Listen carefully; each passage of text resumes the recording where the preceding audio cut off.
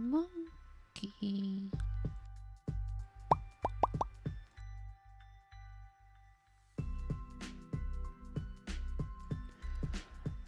I like how when I say monkey, monkey, the little kitty listens to me because her ears perk up. When I say monkey, monkey, monkey, monkey. Maybe she's a monkey. She's not a kitty, she's a monkey.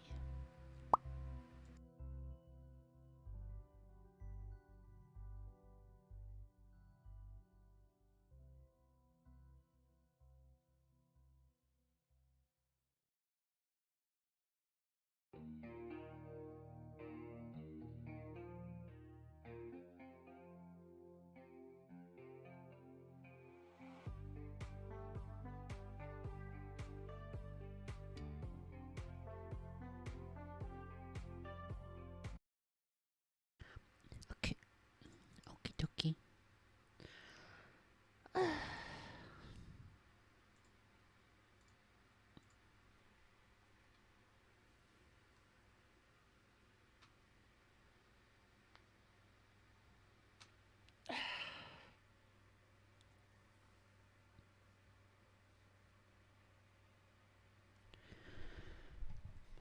I was considering getting some food before starting, but I'm sure I'll be okay. No biggie.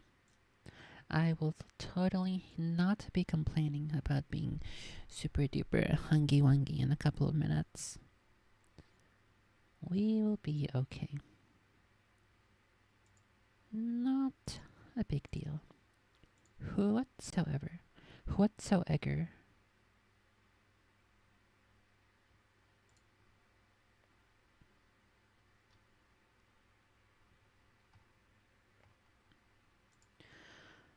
Okay, so I need...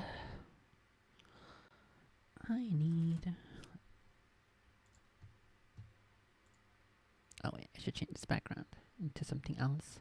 Something more cooler. Do I have anything more cooler? This one's pretty cool, I guess. We'll see. I have this one. Is a pretty cool background, and then we'll increase this guy up here. Not even gonna get to see the background. Put this guy up. How far is my... Okay, we'll do it like that. Easy peasy. That seems okay there. What's this? Oh, I see like a little... It's a piece of plastic. Okay, let's do that. And then I have to... Gotta pick my nail colors.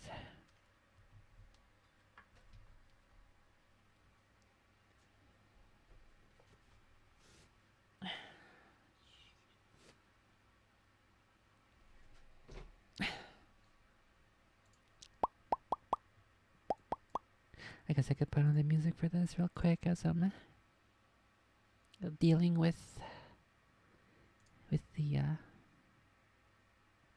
nail polishes.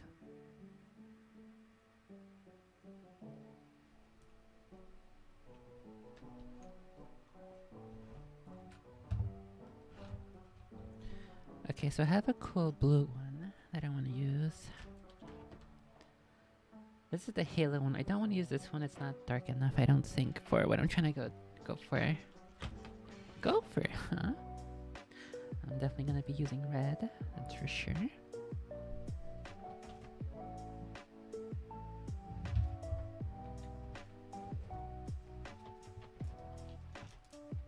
Let's see. Black I don't need. Here's the blue one. What's this one called?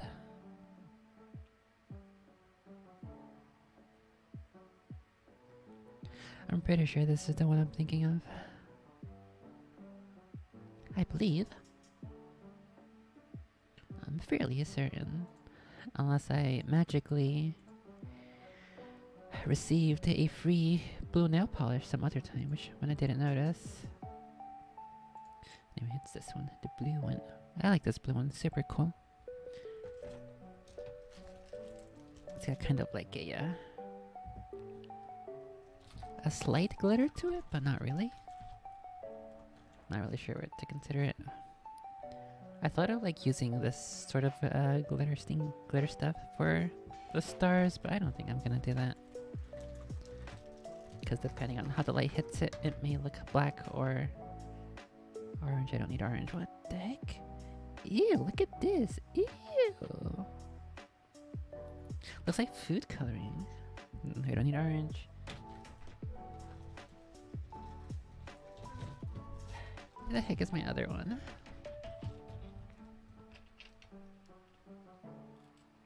Here's a cool purple one, which I'm not going to use. So another red one. My green one, I can use this for when I read Master Chiefs. When I read Galo. This is the closest thing I have to white. What's it called? It's like a pretty pale pink. I guess we can see the pink in here. I have to shake that up. Ew! It's not even mixing so quickly. Shake this bitch up. So I'm gonna be using this one. It's called Tutu Thrill. Gonna be using this one as my replacement for white. So we got a red one, we got a white, and we got a blue. Easy peasy. Oh hey Adkira, when did you get in here? You wanna see the Samas? Here's the Samas. My Samas backgrounds. I still gotta save up for my... so I can get my Zero Suit cosplay. And to do salmon... oh, I guess if I eventually do end up getting... where'd it go? It's gone! Well, if I ever do end up getting a Zero Suit Samas cosplay, then they can use orange nail polish for when I have the armor, and then the blue, the light blue, for the Zero Suit. Easy peasy. Anyway, so here we go, red, white, and blue. And I'm pretty sure I'm gonna be doing the thumbs are gonna be blue, and then everything else is gonna be altering between red and white. Then I'll try to do like little dots of white of the this pale pink on the blue. Easy peasy, no biggie. I hope it shouldn't take too long, but I don't know. I am not sure if I'm gonna make any mistakes. But okay, let's go ahead and put on Spooky Story. Spooky Big Feet. And welcome to the show, everyone. Thanks so much for being here tonight. I took a little break last week. I did a member show, but it was nice to just kind of Also, this episode is called it's called The Coon Hunter and the Devil. So we're going to be talking about coons and coon hunting. So if anybody here has any interest in coon hunting, then this might be the show for you. plug for a while. Spend time with family and friends, and I hope you did it as well. Tonight we're going to be chatting with Joe. And 34 years ago in Central Texas, he used to be a coon hunter. He was out there and he had a run-in with one of these creatures. And for the longest time, Joe thought it was the devil. When he kind of explains what he saw, you'll understand why he said that. We're also going to be chatting with Ben. And back in 2020, this happened right around Richmond, New Hampshire. He was out there on a hike and had a run-in with one of these creatures. And what's fascinating is both of these guys, they never really gave Bigfoot a second thought until they had an encounter. If you've had an encounter and you'd like to be on the show, shoot me an email. My email address is wes@sasquatchchronicles.com. And if you get a chance, check out sasquatchchronicles.com. You can become a member and get additional shows. Let's jump into it tonight. I want to welcome Joe to the show. Joe, thanks for coming Joe on. Biden, wake up. Thank you. If you would, Joe, take me back 34 years ago out there in Central Texas. Kind of what were you doing and what happened? Joe Biden, wake Well, up. I was at that time I was 16 years old, and I'm now 50 years old, and I had a dream, and I woke up to a dream that I went coon hunting. I got me a big coon, and back then the coons you could sell a hide for $25, $30. For What? my age, that's a pretty good chunk of change. What? They say the cunts? The cunts you could sell for 35?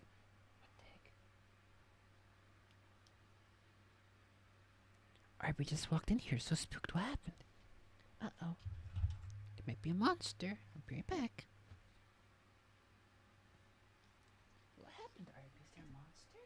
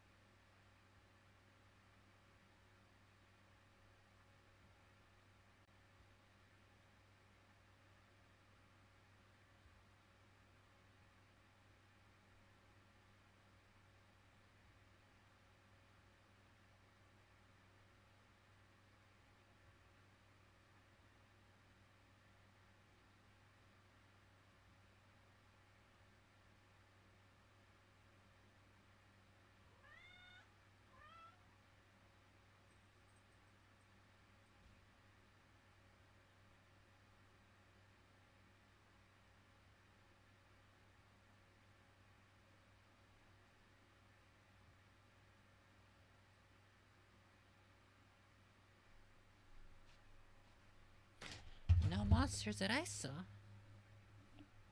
I didn't see any monsters. Well, I'm a little confused as to what the heck caused Arby to come running in here to hide under the bed. Spooky. Well, I locked the doors, so hopefully, if there is a monster or a spooky big feet, and then they're gonna have to break down the door, and I'm gonna hear it before he gets to me. So if I die, this is your foreshadowing. Change for me back then, and I got Okay, all right. He said cunt or something, right? well. I was at that time I was 16 years old, and I'm now 50 years old, and I had a dream, and I woke up to a dream that I went coon hunting. I got me a big coon, And back then, the coons you could sell a hide for $25, $30. For my age, that's a pretty good chunk of change for me back then. And I got up and I went and woke my dad up. Said, "Dad, do you mind if I go hunting to this ranch? There's a ranch. It's called the Blue Mountain Ranch, but it's not Blue Mountain. The reason they call it, the old folks used to say Blue Mountain because the mountain looked blue. And it's 25 miles away from town in the middle of nowhere. There's a ranch. We used to go hunting, and my brother worked for the rancher, a wealthy family rancher there. But my father was friends with the rancher, and we had hunting rights to go hunting, varmints, or deer hunting during the seasons. So, and I would go with Dad, go hunting. Okay, so it's red first, so thumb will be red, and then our off pink, off white, and then red again, and then off pink, off white again. And this particular night, I woke up with a dream, and I woke up my dad up. I said, "Dad, can I go hunting at the ranch? I want to go coon hunting. Would that be okay?" Coon hunting. It was like, I'm guessing in October, the late part of October. I know it was I'm trying to think, Saturday night. It was not a school night. And he said, "Okay, let's go. Just be careful." So I have a nylon 622 rifle. It's a long rifle, and I put my covers on because it gets cold out there. And it was that season, so I got in my Bronco. I had a 72 Ford Bronco. My dad let me use to go hunting or to school only. That's the only privilege I had. So I took off on the store. I filled up. I got me a Dr. Pepper and I got me a burrito. So, Dr. Pepper? And I got, well, at home, What? I got my dog. I had a dog. He's I had a based. 2.5-year-old. He was a cross mix with pit bull and a cur dog. And I named him Chato. In Chato name. He was Chato? short but stocky. I What? called He's him Mexican. Chato. So shorty, in Spanish, Chato. Chato. So I named him. See? So here we go. I loaded him in the truck, and he was excited. I mean, he's hyper. He's tried to go. We've been hunting before, and he gets so excited. So we took off, Wes. I guess I guess now that I heard him say chato, I can tell in his voice that he's Hispanic or Definitely sounded quite a bit Mexican, so we'll see if that uh, turns out to be true based off what more information we hear. We go out in the pasture 25 miles, That's not a bad name though, Chato. I like it. and I got to the gate, and I got off to open the gate, and when I came back, I looked behind the truck, and he was just in a upright position, looking down at the ranch, just looking. He was kind of like alert. I saw him, and he usually wagging his tail, but he was not wagging his tail. I knew something was up, but I didn't pay no Uh-oh. mind. I'm just being a kid. Okay, let's just go have fun. Went in, closed the gate, went, drove down. Well, I got to the ranch house. We see the ranch house, and it goes around the corner, goes around the house. When I got there, there's all the rancher had a bunch of cows and bulls. They were all bunched up in a pile like a huddle. They're all together. I said, that's strange. They're That's weird. spooked. And it was foggy. It was kind of like 50 degrees, 40, more or less. I'm guessing They're spooked of the spooky monster. What's the monster gonna do? it's cold to have my cover on, my jacket with me. And that's just weird because I used to see them in the pasture. They're scattered. You can see their eyes shine. They're just scattered, sleeping, relaxing, doing their thing. But they're all bunched up. So I just kept driving by real slow. As I'm going real slow, I was getting close to the creek. I stopped. And Didn't see Crick. He didn't I see couldn't feel Crick. any movement behind my truck. I said, oh my God. I said, Chato jumped out and chasing the cows. But, and I went through my light and looked. No, he was back there. He was back there had his head up. He had head up, his chest popped out, and his tail was up, and he was just looking directly towards the gravel creek. This gravel creek ran Chato stare. for miles. I don't know how far he went. It was a big ranch, but I can't tell you the acreage. I didn't know. And, well, I got off, and I Got off, huh? got off for a minute, so I just ate my opened my Dr. Pepper. I closed the lid, half of it, so I put half of it in my He's definitely Mexican. He's eating a burrito. coveralls. It's okay. So I got up, I went to the back to open the tailgate, and I said, let's go, Chato. And he was not moving. He was staring at the creek. I looked at him, and then all of a sudden he had this deep growl. He started growling. Not at me. He just had this deep growl, and he kept looking, like a low growl. And it kind of, okay. And I turned to myself, what's wrong with you? Something's wrong or what? I didn't register. I never used this white one. It is very liquidy. It's getting all over the place. Oh no. Maybe I gotta shake it up a bit more. And so I got my leash. I have a chain leash. At the end, I got a loop on it. I looped him, and I jerked a little bit, and he kind of hesitated. I said, he usually jumps off. He usually jumps off and goes with me. Took him off, and I put the loop of the leather through my left arm elbow. And I put it there so I can take him with me, and I had my rifle on my right hand. I went maybe, I'm guessing, 500 feet, not for sure, and the creek bed, it drops down like a little valley. It drops down like 10 or 15 feet, and then you hit the creek bed. Well, I stopped, and as I was walking, you know where you wear the coveralls, you walking, and you can hear the grass and the thorns hitting. That's all I could hear. Silent. It was so quiet. I couldn't hear the frogs. You can hear frogs at night. You can hear crickets. And sometimes you can hear from distance the coyotes yelping.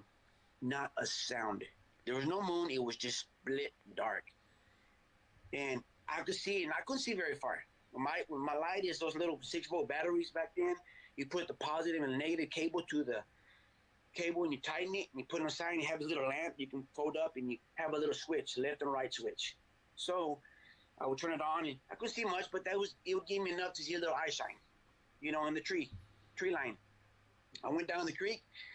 As I'm walking down the creek, I could hear the gravel. As I'm walking, I could hear the dog. I walked a little ways, maybe half a mile, hit this little corner, a bend. You go in the bend there, and usually there's like a little water hole where the ground holds water. And I expected maybe I'll see a deer. Maybe I'll see a hog or something jump up and go. Didn't see nothing. So I walked a little further west. What do you mean? Didn't see nothing. And kind of got windy and kind of cool. I got a breeze, and then it hit me.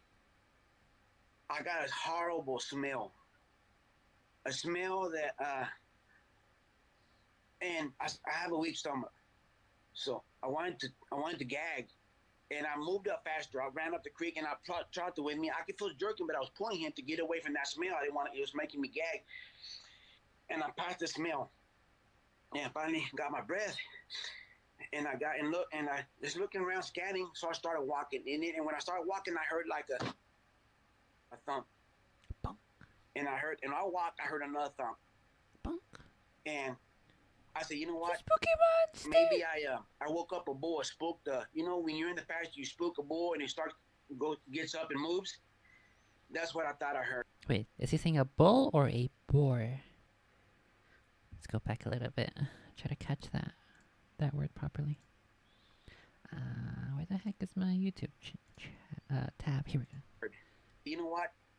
Maybe I woke up a bull, spooked the, when you're in the pasture, you spook a bull, and it gets I think he's saying bull. up and moves. That's what I thought I heard. I ain't just a bull. You spooked him. He's moving. That's what the thump. I thought in my mind. I said it's just a bull. So I moved it. I kept walking, and then when I walked, it kept walking with me. It was a thump. Like, I don't know if you ever heard a thumper with those cylinder pistons, air machines, or you thump on the ground, you go thump. It was like a heavy foot hit, and then a little bit heavy foot hit. And I thought it was a bull. So I stood there listening, so I just kept walking.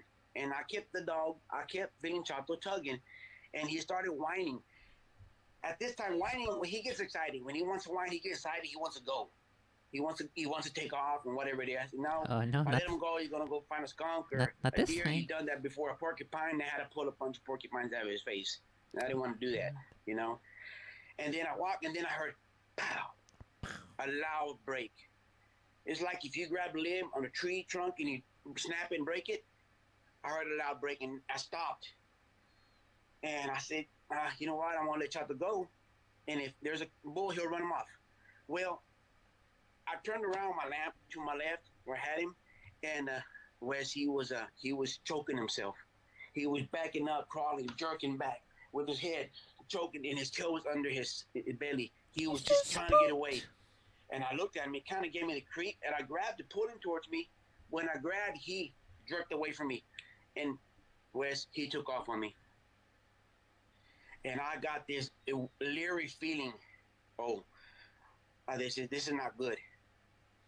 And I stood there. I don't know. I can't tell you how long, 30 seconds, maybe, listening. And I was just got real nervous. And then I heard this growl. This deep growl. The If monster. I'm looking at you, look to my right, on the kind of corner up the embankment there. I heard a deep, deep growl. Right. I can't say it's a growl. It was like how would you say a gargle? A gargle sound, or you get an old door and you try to open it, and it's been a rusted old door, and it's real loud, like gargle growl.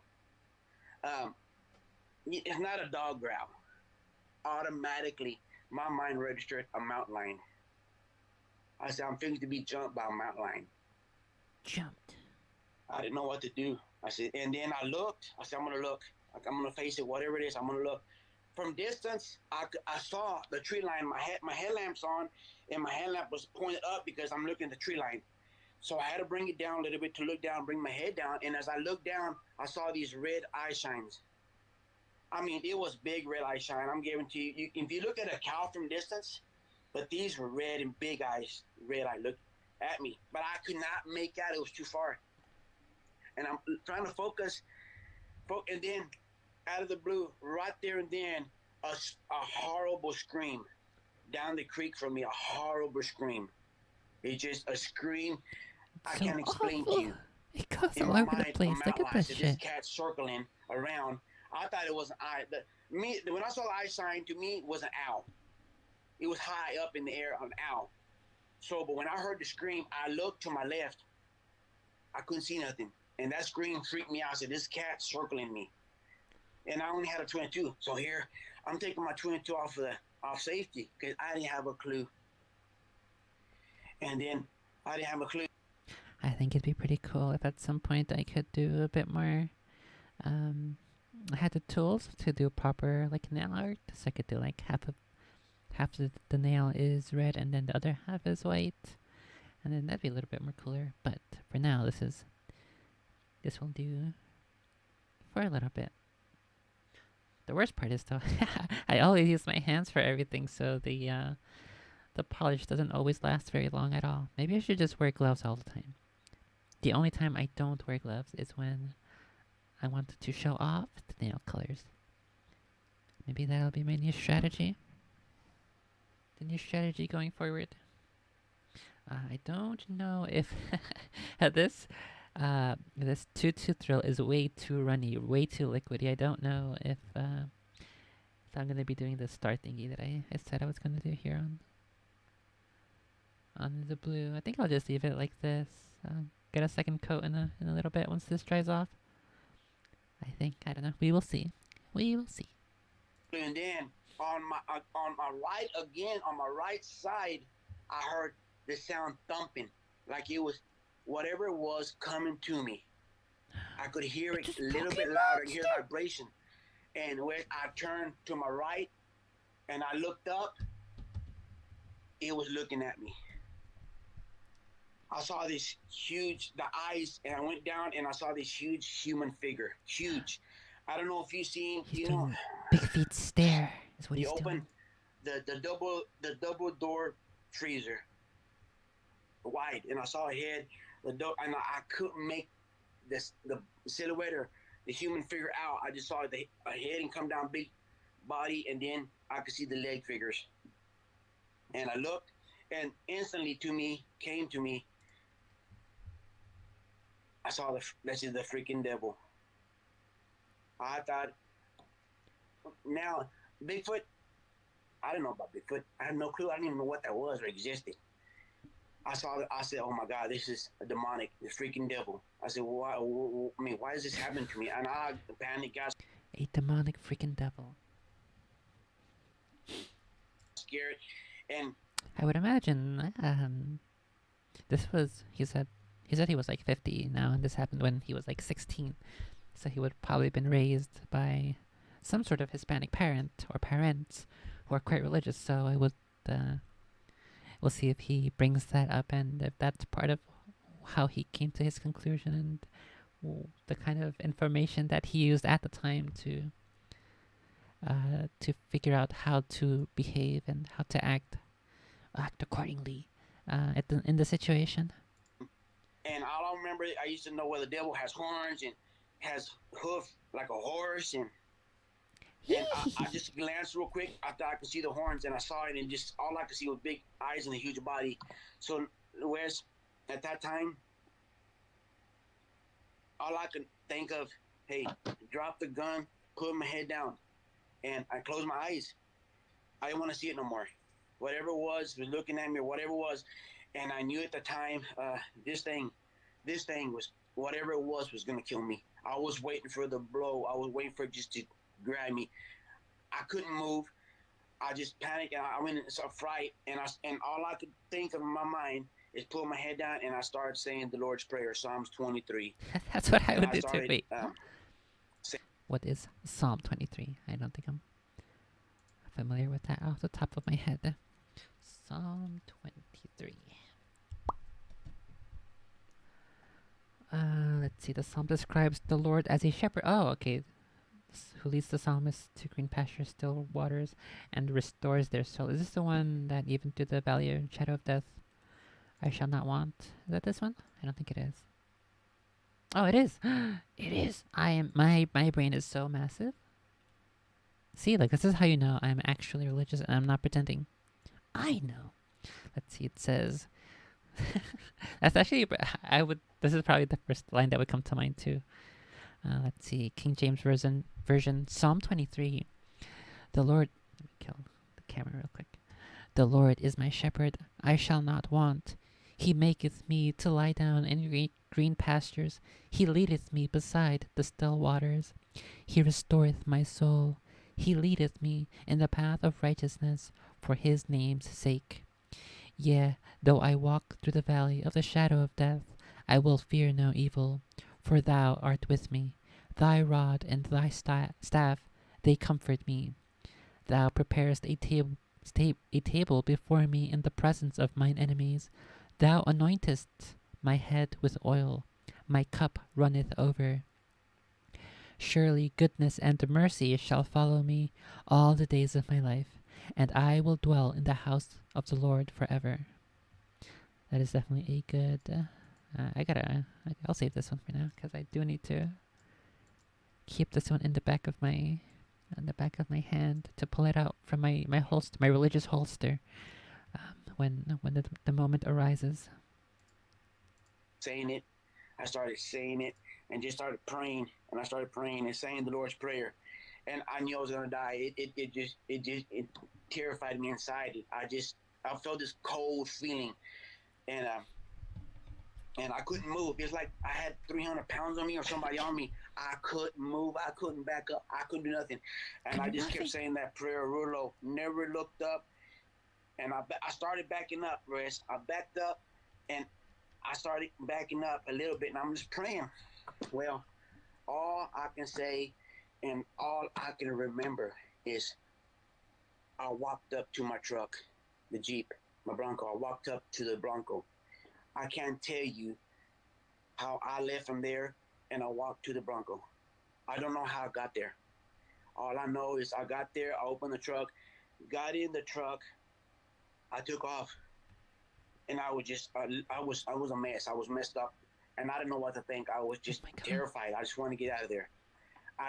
He got messed up by a big feet.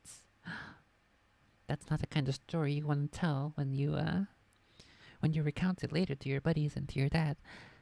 I got messed up by a big feet at the woods. Dad, I got on to the gate of the ranch, got out, got on the highway. I'm going down the highway.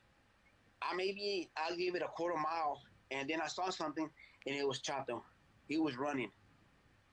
He was running on the highway towards town.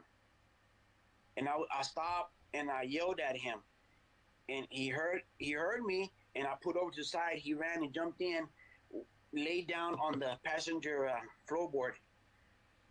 Just jumped in, laid down. He was shaking. Whereas I went home. I hate to say it, but it's going to be embarrassing, but I'll just tell you. Went home, put him up, got in the house, the room. I just couldn't think. I was so nervous. I took my clothes off, and my underwear was wet. And I went to smell, and I pissed in my pants and didn't even know it. And I never told my dad nothing. I didn't want to be made fun of. I didn't even mention it to my brother. It just shocked me. It shocked me. It scared me so bad, and I didn't want to talk about it. I just didn't want to talk about it. I tried to go 2 weeks. I was afraid my dad was going to ask me about the rifle. Where's your rifle? What'd you do with it? I was scared to ask my dad about the rifle because I didn't want to lie to him and tell him. He never did. 2 weeks, I got just enough nerve during daylight to go out there to the gate. I got to the ranch gate. I didn't go in. I got there, and I went to pet Chato, and Chato had the same behavior. He just looking and just wouldn't acknowledge. He had the same behavior. You know what? I got in my truck. I went home. Never again. I went back. I left my gun there. Was the big feet watching them, and could Chata sense him? Or did he just remember the spot and didn't want to push forward? I wonder. He probably just remembers the spot. That's probably what it is. Yeah, that's a scary account, Joe. I mean, I would have been terrified too, and most coon hunting dogs are crazy in the sense that they'll go after just about anything with, completely fearless in the way your dog was acting. I wanted to ask you, when you were looking at this thing, I know it might be hard to tell. I mean, it was at night, you had your headlamp on. Would you say those eyes were glowing, or would you say it was more eye shine? Bright red. Just bright red with the light. It was like a piercing red look. And this one with my flashlight, you can see just bright red. I can't recall glowing. I just saw big red eyes. Yeah, I've heard it described the way you described it as well, Joe. You know, as far as people say it was basically a refrigerator with a head and legs, you know, that big square, just a huge body. How far, I know we're going back 34 years, how far away from you was this creature? You know, uh, I'm guessing, and I may be telling you incorrectly. I'm guessing when I first saw it, maybe 100 feet. When I first saw the eye shine, when I thought it was an owl. The second time when it was right there, we're looking maybe 25, 30 feet. And I was looking right at it. And that's when I took a second glance because I automatically, the devil, the horns, I want to see the horns. It's just something that just, I look and I put my head down. And that's when I dropped my gun. And that's when I just, oh my God, I knew I was going to die. I would just wait for it, the blow, for it to attack me. I just didn't know what to do. And then I didn't mention this to you, how Bigfoot got involved. I watched years later, I ended up watching a movie called The Legend of Boggy Creek. And I saw this little boy shooting at this creature from distance in the brush line. And when I saw it, that's when it tricked me. And that's what I saw, the figure. I've heard that mentioned a couple times on this show. Was it The Legend of Boggy Creek? Let me go look that up real quick. Hopefully, I don't get any nail polish on my keyboard. No, you can see where I bonked the palm of my other hand. No, it's okay. It's not noticeable. Maybe I'll just go in with another coat in a second. Let's see, The Legend of Boggy Creek. Let's see.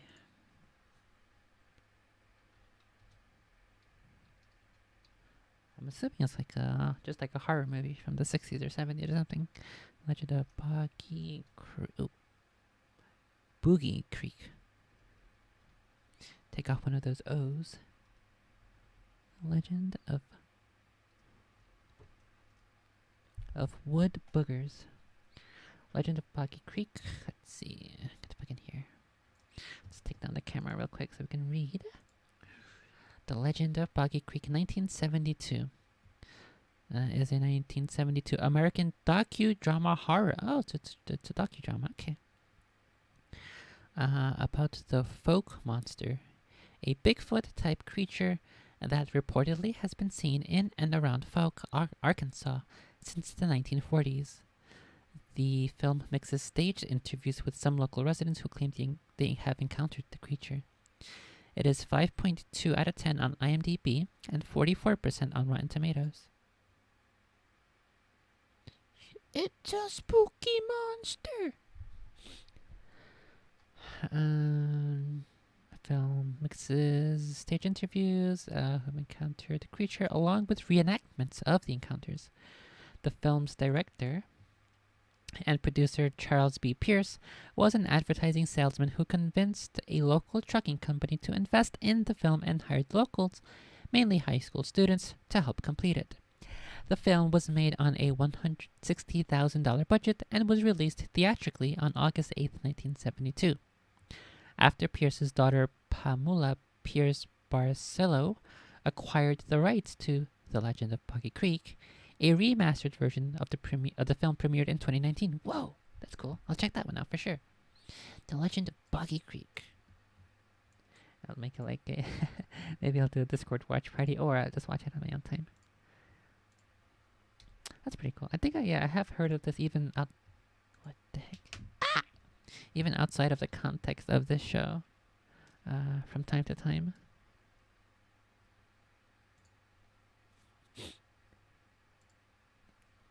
Oh my god, I'm gonna get my nail polish everywhere. I keep bonking into stuff. The feminine frustration of getting your nail polish on your mouse and keyboard. The film claims to be a true story, detailing the existence of the folk monster. Let's see, there's a page for the folk monster. A 7-foot tall, Bigfoot-like creature. What the heck? 7-foot tall, Bigfoot-like creature that has reportedly been seen by residents of a small Arkansas community since the 1940s. It is described as being completely covered in reddish brown hair, leaving three-toed tracks. Interesting, three toes. Typically, they say five toes, like a human's is five toes and five fingers, and so on and so forth. Um,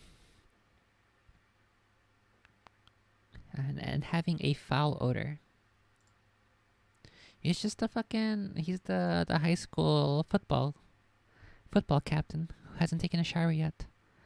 Several locals from the small town of Fouke, Arkansas recall their stories claiming that the creature has killed many large animals over the years. One farmer claims that the beast carried off two of his 100-pound hogs with little effort, leaping a fence with the animals tucked under its arm. In one scene, a kitten is shown as having been, quote, scared to death by the creature.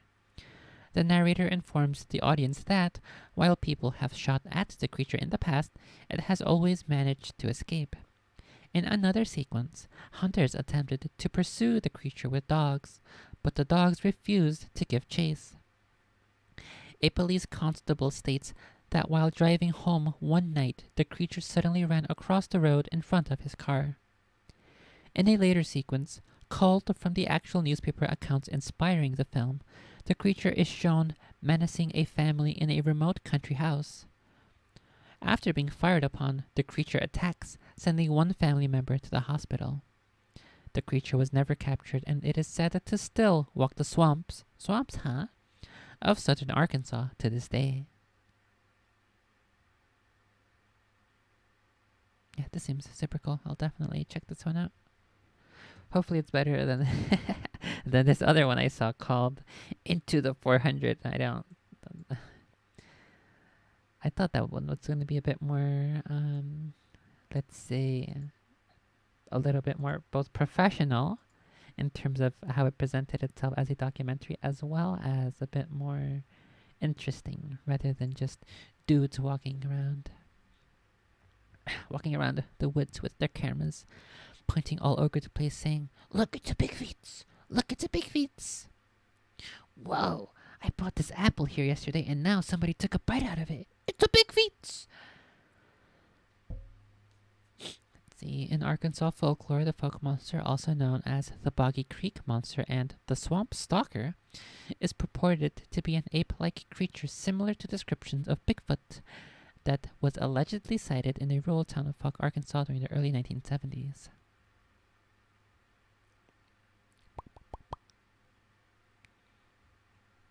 Okay, I don't want to spoil the entire film, so I'll just go ahead and leave it there, and I'll go ahead and watch that docudrama later. Yeah, how big do you think this thing was compared to? Also, I am getting hungry, as I said I would. Like, when did I start streaming? 50 minutes ago. I am getting hungry, as I said I might be doing about 15 minutes ago. How cool that I can pre-watch the universe knowing that I will be hungry. You at that time? Oh my God, he's big. He was big, freezer size. He was just, I don't know, 3-4 feet the width of a refrigerator. And I can't tell you the height because I was down in the creek and it was up. It was down looking at me. So I can't tell you. Sometimes the mesquite trees or oak trees, the branches hang from 6 to 10 feet. I could not tell you. Yeah, it's a terrifying account, Joe, and I can see why you would be confused and think it's a mountain lion up until the point to where you saw the figure and the red eyes. And I always tell people to pay attention to your dog because your dog will tell you when these things are around. I want to ask you, why do you think it didn't attack you? That's a good question. I don't know.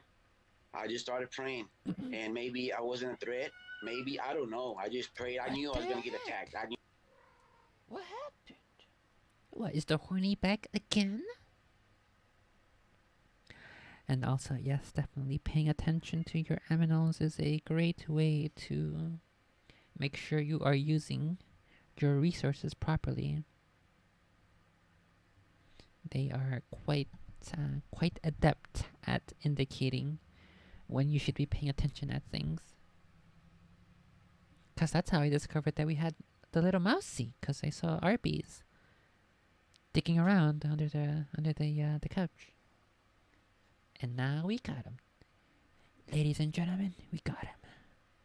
I knew I was gonna die, and I just couldn't do nothing. I would just wait. Can I do would nothing. just praying and just waiting for it to. I was just waiting for a blow or something grab me. I knew something was happening, and that's when I started praying and praying and started moving backwards. When I started moving backwards, that's when to me everything went just dead silence, and all I remember is walking up to my truck, the Jeep, and opening the door.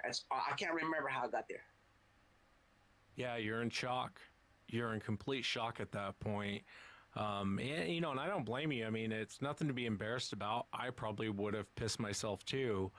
You're out there. I would never hunt at night, but I know coon hunters, you guys hunt at night, and sounds like you're being surrounded. You see the red eyes and this huge figure standing there looking at you. It almost makes you wonder if there was more than one, because you're seeing this figure, this huge figure, standing there looking at you, and you're hearing the screaming from a different area. It makes me wonder if there's more than one. Well, the scream's here, and then I look, and this thing's right there already looking at me, closer, right there. I don't know. I mean, I don't know what to tell you. It's just that's what took place, and that's all I know. Yeah, and I know you went back. Also, I remember having a dream. I don't know if it was just I took a nap before streaming. I don't remember if it was during this nap or overnight. It might have been during this nap, where I was playing, I believe, Call of Duty 4 with some people I'm in a Discord with from an old Nintendo forum that I used to go to. I think I was playing with this other T girl called Katie, and I don't know why I had that dream, or why I was thinking about Call of Duty 4, but I was. I think it was like the map. It was kind of like a mixture of the map Bog, as well as I've had multiple dreams in this one other level, playing the game in this one other level, where it's like in a warehouse sort of a thingy, and there's the ground and the stairs are like just like cement. They're all the gray cement color that you'd expect. And then the walls are like corrugated sheet metal, and I think also the ceilings, except for the ceilings, they're like painted white or something. Maybe it's like some water resistant coating or something. And then there's like some destroyed walls that have been exploded with, I assume, like rockets or something. And I think we were playing the map that's kind of like Bog, and also kind of like this map that I don't know if it actually exists in any Call of Duty game, where if it's like a mixture of just generic map design and map elements that I've conjured up in my dream somehow. But yeah, that's just a quick little dream, real quick. Well, I had the opportunity because I'm looking at my my Discord friend list, and I'm looking at somebody from that server, so that's why I brought that up. Back to look for your gun, but beyond that time of looking for your gun, did you ever go back to that area? I don't want to go back no more. I don't want no part of it. It ruined me. Whereas since then, I don't go coon hunting. I don't Oh no, he's gonna say that Bigfoot ruined me. go deer hunt no more. It just ruined me. I don't want. When it gets dark, I get out of there. I don't want to be around the dark anymore. By myself, I won't be.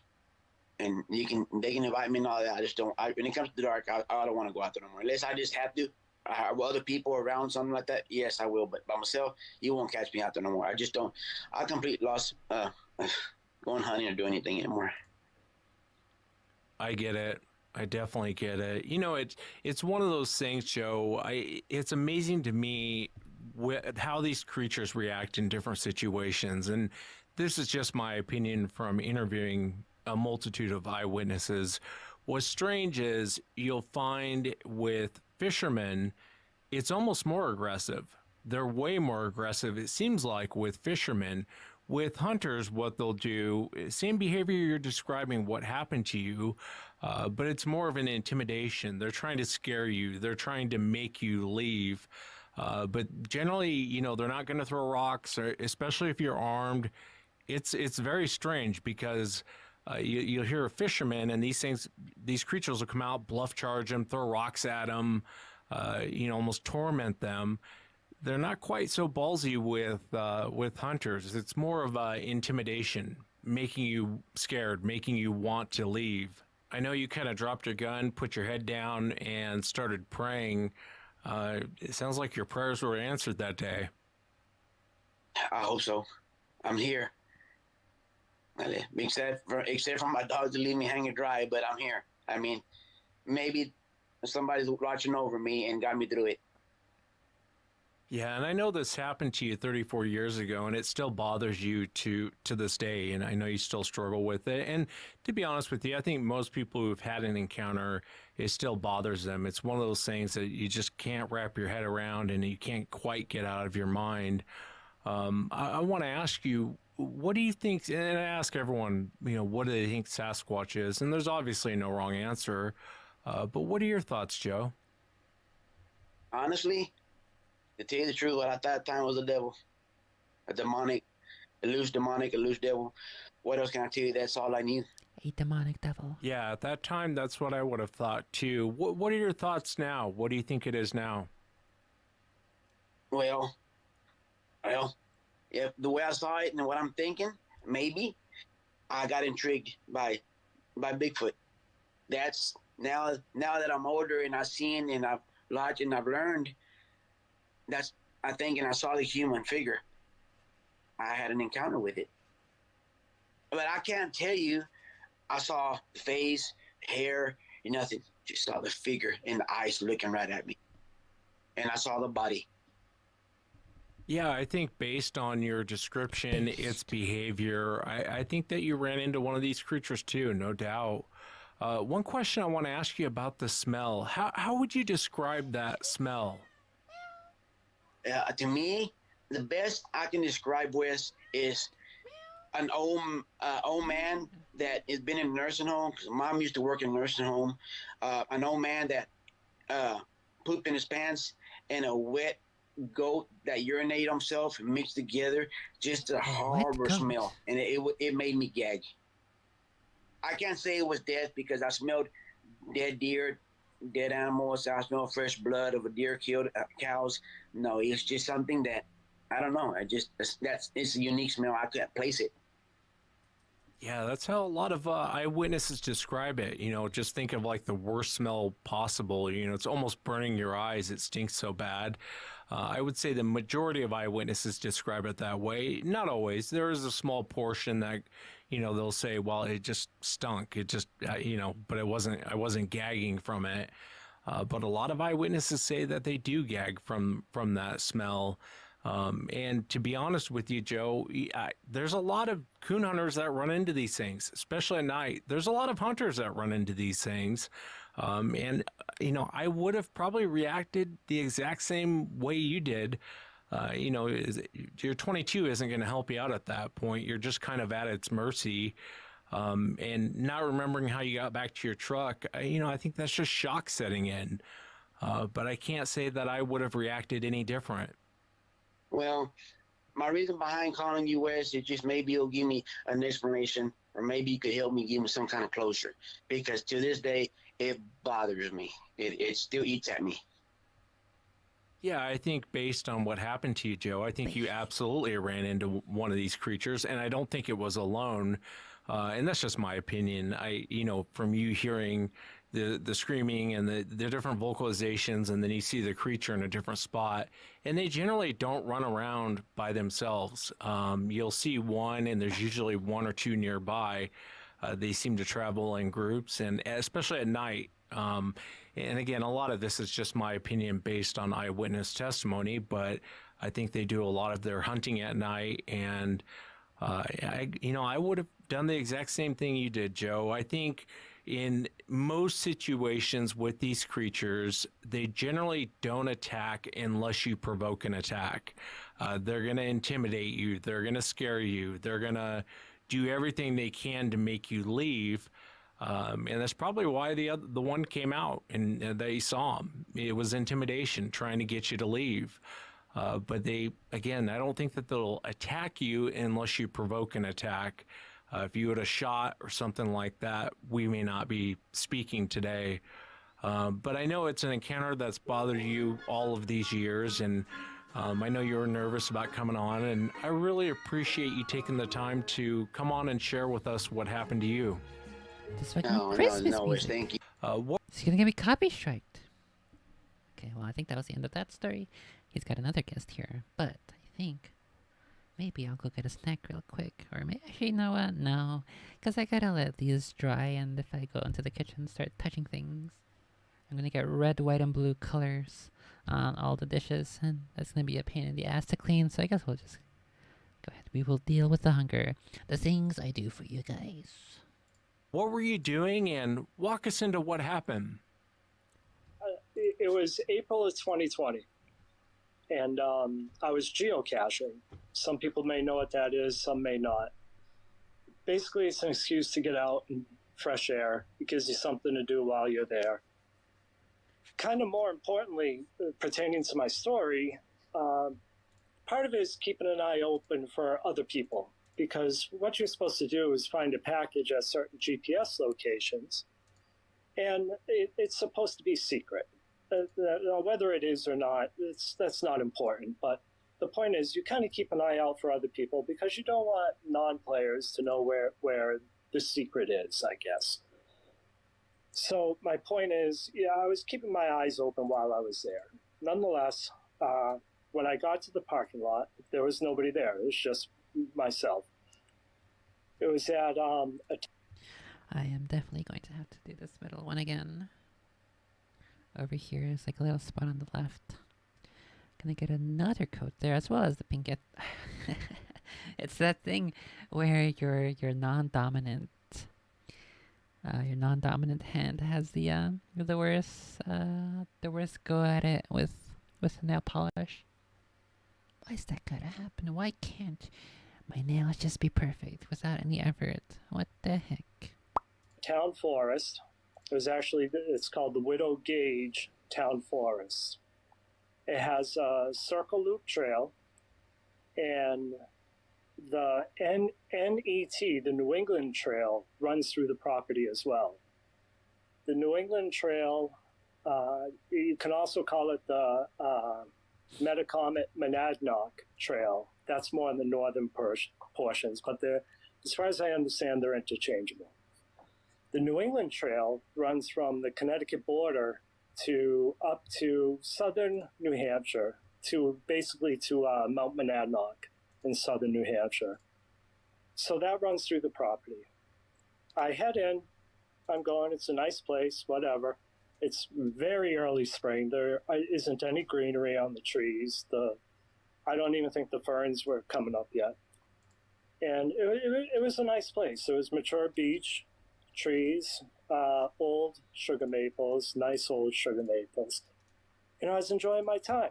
Probably about a quarter of the way into my loop, I came up upon a beaver pond, kind of in the northern portion.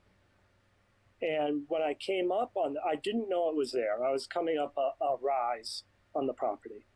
As I came up, I said, oh, there's a beaver pond up there.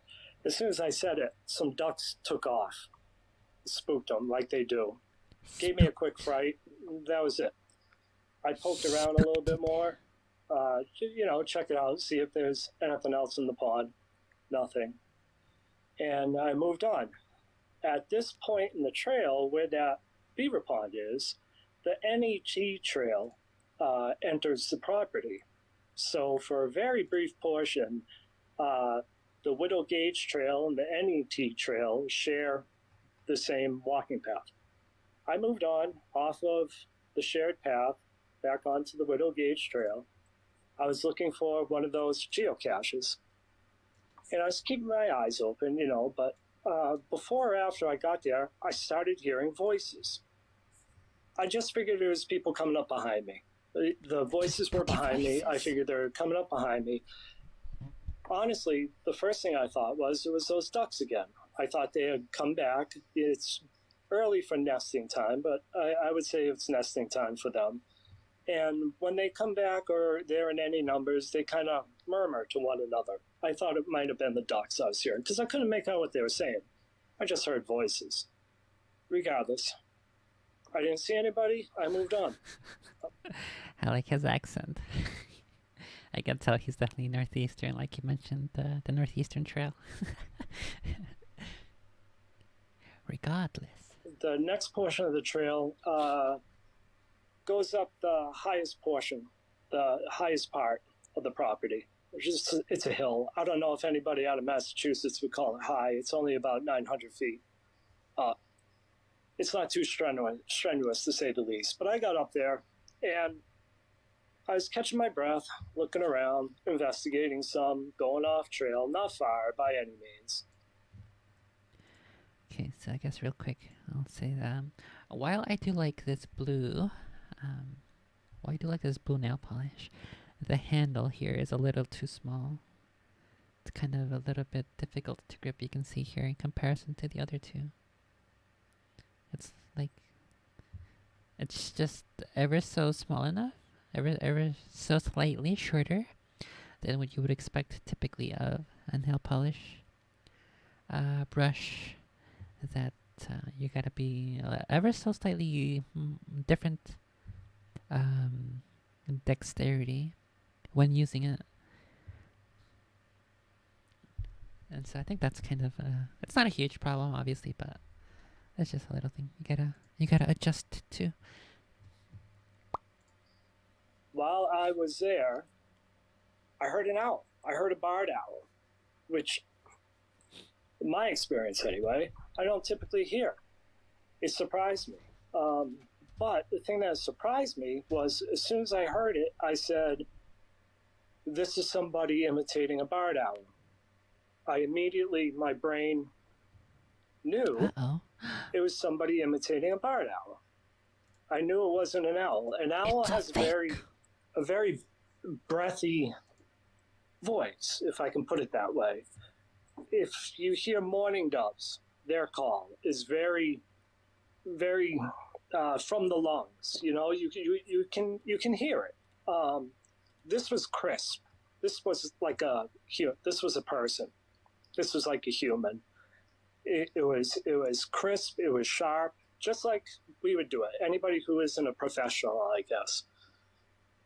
I turned around because it came from behind me, fully expecting the owners of the voices I had heard earlier, the people, to be behind me, to be coming up the trail. There was nobody there. I didn't see an owl. I looked. They're not easy to spot, but I didn't see it. And I didn't see the people. Shortly, I heard the voices again, coming from behind me, from where I had already been. And I said, all right. Okay, I am making a couple of lists here. A couple of lists on Amazon so that I can embed my my affiliate link onto them. I want at least 2 categories, but neither of them are they don't fit in with this one, with this item over here.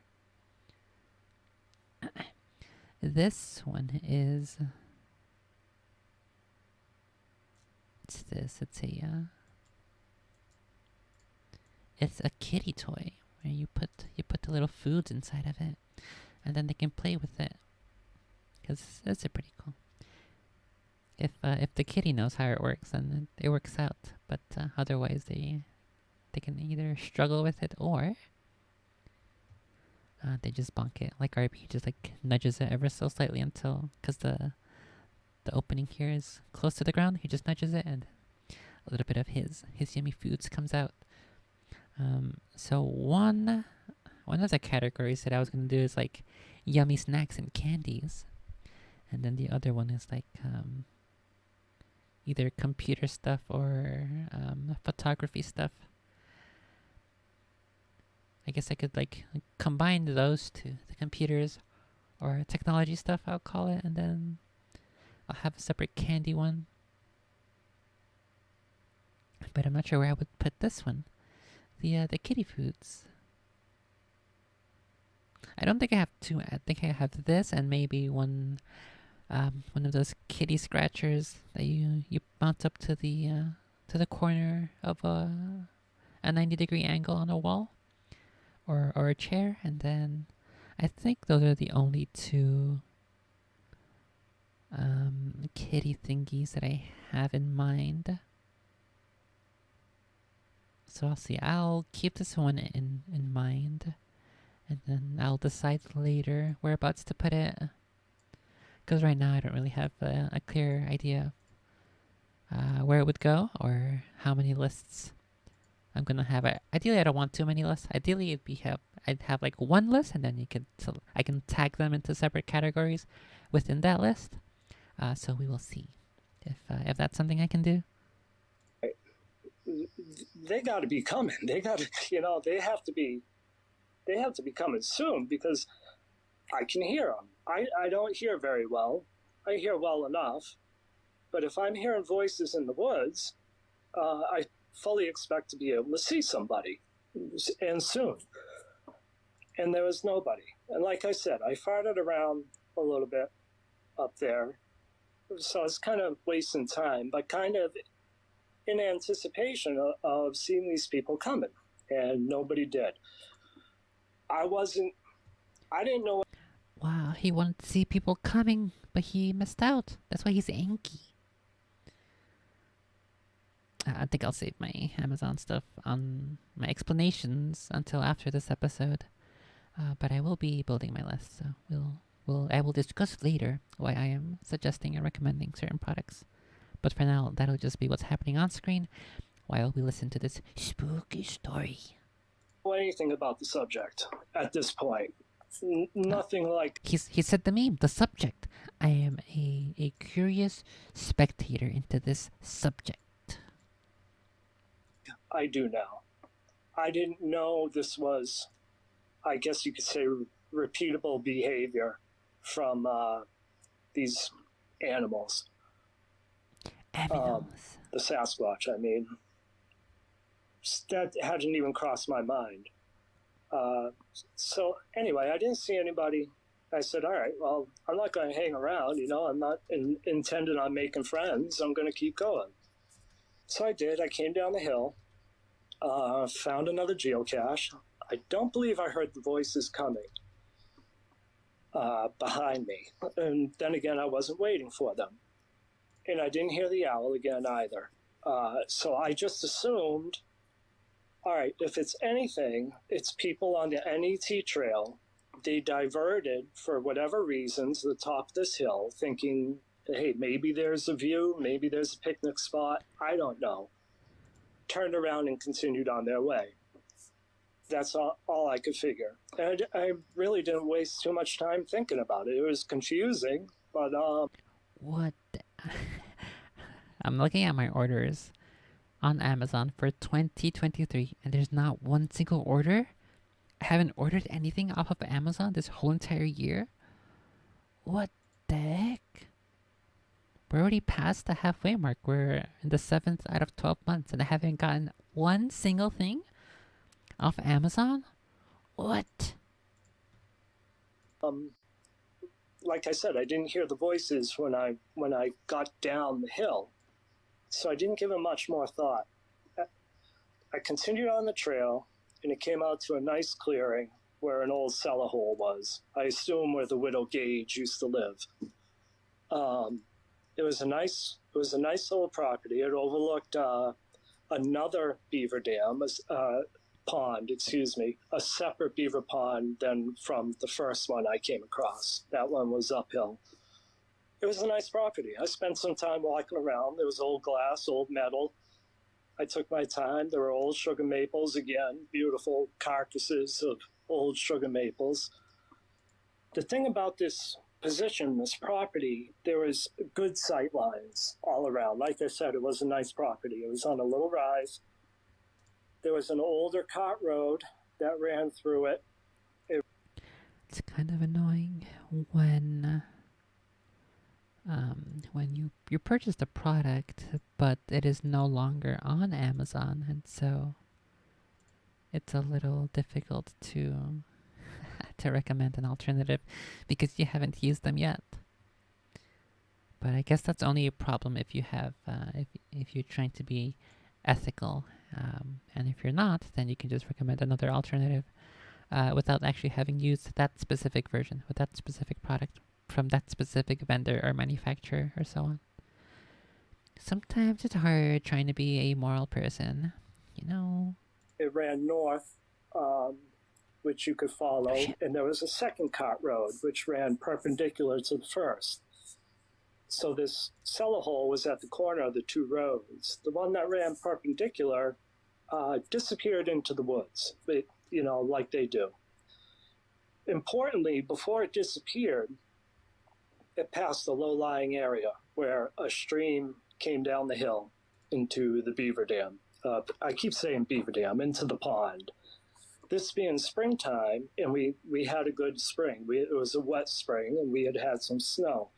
It was flooded there. Like I said, you could follow that cart road. How do I make it not private? What the heck? Where's the not private thingy? I think it's under manage. I guess I just missed it. Okay, here it is. Public. This is, I guess, for me. Sure. Wait. No. Okay, I guess I'll deal with the thingy later because I'm trying to make this like a public list, not a wish list for me. I already have these things. I could have. It eventually disappeared, but I was confident I could find the trail again. But it was wet, and it was April. I'm not going to bother with that if I don't have to. So I stuck to the main trail, and there were a couple boardwalks over the stream area. Kept my feet dry, and the trail continued kind of paralleling the shore of the pond, and it began up a slight rise. And you could see well, and that's where I was. I was on the slight rise on the edge of the pond, and I heard the owl. You heard the owl again? Okay, I'm gonna go ahead and look up and see if I'm even using the proper thingy here. I don't. If I can help it, I will not make two different lists because I messed up the first one by using the incorrect feature. Let's see, Amazon affiliate link. What do we call it? Affiliate link list, maybe? How do I categorize my page with idea list? Is that what I should be using instead of wish list? Idea list? Idea list? Let's see. If this is your first time creating an idea list, we have made your existing list your first category. But you will likely want to modify and rename it. Okay, let me go see if I can...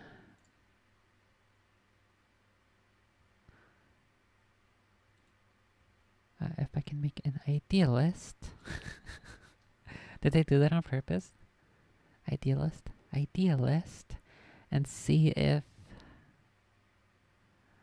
I think this is what I want here. Yeah, adding products to your storefront. Once you've mastered the basics of setting up idea lists, it's time to start thinking creatively about finding products your readers will go crazy for. What the heck?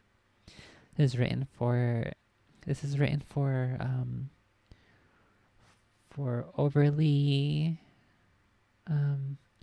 overly positive, unrealistically positive people like TikTokers and Instagram peoples.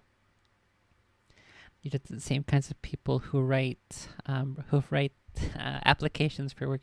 You must be a positive person who has a go get 'em mentality. You must be smiling and happy 24/7 while on the job in order to get this, in order to be considered for this position. I fucking hate that. Anytime I see that, I need to nuke that entire building where that business is. Like, literally fucking kill yourself.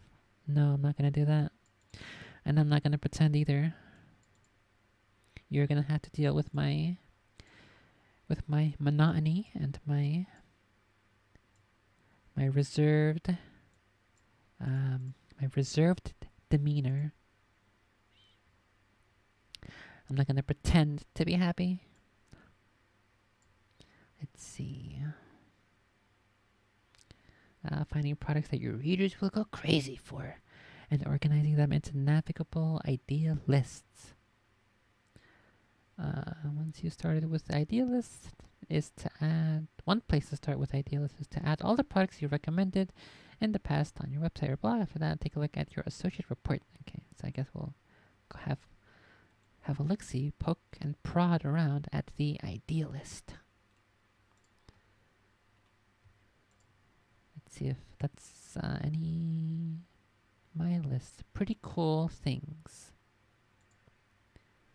The Sophie's list of pretty cool things. Okay, let's look at your idea list. Create an idea list. Title your, okay, this one's gonna be called Sophie's pretty cool list of things. What is this idea list about? Protocol. Pretty cool tech. Alright, let's say pewter. And what's gonna be on this? We currently have on this list. We have this this camera clamp, and we have a dual monitor stand. So I have pretty cool pewter. I guess we'll put pewter and tech list of things that I've found to be useful. We'll add at least 2 products. My orders. Can I? Okay, I can add my.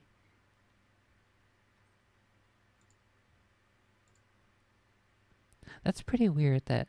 Okay, so you have 3 different thingies from which you can select your thingies to add to your idea list. The first thing is your orders, which is, yeah, sure, fine enough. That makes perfect sense. The second is you can refer to another idea list and pick items out of there. Or lastly, you have browse history, and then you can pick items out of there. It's a little strange and weird. I'm not sure why there's no reference to one of your other lists, your wish lists. Okay, so the good thing though is that I have now started my list. Can I update this over time? I think so, because it says manage products. So here's my current thingy. My current idea list, which is titled Sophie's Pretty Cool List of Things. And it says that this list is about pretty cool pewter and tech things that I found to be useful. I've currently got four thingies in here, 4 items. But I don't know if I will be able to update this. I assume I will after I click submit, because it says I can manage products or I can add products here on the side. But I suspect this might be only for the current situation. We'll go ahead and submit it, and we'll see if when your idea list is approved, it will be published on Amazon. What the heck? It has to get approved? Why does it have to get approved? It's items that are already on. What am I gonna suggest? Am I gonna link out to other websites that have things that Amazon does not support? Am I gonna fucking add fleshlights and stuff to my wish list here? What the heck? Why does it have to get approved? Why does my thingy need to be sent for approval from Big Daddy Jeff Bozo? Fuck that, dude. Literal bullshit. Okay, so I guess so I can make a wish list. I can just make a wish list like this, and I can have all my cool thingies here. And then this can be the idea list. Or I can just embed my affiliate link to this. So it'll be basically this. What I will link to. Or I can do this idea list thingy, which for some reason you're supposed to use to recommend products to people. But even though they're products that are already on the Amazon website, you have to send your list to Amazon for approval for who knows what reason. Are they are they suspecting people might add, like, I'm gonna go ahead and add gunpowder, and then I'm gonna add what is it that makes mustard gas? Bleach and ammonia. We're gonna add those two things, and then the list will say mix these two things for a pretty cool science experiment. Maybe that's what they're trying to prevent. Just fucking stupid.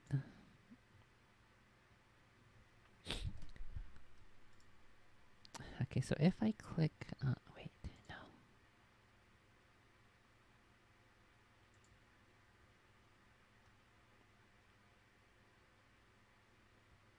View idea lists. I'm not really sure how this is supposed to work here.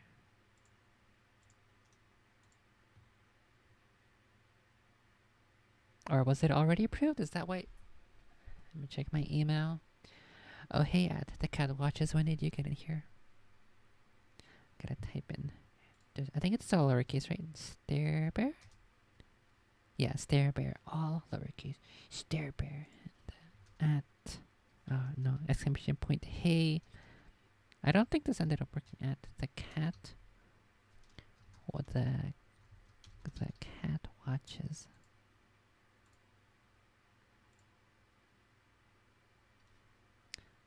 Okay, let's see if I received an email that my list was approved.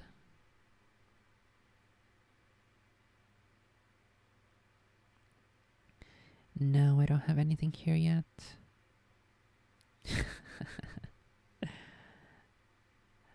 Okay, yeah, the YouTube thingy doesn't work for pinging the person. It just says, oh, hey, when did you get in here?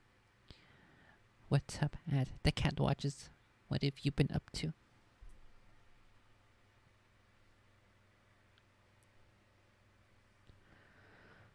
I'm kind of... Okay, maybe what I'll do here...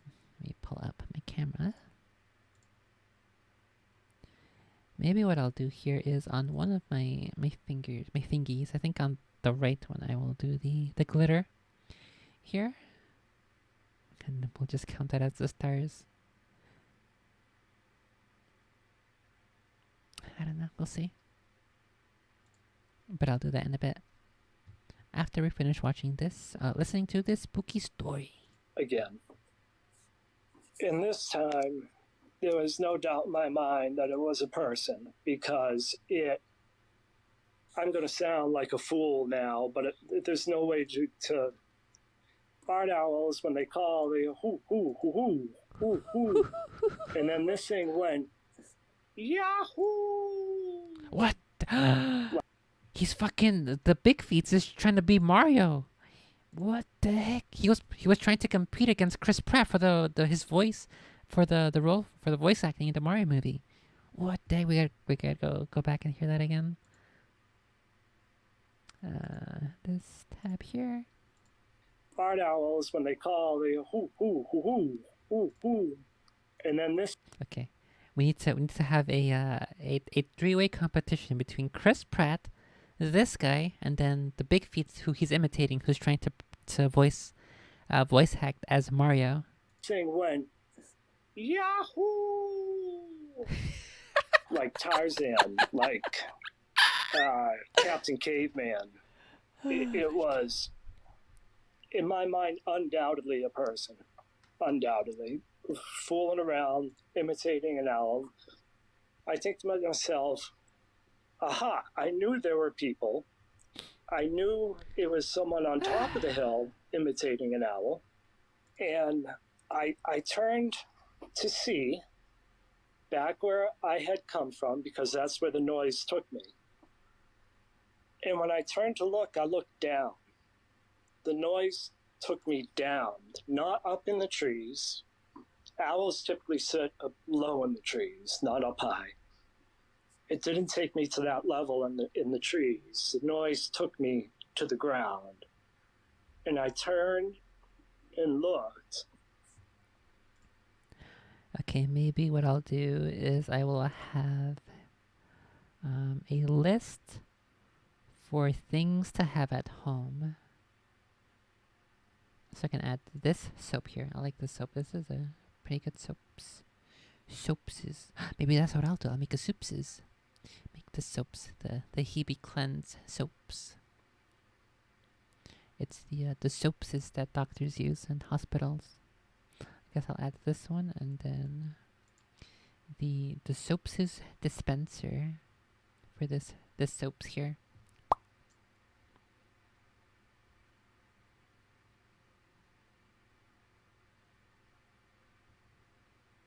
Yeah, okay, so I'll have... should I have 3 lists? I'm not really sure. 3 lists or just one? What I could do... I will have to do a bit of research into my...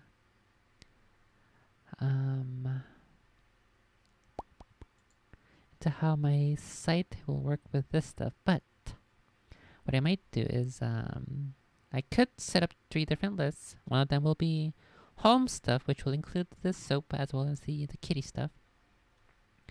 And then I'll have tech stuff, which will be the camera clamp and lighting and other stuff. And then I'll have the candies and sweets and snacks list. And maybe all of those 3 will have different... I didn't update the Nightbot thingy on YouTube. What the heck? No, we are not. Your donations will not be going towards the Golem game. Your donations will be going towards my transitioning funds. Let me go ahead and update that real quick. I'm not gonna be a liar and say you're gonna help me play the Golem game. Oh no. Okay, here we go. Headed to this one. Consider sending a tip. All donations will go toward, let's say, improving my life. So that is an accurate statement. Okay. Disregard what Nightbot just said. I'm gonna go ahead and how do I delete it without pissing off Nightbot? Remove as standard moderator. No, I just want to delete the message. Okay, whatever. Let me just disregard Nightbot as donos will not to go toward toward column game, but toward round voluptuous curvy, perhaps pendulous,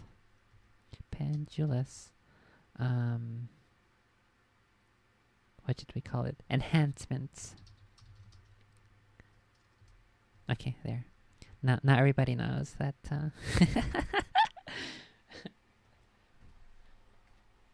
Okay, from this point forward, Nightbot should have the proper statement. Okay, I've been getting way too distracted. Let's get back to this spooky Big Feet story. And I saw this thing, and I said. Initially, I said, wow, that dude's tall. Like I said, it's funny how your brain works, you know? And it's hard to explain, but it was like I was stupefied. I was flummoxed. I was What the heck? bamboozled. I was. He was flummoxed. He was bamboozled and stupefied. He's a fucking Harry Potter fan. Isn't that a spell? Stupefy? I'm pretty sure I remember in one of the games, or maybe it's even in the movies, they say stupefy a couple times as a spell. Oh, this is my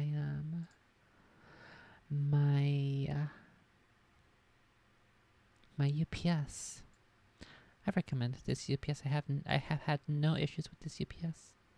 It is a pretty solid UPS. Plummoxed? No, flummoxed. Did he say plummoxed? Let's go back. Stupid. It's hard to explain, but it was like I was stupefied. I was flummoxed. I was bamboozled. I guess he did say plummoxed. Looking at it like I couldn't. I mean, I see it perfectly clear. And by saying those things, I don't mean that I got zapped by it. By no means did that happen. It's just my brain was too ignorant of the fact of these things' existence that I guess I couldn't comprehend what I was looking at. Even though I could see, I went back. I went back to this property this year because I was entertaining the idea of getting in touch with you, and I wanted to have my facts straight.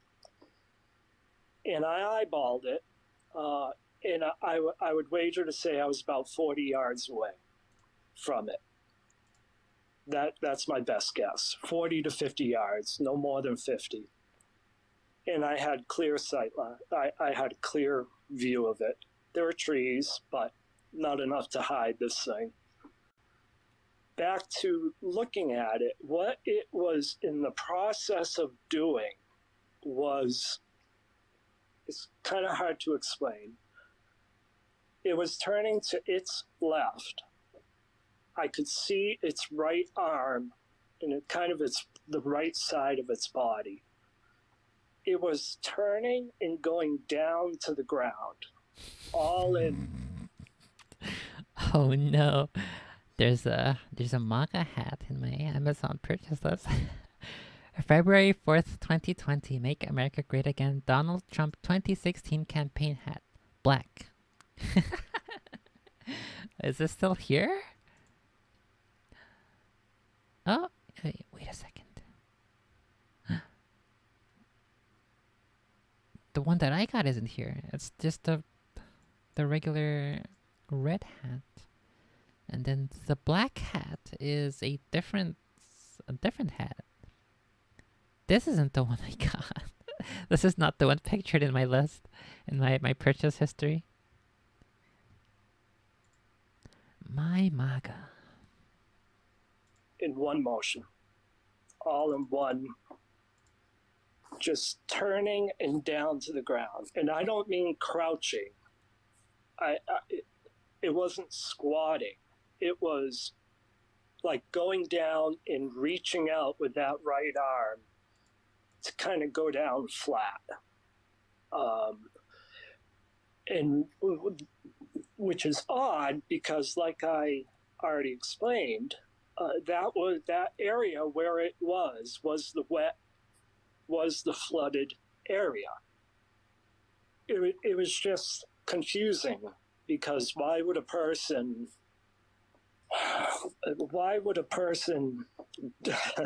belly flop down onto the flooded ground?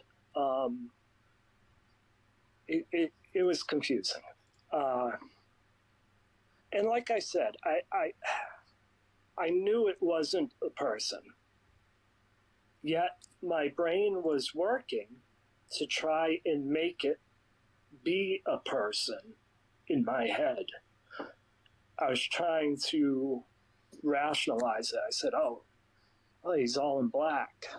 It's an odd choice, but it wasn't hunting season. I thought it may have had a hood on, wearing a hoodie. And then I thought, well, maybe the dude had an afro. What I the figured, heck? I settled on that. I figured, all right, it was either an afro or a hoodie. I should be able to tell. I should have been able to tell for sure at that distance, but I couldn't. It was like his head was that shape, as if a person were wearing a hood, and you saw them from behind. Because that's what I saw. He saw the big feet are from behind. What a story. I saw the briefest of what I assume was the side of its face, but then it was all back of the head. It was all, so that would be the shape that I saw, that cone head, if you want to say that. It was huge. Like I said, the first thing that went through my head was that dude is tall, and it was tall. This is all after the fact now, thinking about this. But thinking about it years ago, my ex-wife and I, we had tickets to the Celtics, and we were right on the floor.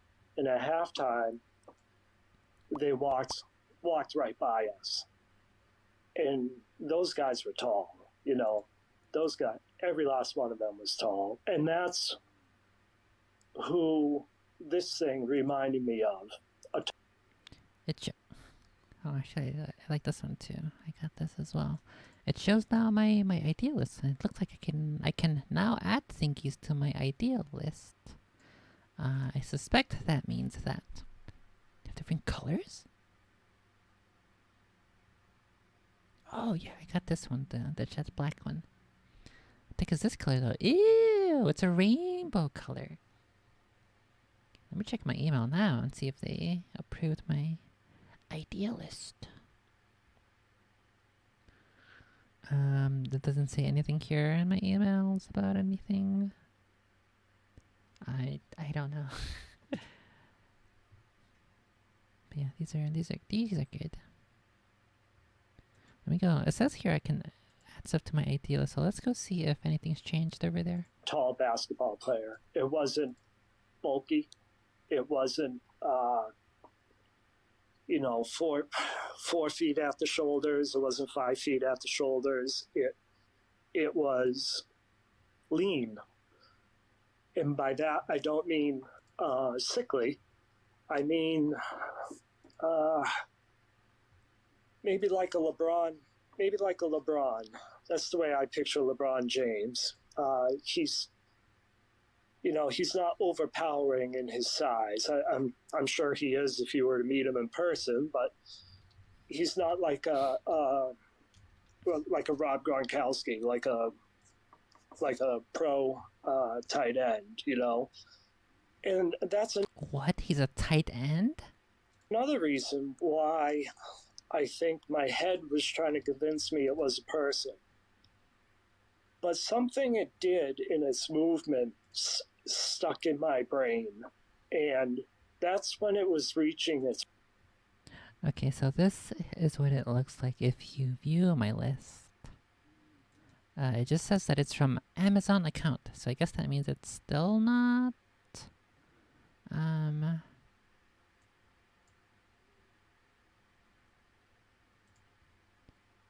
I have no idea.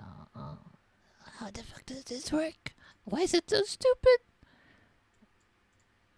I don't know. I don't know. Maybe it's just one of those thingies where only the only the people who they support, who they want to receive money will have their lists approved or something. I don't know. Its right arm and going down. Fuck, how much longer is this episode? I'm getting super duper hungry. It's about another 20 minutes. Maybe another 10. Like, let's go ahead and speed it up to 1.5 down speed. to the ground. And for some reason, that particular movement stuck in my head. And I couldn't place it, and I didn't know why. And it was a while after, because I think I knew what I saw. I didn't admit it to myself, and I sure didn't tell anybody anything. But I was looking. This may have been the time Expedition Bigfoot had come on. I don't know. Oh yeah, I heard about that show a couple episodes back, maybe like 3 months ago or something. But I think he said it was on Travel Channel, something, and it's free on the app. So I'm gonna have to go ahead and watch that one too. Let me add that to my list. Here's my huge list of things I gotta watch. We have here The Legend of Boggy Creek. Now, Expedition Big Feats. Go ahead and add that one.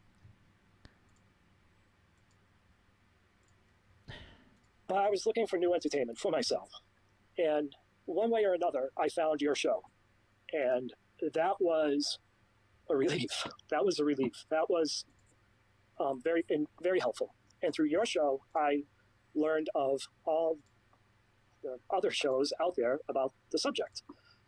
Let me say, He did the thing again. The subject. He doesn't want to say I learned about big feet. He doesn't say I learned about cryptids. He doesn't say I learned about mysterious creatures throughout the U.S. and the parts of the world that people are aliens that are whose existence of these creatures are contentious. He says the subject. Unlucky. These people have no faith in other people's. The other people will respect them. there you go. I was aware of Bigfoot prior to this. I had seen the famous In Search Of. I just always thought it was localized to the West Coast, to Canada, to Alaska, not in New England, and definitely not where I was that particular day. Yeah, it seems like I get reports from pretty much everywhere, and I do get a lot of reports off the air from the New England area. Can I ask you, Ben, when it dropped down to all fours, did you see it go down on all fours? It went down. I never saw it again. That arm movement, that freakishly long arm, what it did, like I said, it was almost as if it belly flopped, but it went down. And at that point, like many roads in New England, there's a stone wall. It's old and it's falling down, but it's there nonetheless. It's a single stack stone wall. And at the time, I don't think I realized that's what it went behind. It just dropped out of sight. I figured it was behind something. At the time, I don't think I knew what. When I went back this spring, and stood in the spot where it was, there is a stone wall there. So I think it dropped down behind that stone wall. Now, when I had seen it, when I had turned around to see it, I was still moving forward. I hadn't come to a complete stop. My momentum was still carrying me forward on the trail. So I was slowing down, but I turned to look where this owl person imitating an owl was. So Owl person. when I saw him drop down and it disappeared, I turned and caught my step, and turned back around to see, well, what's this fool doing? I saw him. Fool. Where's he What are you calling going? him a fool I turned for? back around and never saw him again. I didn't see a second person. And by that, I mean whoever this thing may have been talking to, the voices I had heard, because it wasn't somebody talking to themselves. It was two people. It was two people talking, undoubtedly. I didn't see another figure. Indubitably. I didn't see the original figure. And like I said, at the time, I wasn't like, holy cow, that's a Bigfoot. Can't believe I just saw a Bigfoot. Because Bigfoot aren't from around here. They're not here. It's a person messing around with me. And I didn't have time for it. And I continued on my way. Like I said earlier, I was confused. I wanted to forget it, but I couldn't The forget first it. item I we got is Theo's best I'd friend. go back and forth. That was just some guy messing with me. But I come back to it and said, no, man, that wasn't talking to myself, saying, no, that wasn't a guy. That wasn't a man. It wasn't a man. No, it was a man. Yeah, and I think that's normal, Ben. I think every eyewitness kind of goes through that. It's you try to make sense of what you saw. It must have been a bear. It must have been a person. And in your heart, that's not what you saw. I can't tell you how many hunters I've talked to off the air, and they're like, I've never seen Bigfoot, but let me tell you about this weird bear that I saw. And as they're describing it, nothing in their description adds up to a bear. Or they'll go, well, I saw this weird homeless guy, and nothing in their description adds up to a homeless human out there. The arms are too long. The behavior's off. There's just nothing quite adds up. So I think it's normal to try to put it in a box that we understand. It must have been this, it must have been that. And I think everyone kind of goes through that. You know, one of the things you brought up was at Yahoo, and I've told this story many times on the show, but I heard that at the Browns property here in Washington. Jonathan and I were out on his property, and it reminded me of like Mario. a deaf person saying Yahoo. Oh. There was something very off about it. And I mean, he's got a huge piece of property. He's on a Native American reservation. I mean, there was no one around. And just that Yahoo, there was something very off about it. It wasn't quite human. It wasn't quite animal. Now you're about 40 yards away from this thing, 40, 50 yards, something like that. How big do you think it was? I would put it at around 6'6". Unlucky. It's hard to say because it wasn't standing up straight. It was already going down. Maybe 7 feet. That's probably an exaggeration. I'd be comfortable putting it at 6'6". First item It was clear he was taller than is the Dio's average thingy person. in that. It was as if I couldn't focus You sit on the it. first I couldn't- boss. Though my eyes were working fine, I think it was my brain. My brain was just couldn't keep up with what I was seeing. So as for details, I mean, it had a long arm. It had to have had 2 long arms because I kind of saw the bottom, like the left hand, kind of come in, below its, I guess where its rear end would be, kind of sticking out as it was going down because it only kind of threw that one that I could see anyway, that one right arm out in front of it. It's not as if it did a full-on Superman down. It was that right arm going down, and it was all black. It was all black. It was like a shadow in black. It was all black. It's hard to describe. Yeah, well, I only ask people to tell me what they saw, nothing more, nothing less. And in these moments of shock, there's also kind of that tunnel vision. So I can kind of see, especially when he saw the long arm and realized, hey, that's not a guy, they're not human anyway. I know that after we're going on 2 years, almost 3 years now, you've had time to kind of research this, investigate this topic. And I ask everyone on the show, Ben, and there's no wrong answer, but I'm curious, what do you think Sasquatch is? Obviously I knew you were going to ask me. You ask everybody, and you're right. I have thought about it. I've thought about it. I try and come up with my own guess. It's the best way to put it. But I think these things have been here as long as we have. I think they're flesh and blood. I think they can be killed. I don't think they're aliens, anything like that. I just think they're a relative of ours, a relative of an ape. I don't even like saying the word. The Gigantopithecus theory isn't too kosher with me. It's simply because we're lacking so much information on what exactly that creature was. We have very little evidence on that creature itself. I think they're their own thing. And I think the benefits of being around as long as they have been is they have so many different abilities, some that maybe we have forgotten how to use.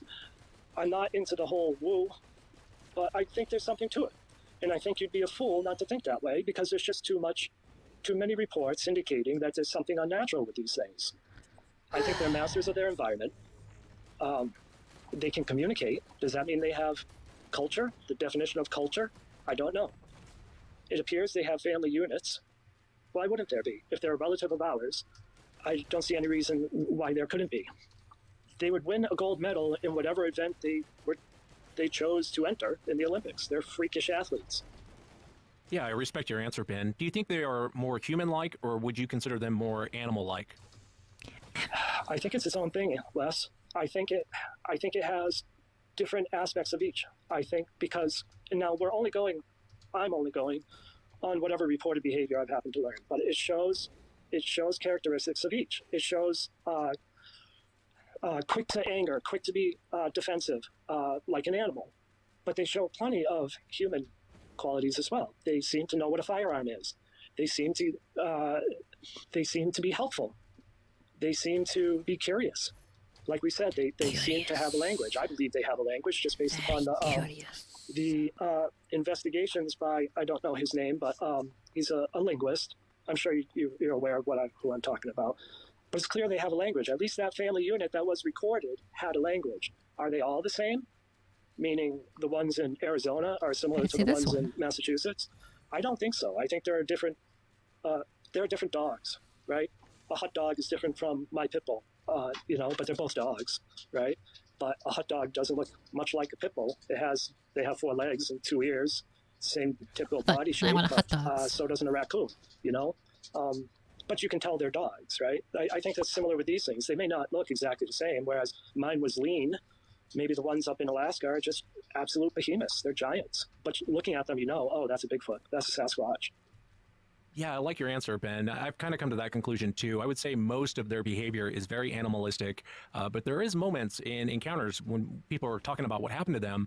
You'll kind of get a glimpse into these creatures that not always do they act animalistic. They seem to assess situations they're in. For example, where you come across another predator like a bear or a cougar, and you spook it or you startle it or there's something wrong with it. It's on or off. They're going to either kill you or they're going to leave.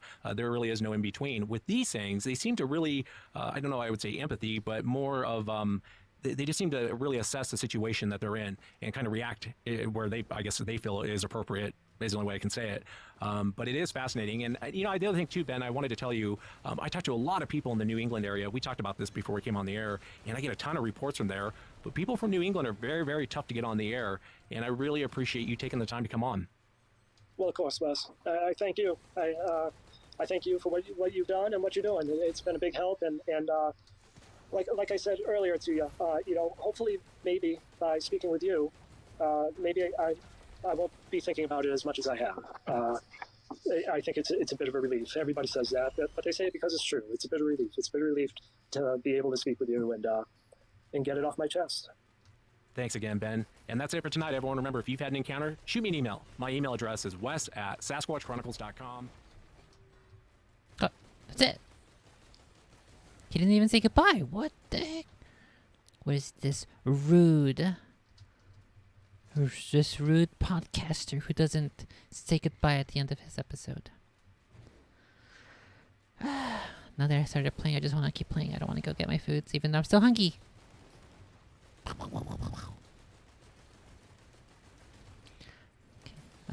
Should I? I definitely still want to do my Amazon stuff and go through that. But I also want to eat, but I also want to play. I want to do too many things.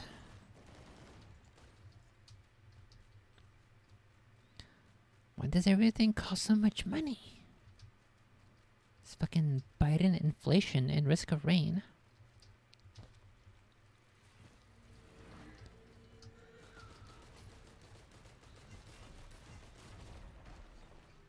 I think it was over there, right?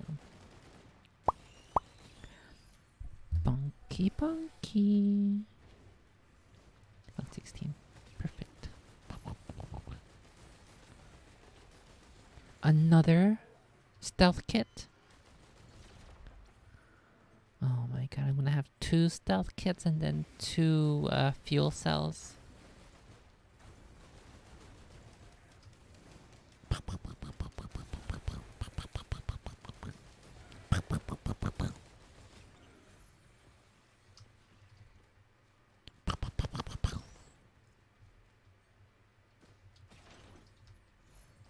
Two fuel cells. What about second fuel cell? What about second breakfast? Oh, there's a thingy over there. A thingy wingy.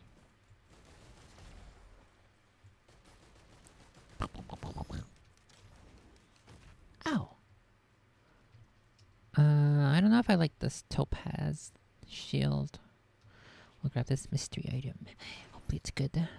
But, monster tooth, I suppose. It's kind of okay. What I don't like about monster tooth, though, is I gotta go physically walk up to it to pick it up. Look, see? The health is just laying there. It doesn't come to me. I need things to come to me. And then that'll be better. Here's the boss. What's this? Gunner turret. Okay, I'll finish up this level here, and then I will go get my food, maybe. Go take my breakses. Gunner turret. Yeah, this will be a good gunner turret right next to the boss. I guess that one would too, but we'll see. We will see if that was the wise decision. The wise and proper decision. Oh my goodness. Don't fuck up my turret, bro. What the heck?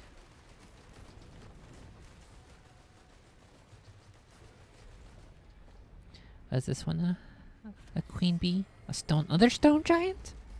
2 stone giants in a row. Ah!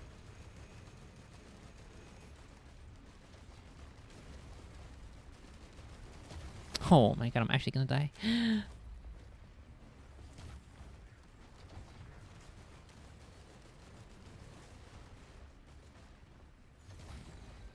Oh my goodness.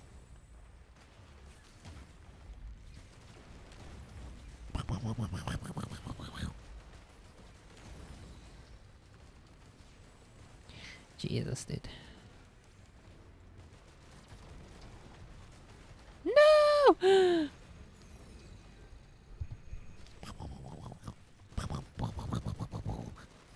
Well, at least he's fucking up my gunner turret and not me.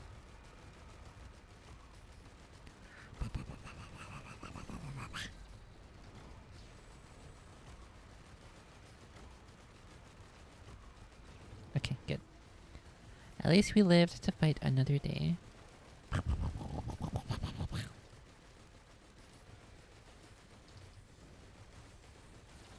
What's this? A war horn?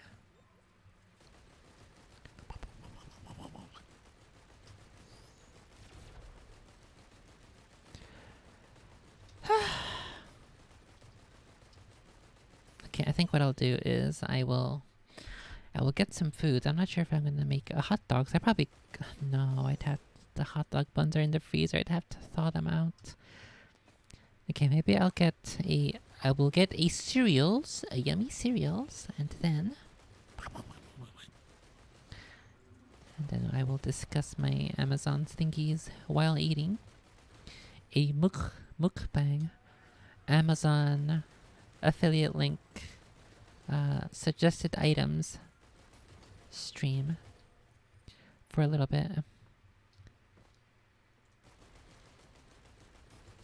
And then I'll probably do my next coat of nail polish.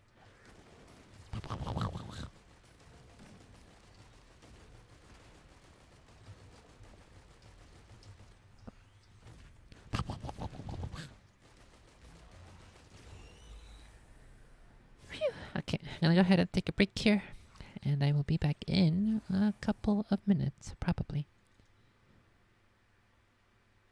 I guess I'll also thaw out some hot dog buns while I am ogre there in the kitchens. So I will be right back.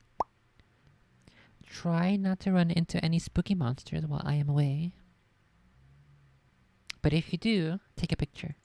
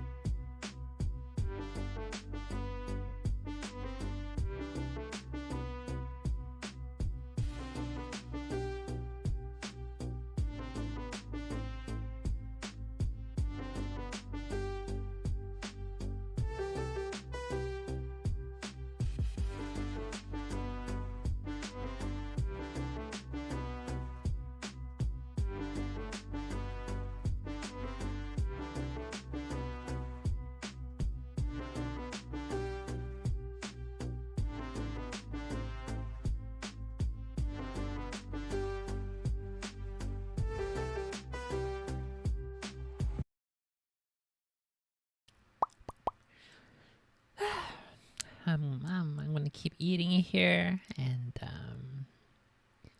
I'll just play with the audio on for a little bit while I finish off my yummy cereals. Count this. I might have to increase the audio, however, we will see. Because I'm pretty sure the audio for the game is super duper low, 2%. I think it's incredibly loud.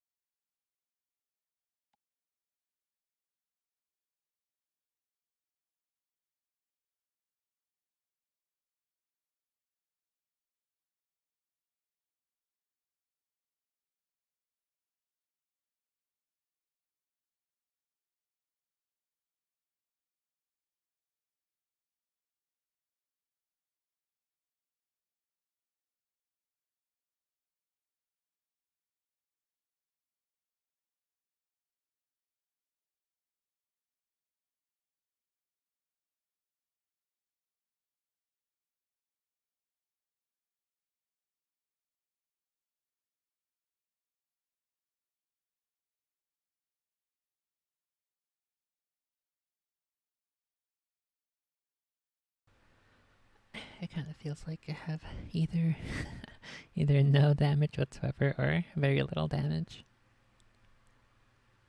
Okay, there's probably like 2 more bites of my cereals here.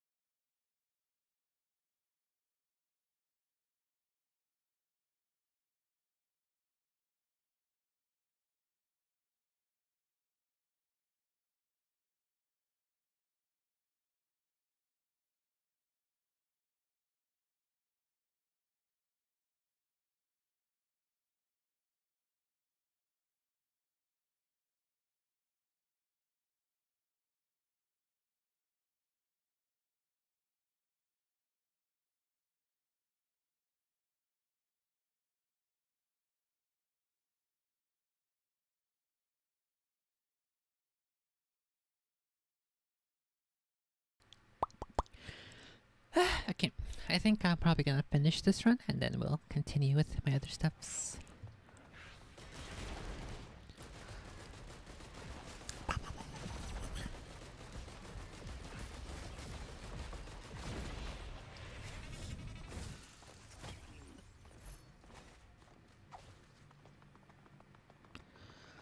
Um,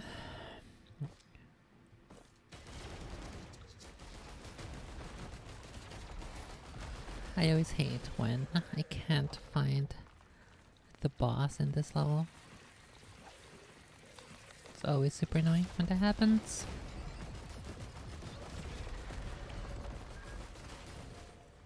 Oh fuck, I didn't even see these.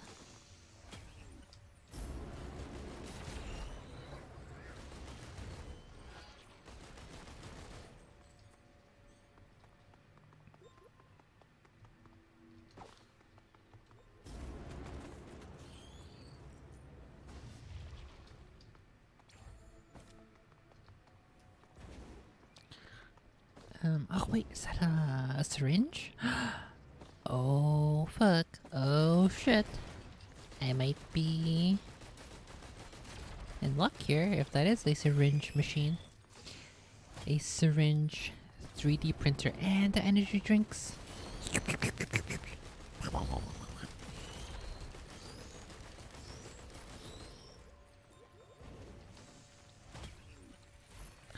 And a free syringe here? Well, it's not free, it's like, it cost me 106 to open that chest, but I don't have to sacrifice a 3D printed item for it.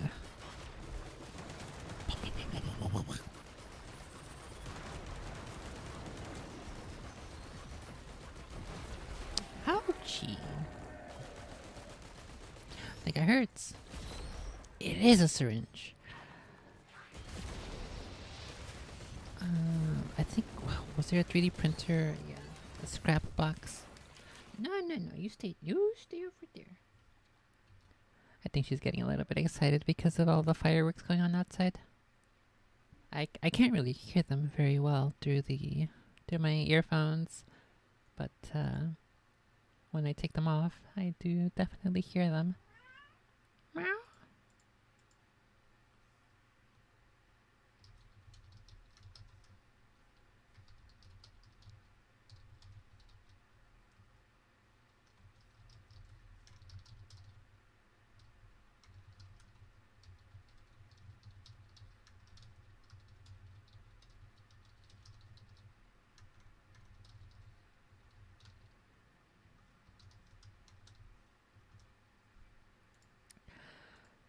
Okay, let me go take my dishes to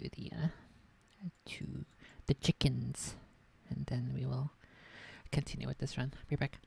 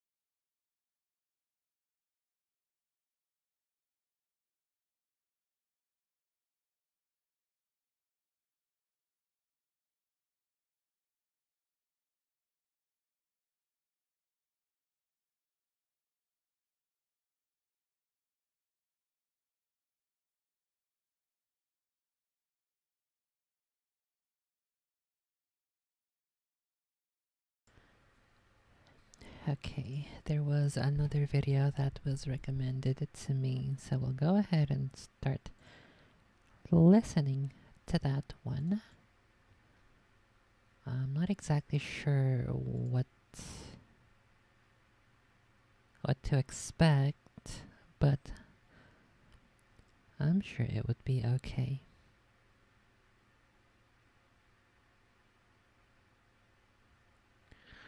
Dubai is a joke. I don't know if I want to listen to that one. I think that one is one that requires I also watch it.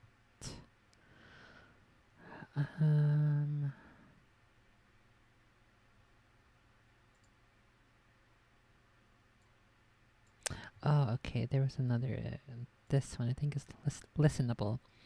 The Psychology of the Devil. Let's open that one. God and the devil 40, are the two fundamental 44 minutes.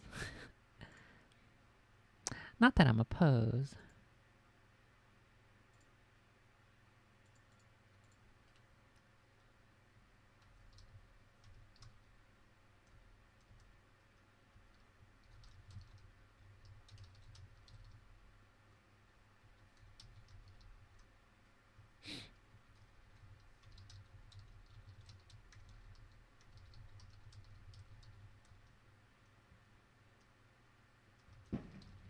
Oh my goodness, I've both heard and felt that one.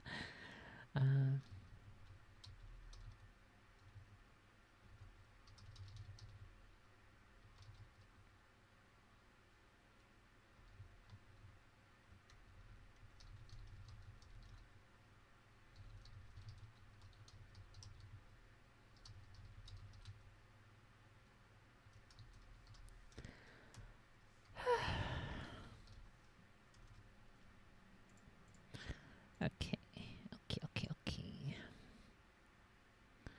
Let's put this back down, and I guess I can put this one picture in picture. The problem is I can't really see.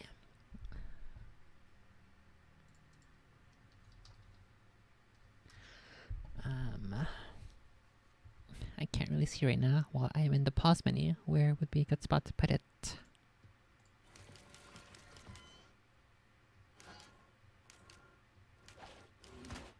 I think that's a fine spot up here, top right corner. Let's do that. Oh, but I gotta play the video. patterns of human existence. The path of light, good, truth, beauty, life, heaven and salvation, and the path of darkness, evil, deception, betrayal, rebellion, negation of life, hell and damnation. The reality of evil is a source of deep and uncanny fascination. In fact, it seems that while many of us choose good over evil, some of us cannot help but to fall into the temptation of doing evil. Nothing is easier than to denounce the evil doer, nothing more difficult Denounce than the evils understanding of him. truth and love. We must be aware of the evil within, so as not to fall prey to its effects. When we merely identify ourselves with the good and deny our capacity for evil, we inevitably project it onto other people. It takes control of us as an autonomous power, often clearly visible to others, if not to us. The devil has a character of an autonomous personality, which is greater than man's consciousness and greater than his will. When you point a finger to someone, 3 fingers point back to you. The only reality is that everyone is capable of evil, and the proper moral position is knowing evil, choosing not to do evil. Belief in demons occur historically throughout the world. They are typically seen as malevolent supernatural entities. The daimons of the ancient Greeks, however, are divided into good and evil categories, agathodaimon and kakodaimon. The former is a guardian angel or tutelary figure which mediates between man and gods, while the latter is the adversarial demon. The daimon is a higher spirit, constantly aware of its intimate connection with other human beings, with nature, and with the entire cosmos. When our inner daimon is in a state of good order, we experience eudaimonia, a state of good spirit and fulfillment. However, the Kakodaimon brings trouble and distracts us from our path towards wholeness. The devil resembles the fauns and satyrs of Greek and Roman mythology, the latter of whom were companions of Dionysus, the Greek god of wine, intoxication, and festivity. On the other hand, the Greek god Pan is associated with the wilderness, goats, shepherds, fertility, and music. There is a general theme of worldly pleasures in these mythical beings. The word panic derives from Pan, who was the source of mysterious sounds that caused contagious fear in herds and panic attacks in people who frequented lonely places. While in fear we know what threatens us and our perceptions become sharper to overcome the danger, in anxiety we are threatened without knowing what steps to take to meet the dangers, and instead of becoming sharper, our perceptions generally become blurred or vague. Pandemonium, literally all demons, which refers to wild uproar, confusion, and chaos, was first coined by English poet John Milton to describe the capital city of hell in his epic poem Paradise Lost. These words have remained in our language and still best define the destructive confusion that the devil and his minions can cause in our world and in ourselves. In the Bible, sheep are considered loyal followers of the Son of God, metaphorically a shepherd. Goats, on the other hand, are disobedient and difficult. Goats were used in rituals of atonement as the bearer of the sins of the nation, and were let free to supposedly carry the evil into the wilderness. This is where the term scapegoating comes from, a psychological process in which others are singled out and take unwarranted blame for something. People use others as a scapegoat to hide their own greatest defects. This projection often happens unconsciously because of repressed shadow traits, envy, anger, guilt, lust, etc. Swiss psychiatrist and psychoanalyst Carl Jung makes a profound statement. This is the deeper meaning of the fact that Christ as the Redeemer was crucified between two thieves. These thieves, in their way, were also redeemers of mankind. They were the scapegoats. In shadow projection, one is tied to others in hatred. The lower classes, racial and national minorities, and other faiths are likely to become targets of repressed psychic contents. The shadow is the unknown part of ourselves, Holy which becomes the Christ. dark side of our personality when it is ignored. None of us stands outside humanity's black collective shadow.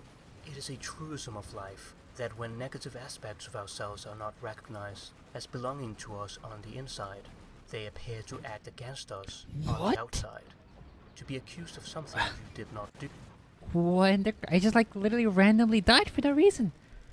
At like 5.400 health. Then it instantly became 0. Oh my goodness. Well, there goes the run. Okay. Rippy dippy.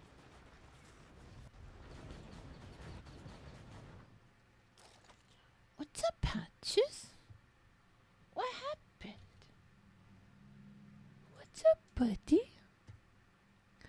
Okay, let's go. Let's go ahead and start up explaining here my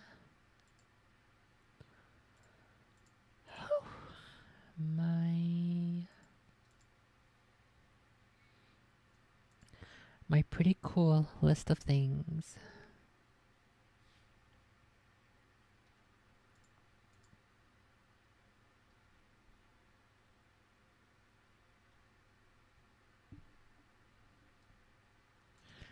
Okay, so let's go here. Let's start with the technology stuff that I have so far. This is the first idea list that I have. So we'll call this Sophie's pretty cool list of tech. We'll see. Let's see. So pretty cool computer and tech things that I've found to be useful. So this tablet's pretty good. It's not super expensive. It's got some pretty good features. It's got a handful of tactile buttons here on the left, and on the top. I don't really like these all that much, but I'm sure somebody will find them useful. There are touch it's not tactile feedback. It's the same material as the actual tablet screen itself. It doesn't have a screen. It's only for drawing. But it's just like a flat surface, so I don't really find that to be useful because a lot of times I'm not even looking down at my mouse or keyboard or pen or anything. So in that perspective, I don't use it, but I'm sure some people can. I would probably actually use it if I had like a stand or something, which I could lift up the tablet off of my desk and angle it toward me, and then maybe in that situation I could see myself using those touch keys. Those are pretty good. But yeah, I enjoy this tablet. It's the only one I've had, but it seems to be working as I expect a tablet to work. I expect more expensive ones are also pretty, have a lot more features that are pretty cool, but this one works perfectly fine for, I think, whatever you go with. I think it's one of those thingies where it's not the price of the tool or how many features the tool has, it's how you use it and your own experience in working in the craft that is a better indicator of how well the tool will perform. It's more about you, not the tool, not the price of the tool. And then this one's a super good dual monitor mount. It's super good because it just clamps onto your desk, and then it holds the weight super well. You can have your monitors either in widescreen or tall screen mode. You can have a portrait or landscape, but you have to, if you want to change it, you'd have to remove. You don't have to take off the mount itself. The mount piece clamps onto the back of the monitor, and then that's like one big unit together, which you slide into position on these two arms here. But these are good. I like these. I think that they do an excellent job of clearing up the desk space, which would otherwise be used up by your monitor's default stands, and so I think that's a big big way to save space, and super good. Then these two thingies are for camera and lighting. They're super good. This one's not. These lighting thingies are pretty small. They charge with USB-C. They have a magnetic thingies back here. They have a lot of colors. The colors are a bit too bright, but if you know how to play with bouncing the light around and using the appropriate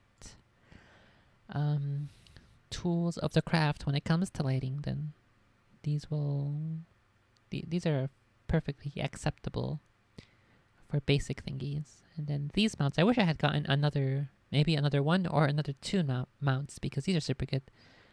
They have this thingy you can screw either the light on, or you can screw your camera or your phone's mount to this thingy, and then you can angle it, and you can angle it differently from where it's mounting to the clamp itself. And it's very, very versatile. I wish I had a couple more of these. I think, are they my wish list? I don't think they are. Maybe I'll add these to my wish list again, so eventually someone might gift me one or two. But yeah, I like these as well. Super, super good. Okay, let's go look at my other pretty cool things.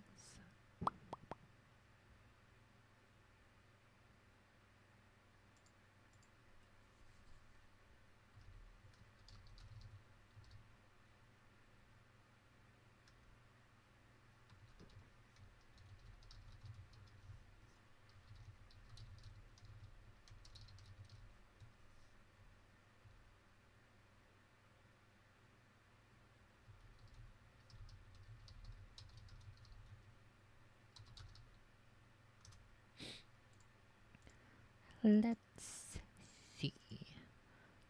I think I will add this one to the list here as well.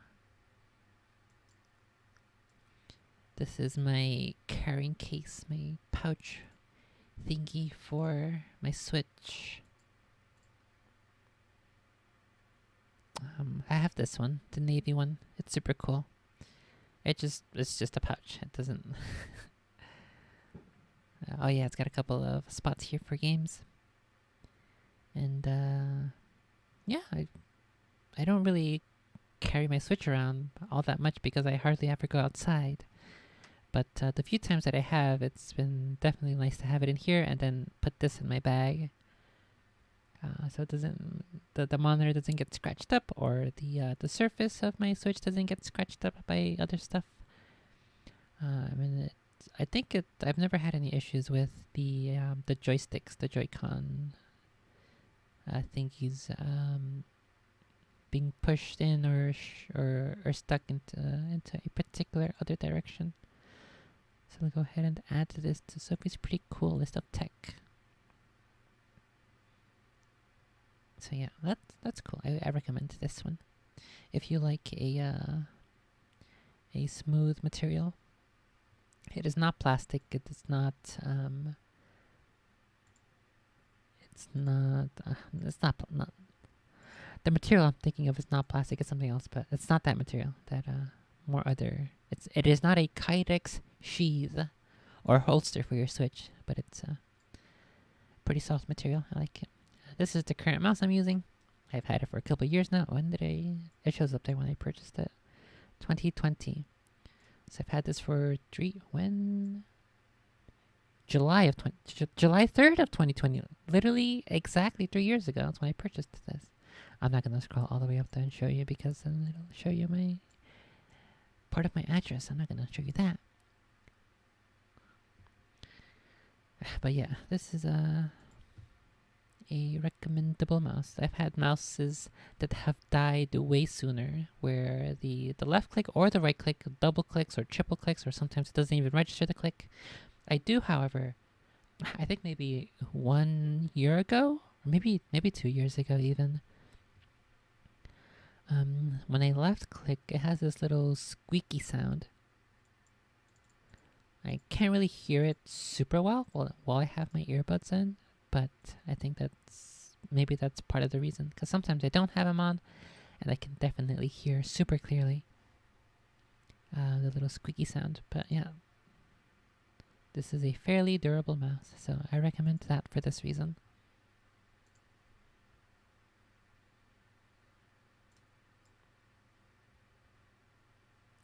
Let's see.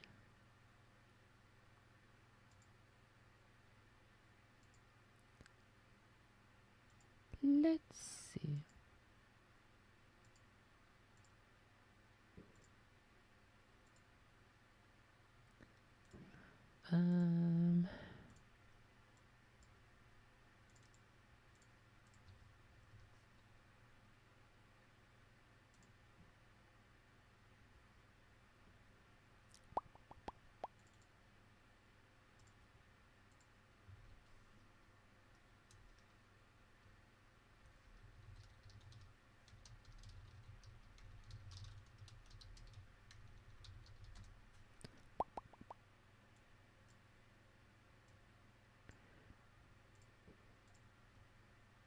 This one is not a tech thingy. This one is not a tech thingy. We already have the tablet.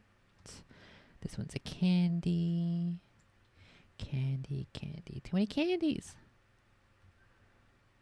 I thought I had another couple thingies. Look. No, this item's not available. Well, out of stock. Unlucky.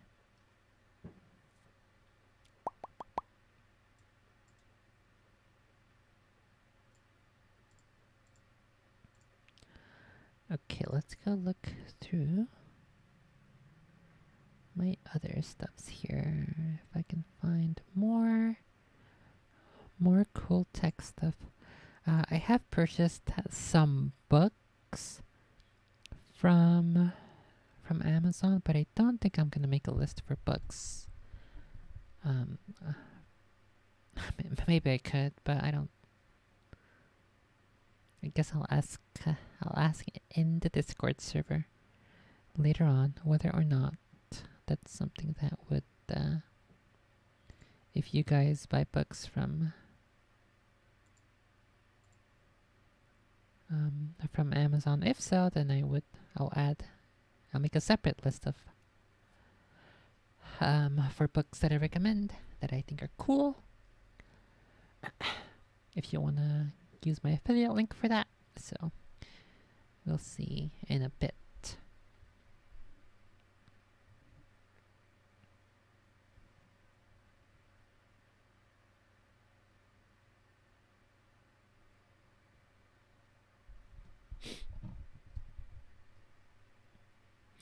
Okay, here's my monitor. There are a couple issues I have with. Or wait a second.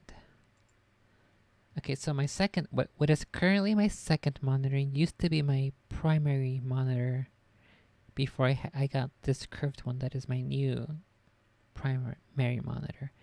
And when this flat monitor was my primary display, I had this issue where there were like three horizontal lines. It looked as if those three horizontal axes, the pixels were a little bit either desaturated or I'm not sure how else to explain it, but they were very noticeable. And they were whitish. I guess just whitish in color. I don't remember. I forgot when it fixed itself or how or why. But I think because of that reason, I can't perfectly recommend this primary display. And this new curved one that I have, I think probably most people wouldn't notice it, but I do definitely notice that there's a bit of ghosting where, like, if you're the first person shooter game and you're moving left to right your mouse, so you can aim somewhere else, you can see like the trail of your gun. Or if you're driving in first person, you can see the trail of like the side mirrors and other little details like that. And so I think that info leads me to not want to recommend these monitors in particular. I don't know if that I've ever had a perfect monitor that is 1080p. Okay, let's see what else here is cool.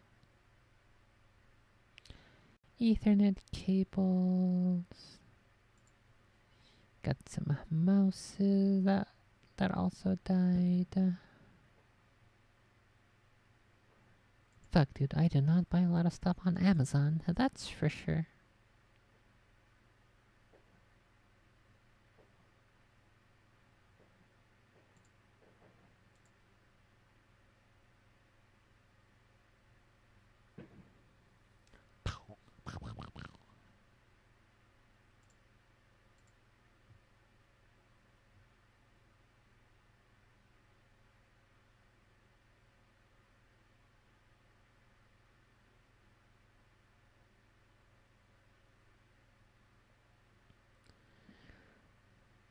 I guess I'm kind of done on the tech stuff.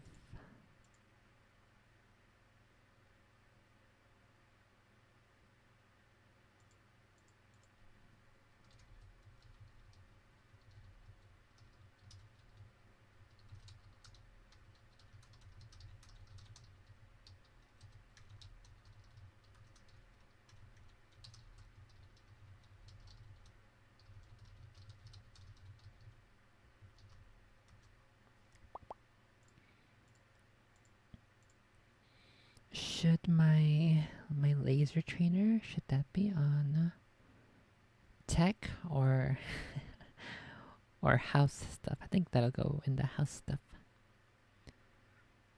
Housey. Okay, let me see. We got this one that I want to add. I got this.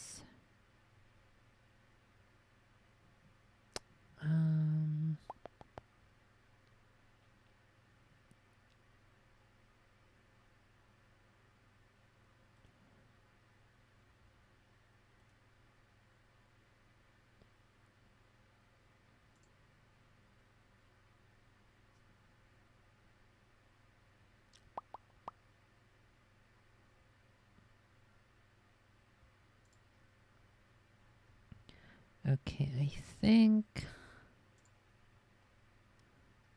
it might be all good on tech here. I would have to to buy more tech things in order to determine whether or not they are good products that I could that I could recommend.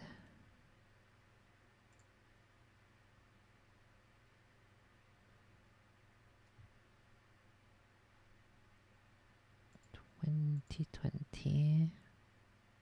Oh, gotta add this. My UPS. Have this one.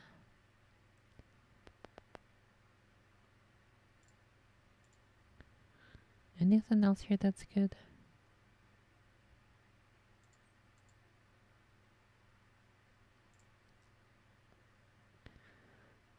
No, none of these.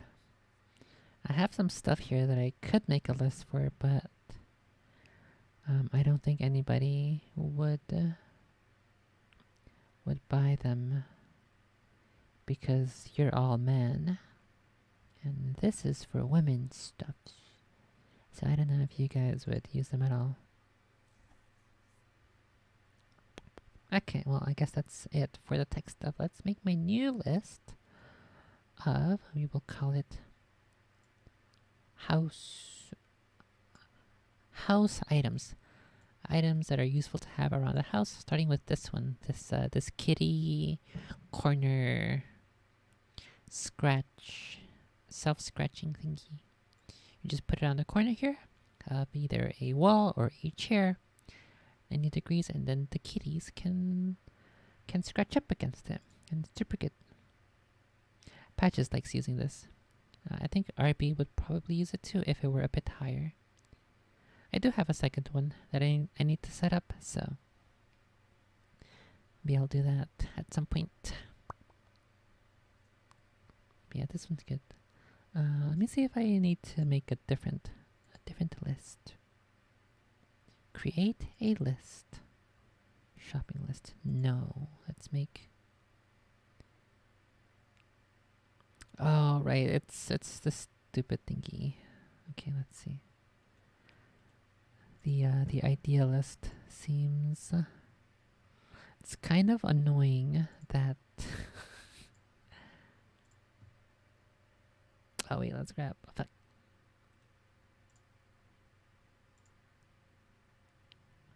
Why do they have to make it so annoyingly stupid? They're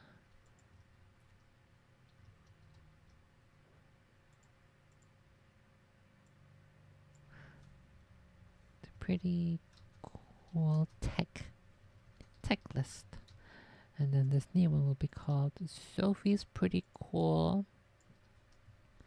Household Items List.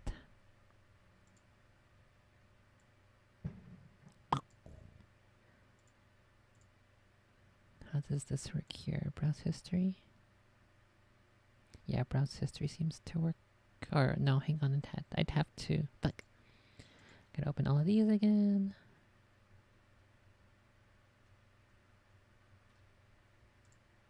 Okay, now let's refresh this one.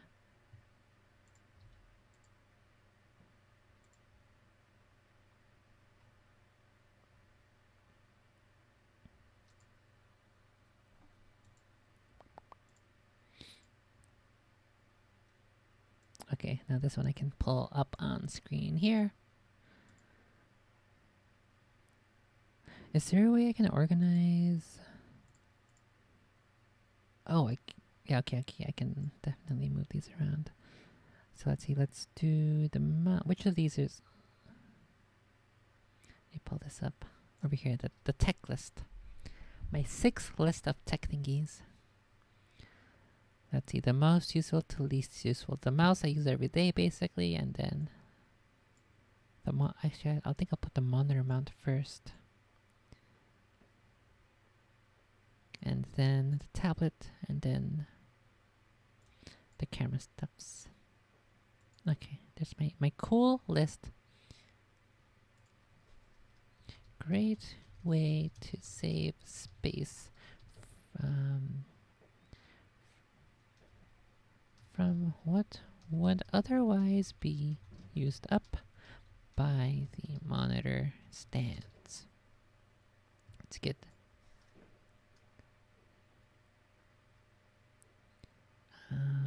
a very long-lasting mouse that endures through many gamering and how should we call it? Video slash image browsing. Um,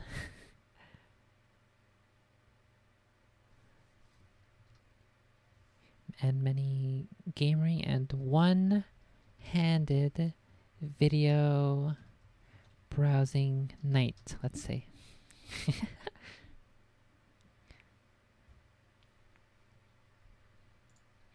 The basic tablet that is cool and works without being too pricey. Then the lights are useful for basic lighting.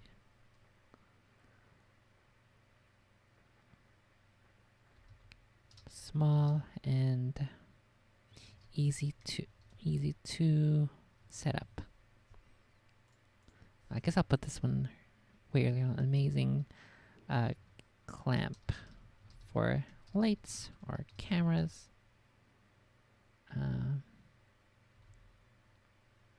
Very useful for many situations. And then cool, comfy carrying case.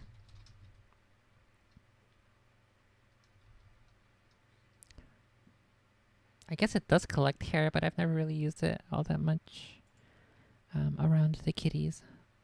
So let's go ahead and pull this up.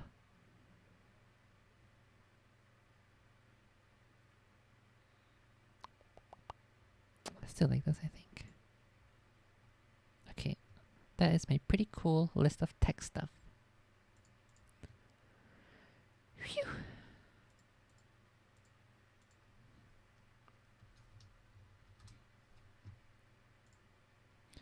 And that should be that. Okay, we'll go ahead and grab this link for later.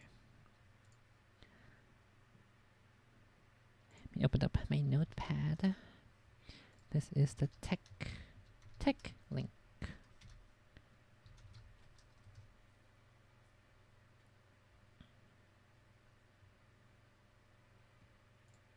Okay, cool. I'm done with the tech stuff.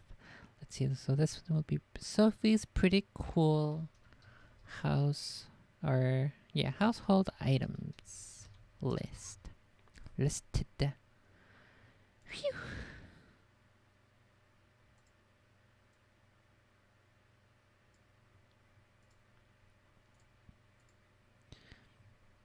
Okay, so these are cool. These yoga pants. They have 3 pockets, not 1, not 2, 3 pockets, which is so fucking useful. Because typically these don't have any. There's one in the credit card pocket, basically, which is at the appendix carry credit card holder, little slot, your wallet slot, which is basically appendix carry on the left side.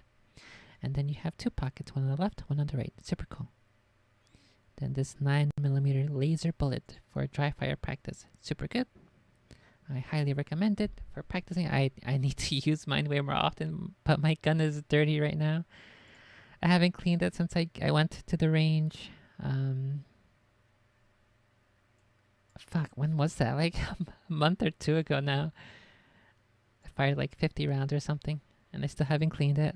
And because I haven't cleaned it, I don't want to put my laser bullet in there to practice. Oh no, I gotta do that. Then here is the cat corner self-grooming thingy. Highly recommended. If this were still here, my entrenchment tool, I would add this to the list. But it is no longer on Amazon. So I can't. I guess I could put it on the thingy, but if I don't know. Should I put it on the list regardless, and then hopefully you'll find another? It'll recommend you another one.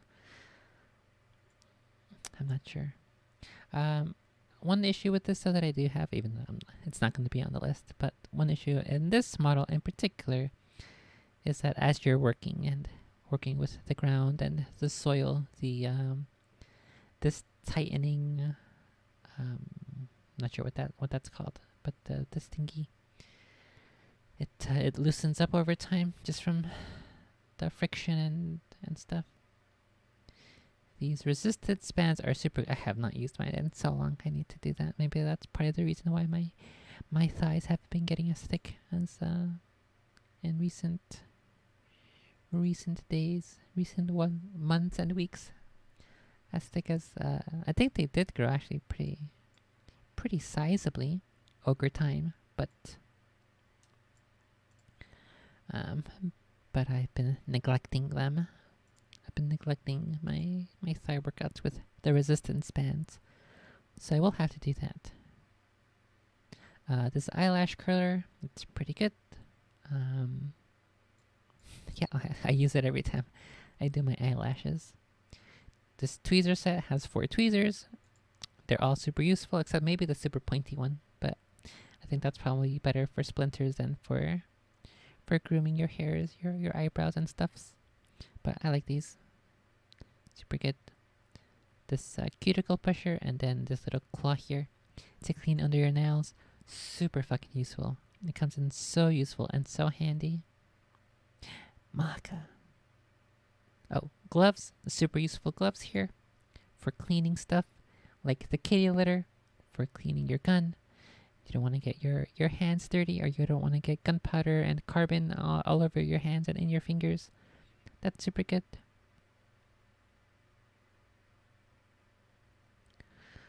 And then these are just thingies that I've been looking up, which are not part of my list here. Okay, what the heck is this? Why did it expand like this? What the heck? Oh no! My thingy is borked. It's like actually borked. I can't go to the left over here. What the heck? I can't even submit it. What? What if I...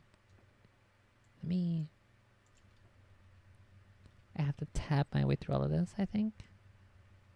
Until I reach back up to the top left. Hopefully.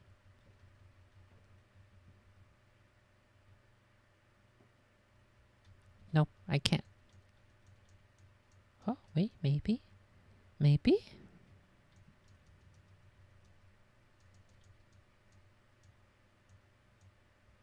Okay, perfect. I don't know why it broke like this, but I had to tab all the way around to get back to here. Let me just submit this, and then I will come back in here afterward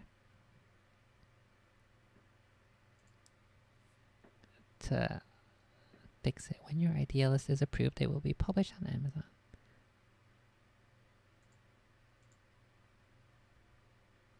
Okay, let's see if I can access it now. And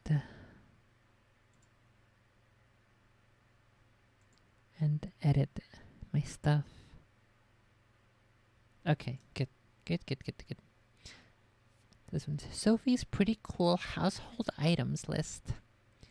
And then useful items around the house for cleaning, grooming, working out, and cats. Easy. Let's put cats first. Let's prioritize the cats. So useful items around the house for cats, cleaning, grooming, and working. Or I guess we'll put working out second, because that's the second most important thing here, even before cleaning. Cats, working out, cleaning, or I guess instead of grooming, we'll put self-care. Self-care is super important. Let's see, let's do sturdy. They're not sturdy gloves.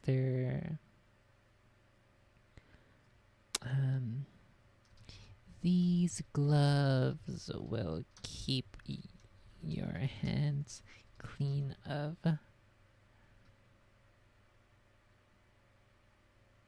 gun residue. I guess we'll just put gunpowder. Gunpowder. Cat litter. And yucky garbage. Yucky toxic radioactive garbage liquids that are a amalgamation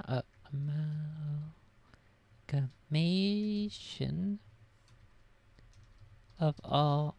No, there's a character limit, but it doesn't say how much the character limit is. Rip. Of the yucky garbage liquid that are an amalgamation, an amalgamation of your your household waste. Perfect. Okay. The useful for cuticle and nail care.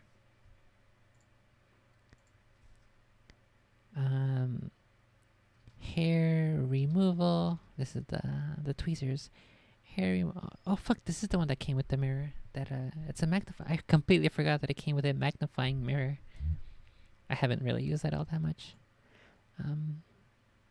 Once I moved into here, I keep it here too, right next to my desk. It's like right here next to me at all times, but it's just there. I forget. Hair removal basics. What's up, buddy? The variety of tweezer heads are handy. Let's see. Eyelash curlers for your eyelashes. Basic. Let's see. 3. This is the resistance bands. 3 resistance bands at increasing resistance. I guess we'll just put 3 bands. 3 workout bands at increasing resistance for legs and thighs and butts. Can confirm they work and burn like hell and burn like summer and burn like what's something spicy, like Mount Doom, like what's a meme, what's a spicy meme, like a Taco Bell spices or something, and burn like and burn like herpes and burn like gonorrhea. I don't even know which one's burn or not. I don't know. I'm so I know nothing absolutely about about the specifics of STDs, so I can't even make an actual proper joke.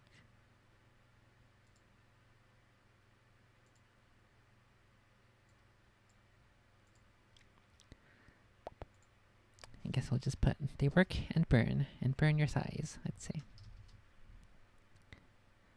This is the kitty self groomer thingy.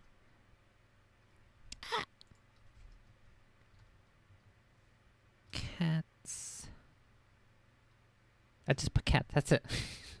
I just put cats as the description of why this item is good. The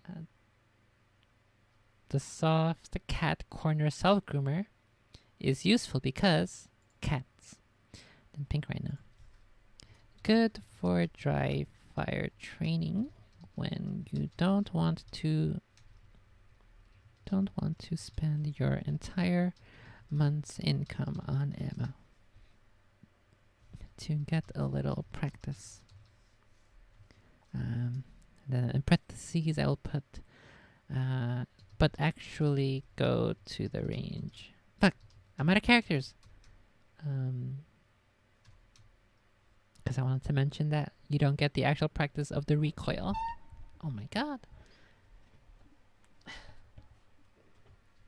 And then yoga pants 3. I'll put in all caps 3. 3 pockets. Pockets. A wallet. A hidden. I'll put. What the heck? A hidden wallet pocket. On your left side. What's it called again? Appendix. Left side appendix carry. And 2 side pockets for your phone. Easy peasy. Okay, I think I got everything here. Let me organize from most useful to least useful. I think definitely the gloves I would basically use every day if I'm cleaning around the house all the time. Let's put the kitty stuff second. Probably tweezers before this one. We'll keep this one at the very end. And then we'll put the workout stuff here after the kitty stuffs. I think this looks like a good setup, a good priority. Okay.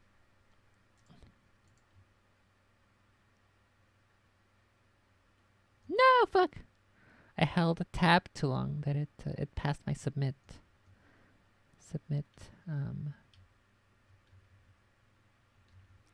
button.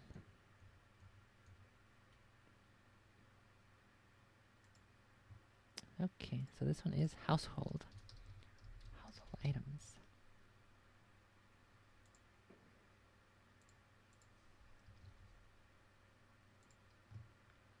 Wait a second, my other one is...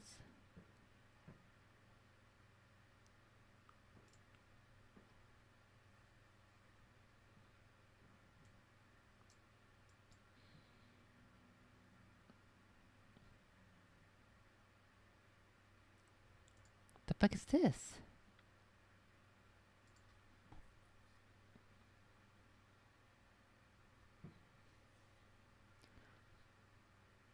Why? I have never seen this before. Why does it... Did they literally just add this right now? I hovered over my account thingy and then it asked me who is shopping, select profile, and then now there's profile? I was literally on the site like 2 seconds ago and this wasn't here. What the heck? It's worked it.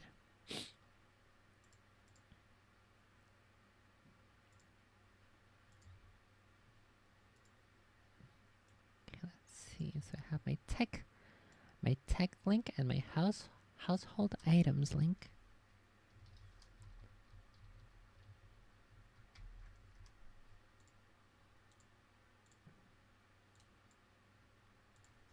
Let's see.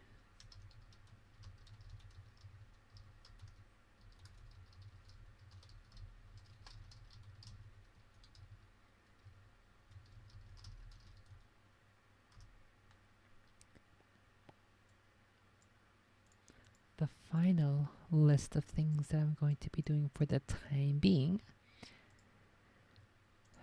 is the candy list. No, this are not RuneScape. This are Risk of Rain, but I'm just keeping it up in the background while I work on my Amazon list thingies. I think I already have my... Oh, fuck. I think I already have the items in the recently searched. Wait, I didn't put the... No! I missed... Oh, it's under tech. Okay. I was gonna put it under household items, but it's. I think it makes more sense to put it here under tech. Let's add. There we go. The UPS. I think I'll put the UPS first. UPS. Let's do. Very useful. Has never failed me. Gives ample loud warning when power is out, and has reasonable battery life to save so you can save your work / finish real quick. Gare Bear the Stare Bear says meow. What the heck? He's a stare bearing. Okay, so this is my tech list. Got my tech list. I got my how. Wait a second. What? Why is it giving me the same link? This used to be a different link here. The tech link. What the heck is it? Is this thing trolling me? What? What is going on?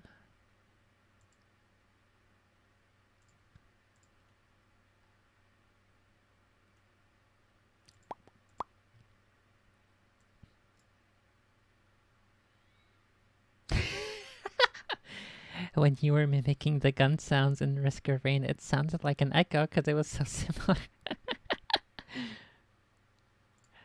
Let's go get a listen at the gun sounds. I like this character though. He's like, it's like the basic character, but he's like the only one I play because I guess I also play this guy, the engineer. He drops bombs and stuff. But I like the gunner more for us because the gunner, the commander guy, he runs around, he dashes, he's cool. And then, but this guy, he has no. His sprint is so slow, and that's the only real movement he has. And I have never played any of these other characters. I think I tried this guy once, the samurai, the mercenary, but... Okay, let's go test out the gun sounds again real quick before I finish my Amazon wish list, or not wish list, my idea list. My recommended list of super cool things.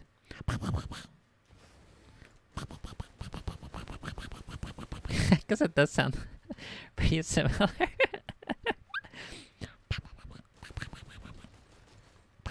I guess maybe because I had my my speed up, my rate of fire was way faster before. Oh, there's the boss. I think right now you could differentiate it, so I would have to speed down my gun sounds. Whereas before I could go and it'd be super good. Oh fuck! I already used my stun.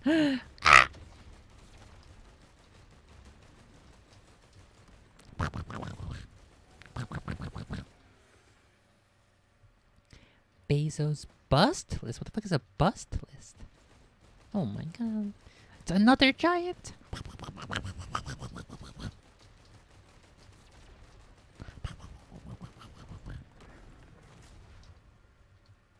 What's this one?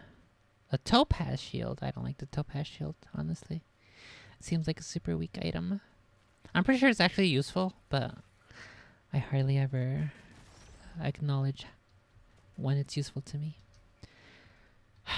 Is this No Man's Sky? No, it does kind of look like No Man's Sky actually, now that I think about it. But no, it is a rogue light.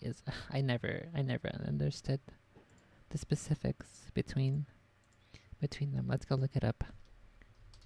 Let's do rogue like versus rogue light. Let's see. The rogue genre is infamous for its difficulty in that deaths tend to be permanent, and you lose all progress in the face of defeat. Defeats. Yeah, I also kind of lose all progress in the face of defeats. A woman's feats. Because my brain shuts off and I start thinking with something else.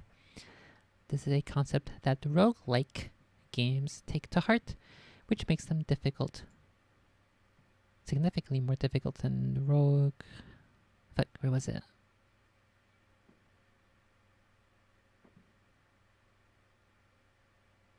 Rogue-like games take to heart, which makes them significantly more difficult than roguelite. You see, a roguelite often lacks a permanent death feature and, at the very least, allows you to carry progress over to the next cycle. A good example of this is Hades, as you get to power up different abilities and equip them too, so in essence you can make yourself stronger with each run, whereas in a roguelike doesn't tend to allow this sort of thing. Defeats, yes, all defeats, the woman's feats. It's worth bearing in mind that genres frequently cross. Yeah, I'm thinking of like Rogue Legacy and Isaac. You technically unlock items and runs, and then you get a little bit better. And in Rogue Legacy, you collect monies, and then that can help you build up your castle outside, which helps your future descendants. And so they all get a little stronger. Which I actually like that concept. It's such a cool way of like of putting into gameplay the idea that of like family fortune and how you slowly get better over time.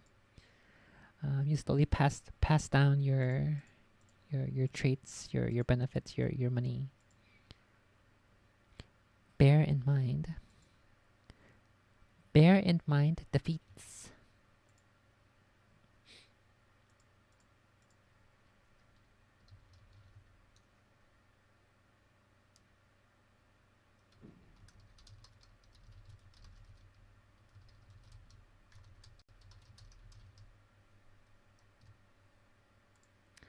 Okay, so really quickly, let's finish off my list.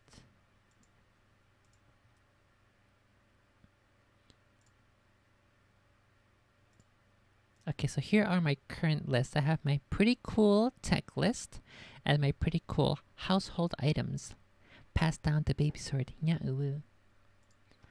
always gotta pass down the baby sword. So this is my stuff for... I guess this is both, the tech list is both for computer stuff and camera stuff. And then household stuff is like I mentioned there, for cleaning.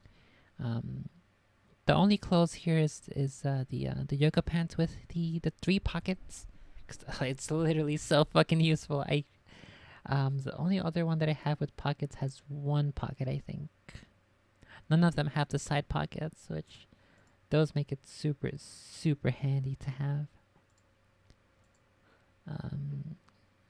Because the side pockets just make it so they can carry around your phone. Because you could put your phone in the wallet pocket, your appendix carry, but it's a smaller pocket. It's higher up, so you have a risk of it dropping, sliding off as you're moving around.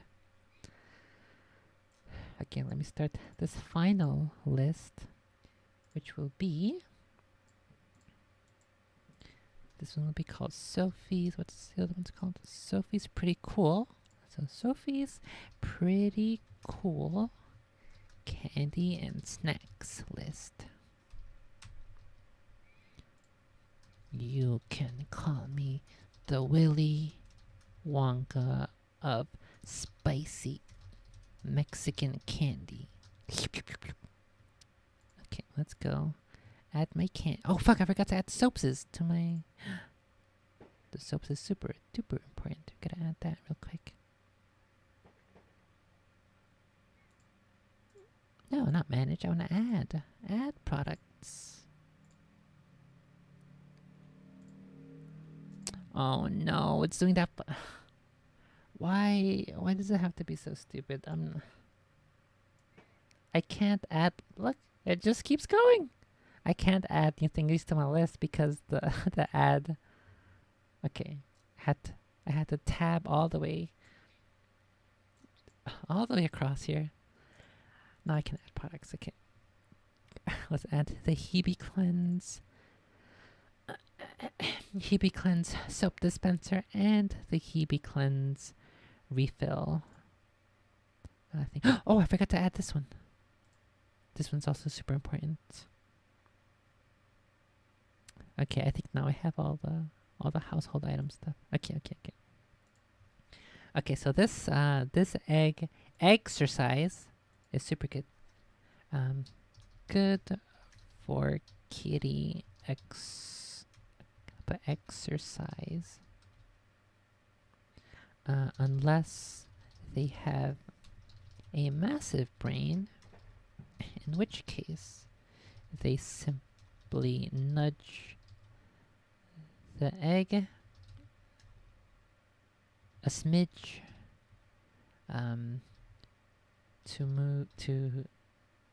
to release the yummy foods. Dispenses the super good Hebe Cleanse soaps, and then soap refills. Or I guess I'll specify Hebe Cleanse soap refills. Now we'll order these again. So I still think let's put the kitty stuff here, the soap after that. Okay, so this is the order of my useful household items list. The first one is the laser bullet trainer practice, and then the gloves, and then the kitty stuff, the kitty snacker, and the kitty corner self grooming kit, and then the Hebe Cleanse dispenser and refill, and then the 3 pocketed yoga pants, and then the resistance bands, and then the tweezers, the cuticle and nail cleaner, and finally the eyelash curler. And now I gotta go all the way back around. Hold tab until I get back to copy the link. Where's my link?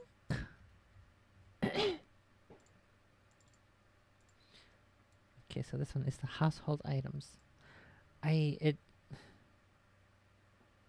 keeps giving me the same link for both the household items and the tech items. So I think it's working right now. Unlucky. But we'll check back later. Okay, but anyway, finally my candy list. My list of Mexican candies. We will have this one, these spicy lollipops. They're so fucking good. I think, however, they used to be better when I was a kid. I think the first time I ordered this for Halloween, they were good. But then the second year, the year afterward, they were like a little bit mushy. They were like, it was kind of like they were kept in the heat a bit. And so it wasn't, oh fuck, that's it? I definitely have more thingies. I guess I'll also put some tajin there. Yeah, the second time I ordered them, it seemed as if, yeah, it was either kept in a warehouse where the temperature got too hot or something. Like the lollipop's supposed to be like a solid piece, but in this case they were like, part of it was flattened up against the side of the wrapper that wraps the individual lollipop, and then it was like a flat surface that was contoured to the wrapper, and I don't know. It tasted fine still, but I think over time, they got the taste wasn't as good as it should have been. But I haven't died yet from those candies, so it must have been decently healthy.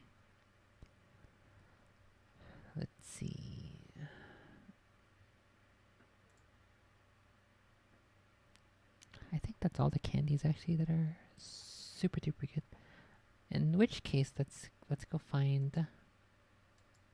Let's go find. Pull this out. There is, I think, something else. Oh fuck! I can't scroll all the way up because then it's gonna show my address. What the heck? It's not my address, but my my zip code.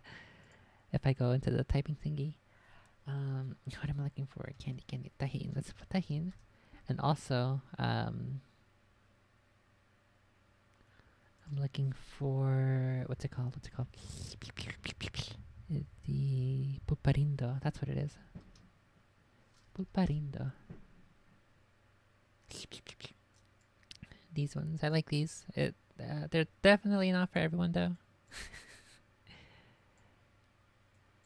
It's one of those things where, like, if you already like spicy Mexican candy, then this is perfect. But if you're not familiar with it, or if you haven't had it too much, if you haven't had it enough, if you're not acclimated toward it, then it might be a bit of a surprise and you might not like it. If you go into it with a huge bite or a huge lick with your whole entire deep-throated mouth, and then you're going to be in for quite a shock. And not in a good way. Is there any other candy? Is this from the proper... I gotta keep pulling it away. No! Uh-oh. You didn't see that. You didn't see my zip code. Nuh-uh. You didn't see nothing.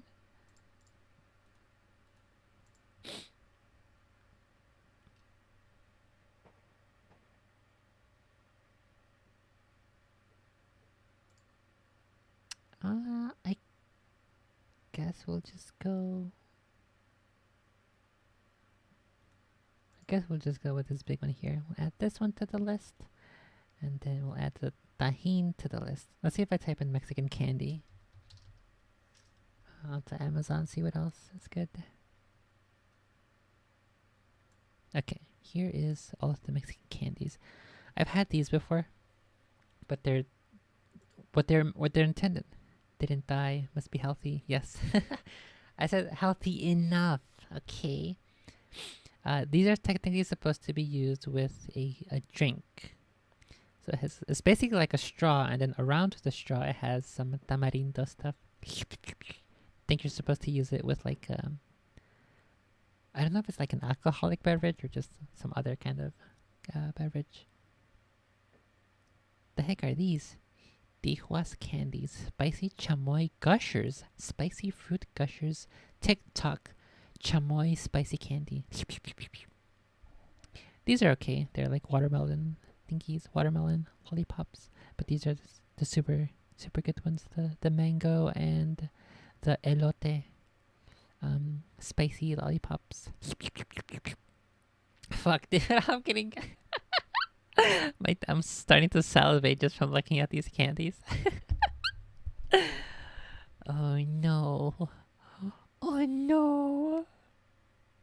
Why did I do this to myself? There are other candies that I could add to the list that are not spicy Mexican ones, but I think for this list, for the time being, I will keep it as is. Let's see. If I kill this, go back to add products. Okay, here we go. We'll add the pulparindo and the tahin.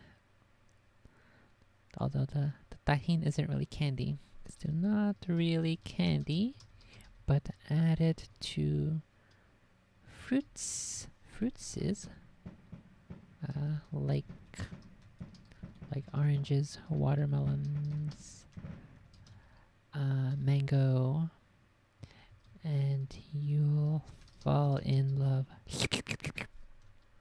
Jalapenos candies. Does they have? I don't know actually. I've never seen any jalapenos candies. The spicy Mexican candies mostly have like, it's made of like they mix in like tamarindo, which is tamarind, with some spice and then some salt. So it's basically like you're adding spicy Mexican seasoning to, and also some lime. So it just gives it a good kick, and it's so fucking good. Cebu parindo, tamarindo, and is yummy.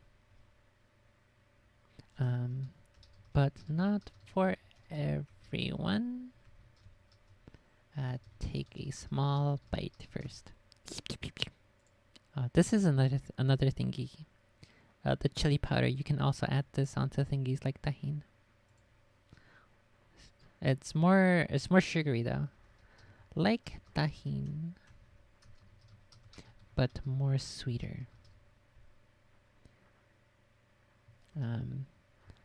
Also consider. I've never tried both of them. I've never tried both tahin and Miguelito on the same fruit at the same time, rather. But I would imagine that it would the two flavors would probably conflict a bit. So just do one. Also consider adding seasoning fruits with this. And then these are super good as well. The tamarindo jellies, the pelon peloricos. My aunt told my cousin Coca-Cola is spicy because it's Mexican. I mean, it's technically true. In Mexico, they sell Coca-Cola with infinitely more sugar. And so that's why all the Mexicans are fat in Mexico. And a lot of them also are fat in the US.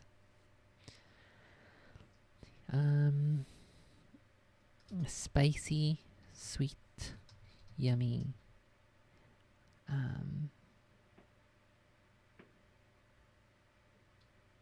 And also send me some if you buy some for yourself.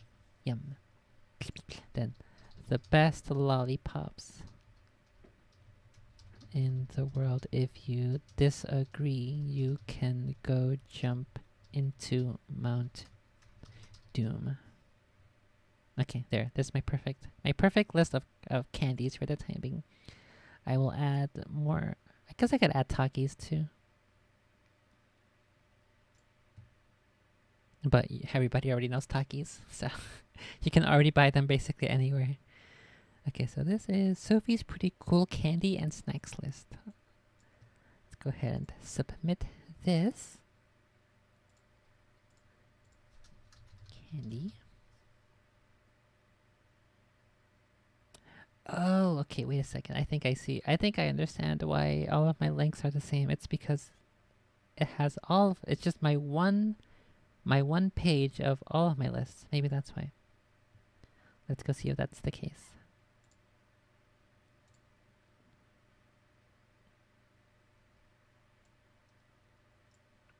Okay, so here are my 3 lists.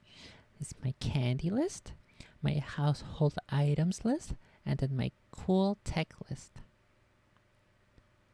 So, what happened? What's the mattress? Phew.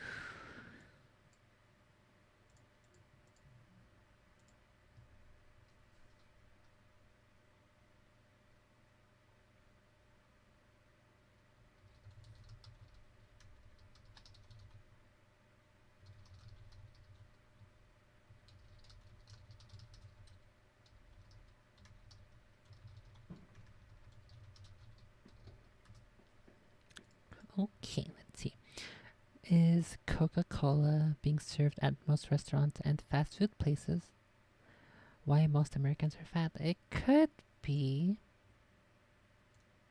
Isn't that a thingy where like the soda companies are what's up, buddy? They're giving it's a patches. Gotta turn on the camera so you can see the patches. It's the little patches. Look, it's a kitty. She's a little baby. What happened? Also looks like my nails are mostly dry here. I should be good.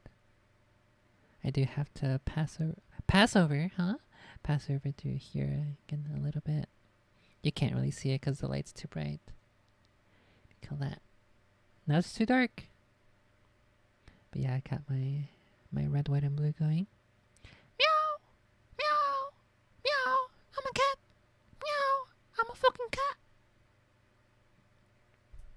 I'm gonna have to clean up the sides here because this white, this tutu thrill, whatever it is, it's way too liquidy, and so it's a pet. What the? You can't be pressing random keys on my keyboard. It's a little Patches. What happened? What's up, Patches? What happened? Look, she's a little sleeping baby kitty. Yeah, she is probably spooked. It's okay. It's just fireworks. Maybe I will not be able to keep playing if Patches is gonna be here on the desk. What happened? It's okay.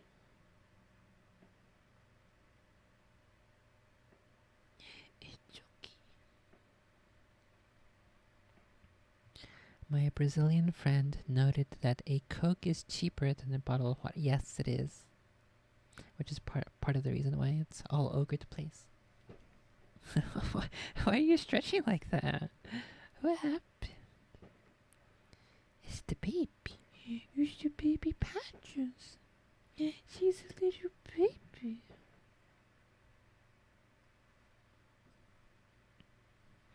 What happened? Where's the mattress?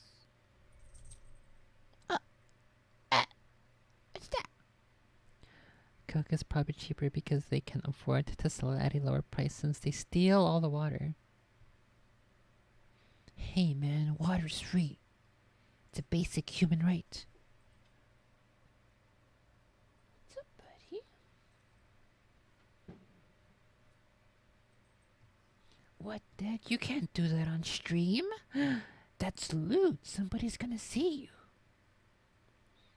You can't clean yourself there.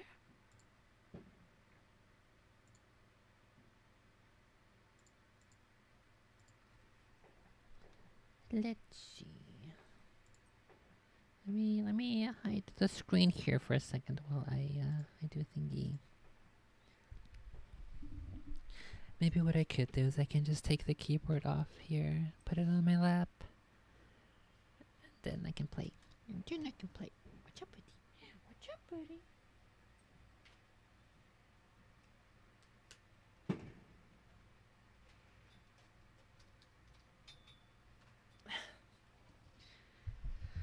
Okay, let's see. Now that I have the keyboard off there, we can put Patches back on. What's up, baby kitty? What happened? What's the mattress? Why is you so small? Why is you so cute?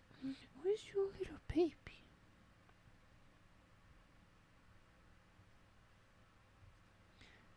Let's see.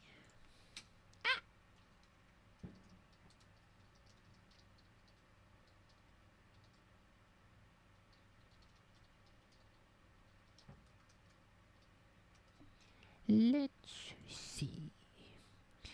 Makes sense. He was so 30. She turned over and she put her legs off the desk. And then she got spooked that she was gonna fall. You put your own legs there. You put more than half of your body weight over there. It's your fault. You silly. You silly. It makes sense. He was so 30 for water and settled for a Coke since it was a fraction of the price in Detroit. Very true. So true.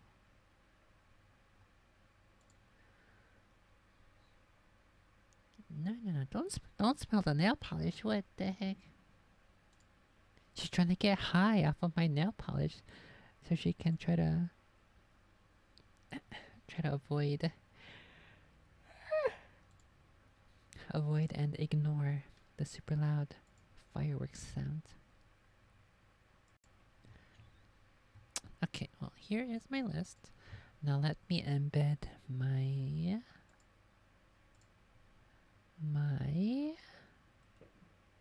affiliate link to this. So I can link you this stuff, and then if you buy some of these thingies or one of these thingies, you will help me afford something very round and robust and voluptuous and probably pendulous, and they will be super helpful and super useful. And also so I can get a couple of knives to cut off my face. Let's see, how do I add affiliate link? Link to any page. And the page that I want is the, oops, don't go that way.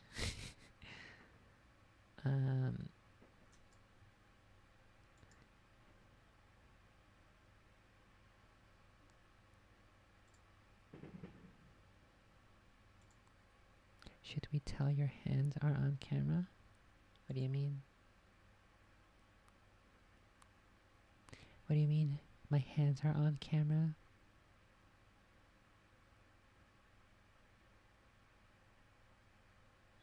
Let's see, where is...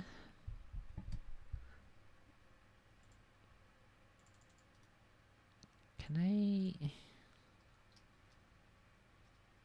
Oops. Don't put it there, put it here. Okay, so this link works here. I should be able to do this.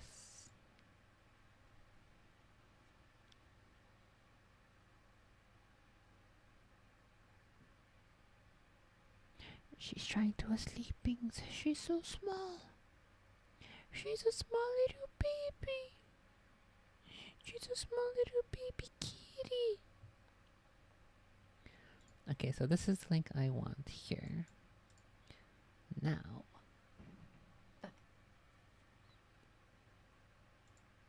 select a product line. Now I want to link to any page. Enter this URL.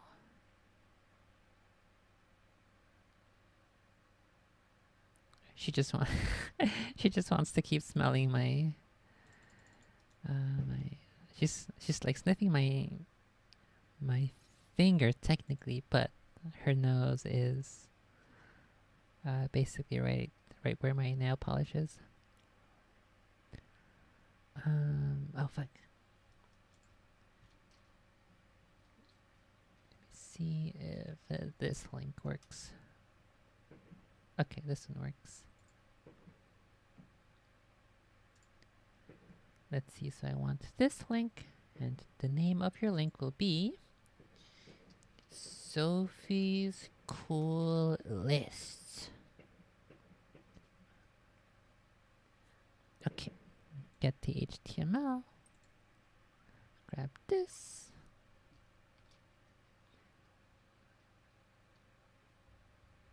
I want only the URL.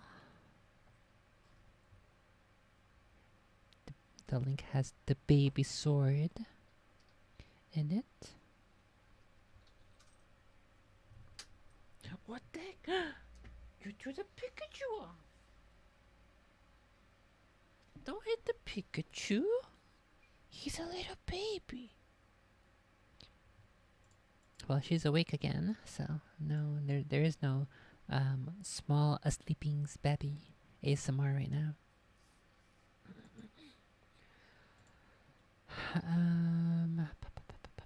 Link checker. Let's go to this link checker. Gerber's the turtle steering the stare bear. Gerber the stare bear. Success the link tags to a valid tag or sub tag for your associate ID. Okay, perfect. So I'm gonna link here in YouTube chat as well as Twitch chat. It will be my list of cool things which I recommend you check out.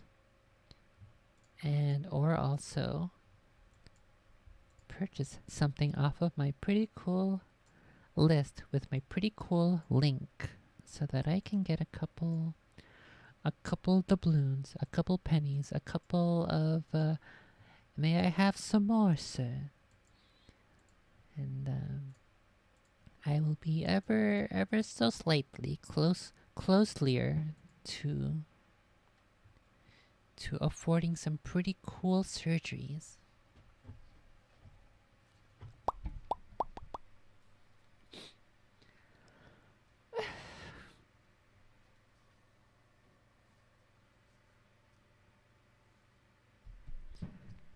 Okay, so I think what I'll do now is I will go to Nightbot and I will add a command. A couple Nyauus. Command here. Oh, wait. So I need to do this one. Let's add command. The command will be lists. Message is some recommended products on Amazon. I'll just do some. What the heck? Are you scratching my desk mat for? You silly.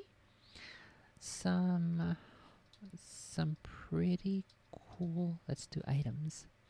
Some pretty cool items on Amazon that I recommend. Link. Also has my affiliate link, for which I receive some. I guess I'll just put some monies there, so that the FTC doesn't get angry at me. And then we'll put the cooldown at 60 seconds right there. This one is on the YouTube, so I think that should work now. If I do lists, is it lists plural? Yeah, lists plural with an S. Lists. And then that should pop up in a second. There it is. Pretty cool. Easy peasy. And now we'll add it onto Twitch.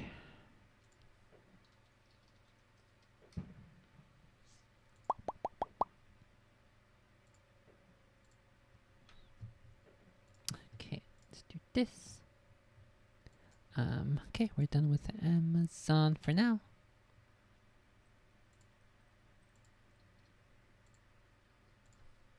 Command on Twitch will also be lists, and then we'll have the same exact message. And every 60 seconds will be the cooldown. Okay, perfect. Perfect.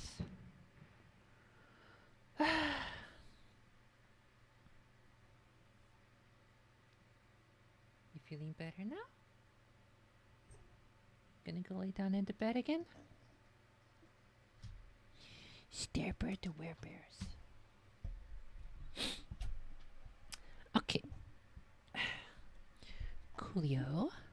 Let me get another episode of the Big Feats.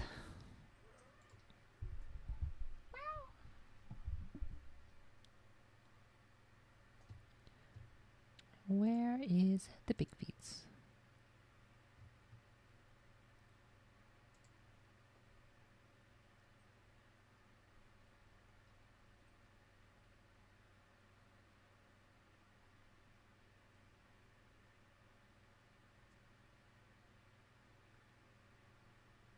No, but it has to have the affiliate link so that I can get a couple pennies.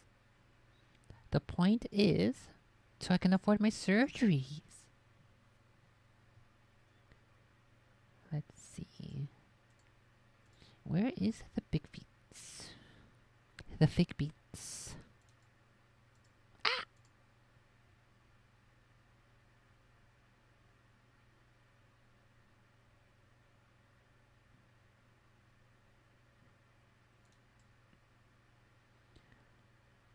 The most terrifying night. It's 1 hour long. Let's do that one.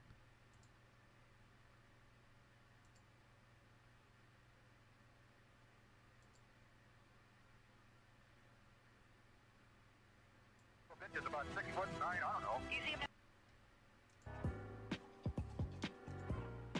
Welcome to the show, everyone. Thanks for being here tonight. Got a great show planned for you. We're going to be chatting with John. And John comes to us from Florida. And he had a John, as in John CJG? pretty terrifying night on his grandparents' property. His grandparents owned this huge piece of property. And growing up, they would always tell John and the rest of the kids, don't go to this side of the property, and don't go out after dark. And that's exactly what John did later in life. Him and a bunch of his friends went camping, and the night kind of went sideways on them. Not only seeing the creatures, but also a lot of other weird things happened, and I'll let John get into it. If you've had an encounter and you'd like to be on the show, shoot me an email. My email address is wes@sasquatchchronicles.com, and if you get a chance, check out sasquatchchronicles.com. You can become a member and get additional shows. I'll be back on Sunday for the members. Tonight, let's jump into it. I want to welcome John to the show. John, thanks for coming on. Yeah, no problem. John, you had quite the encounter out there in Florida.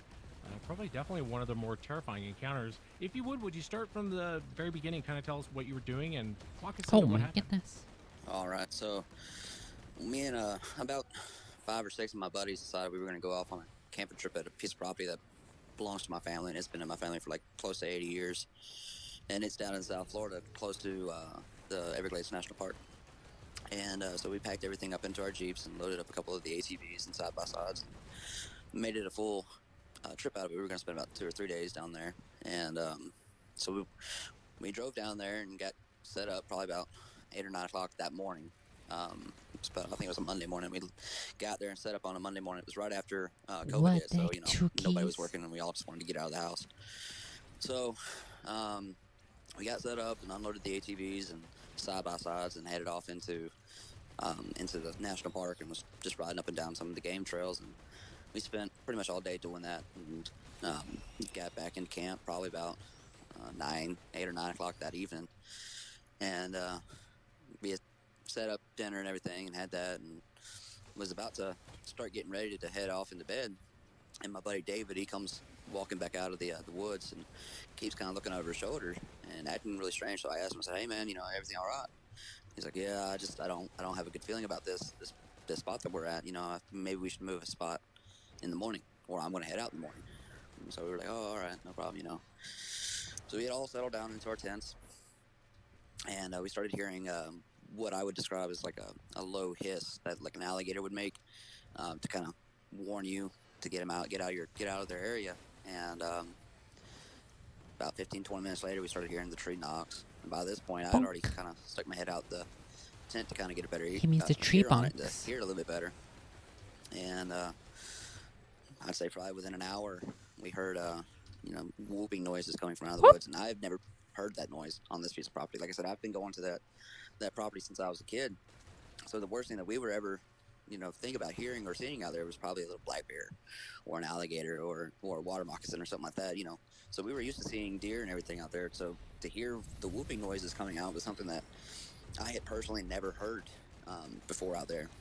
And so once the whooping noises kind of started coming on, I went ahead and I stepped out of my tent and grabbed my spotlight out of the back of my Jeep and started shining it off into the wood line. And that's when I noticed that there was a family group, probably about 4 or 5 of them. But before that, I'd seen a really big ball of light in the tree line. About He 20 saw yards the from camp. orbs. And then right beside The that, about 40 spooky yards to the orbs. left of that was, a couple more sets. And then that's when I saw the family group after that. And yeah, it was terrifying. Yeah, and I want to come back to this, but what kind of happened next? They started throwing rocks into the campsite.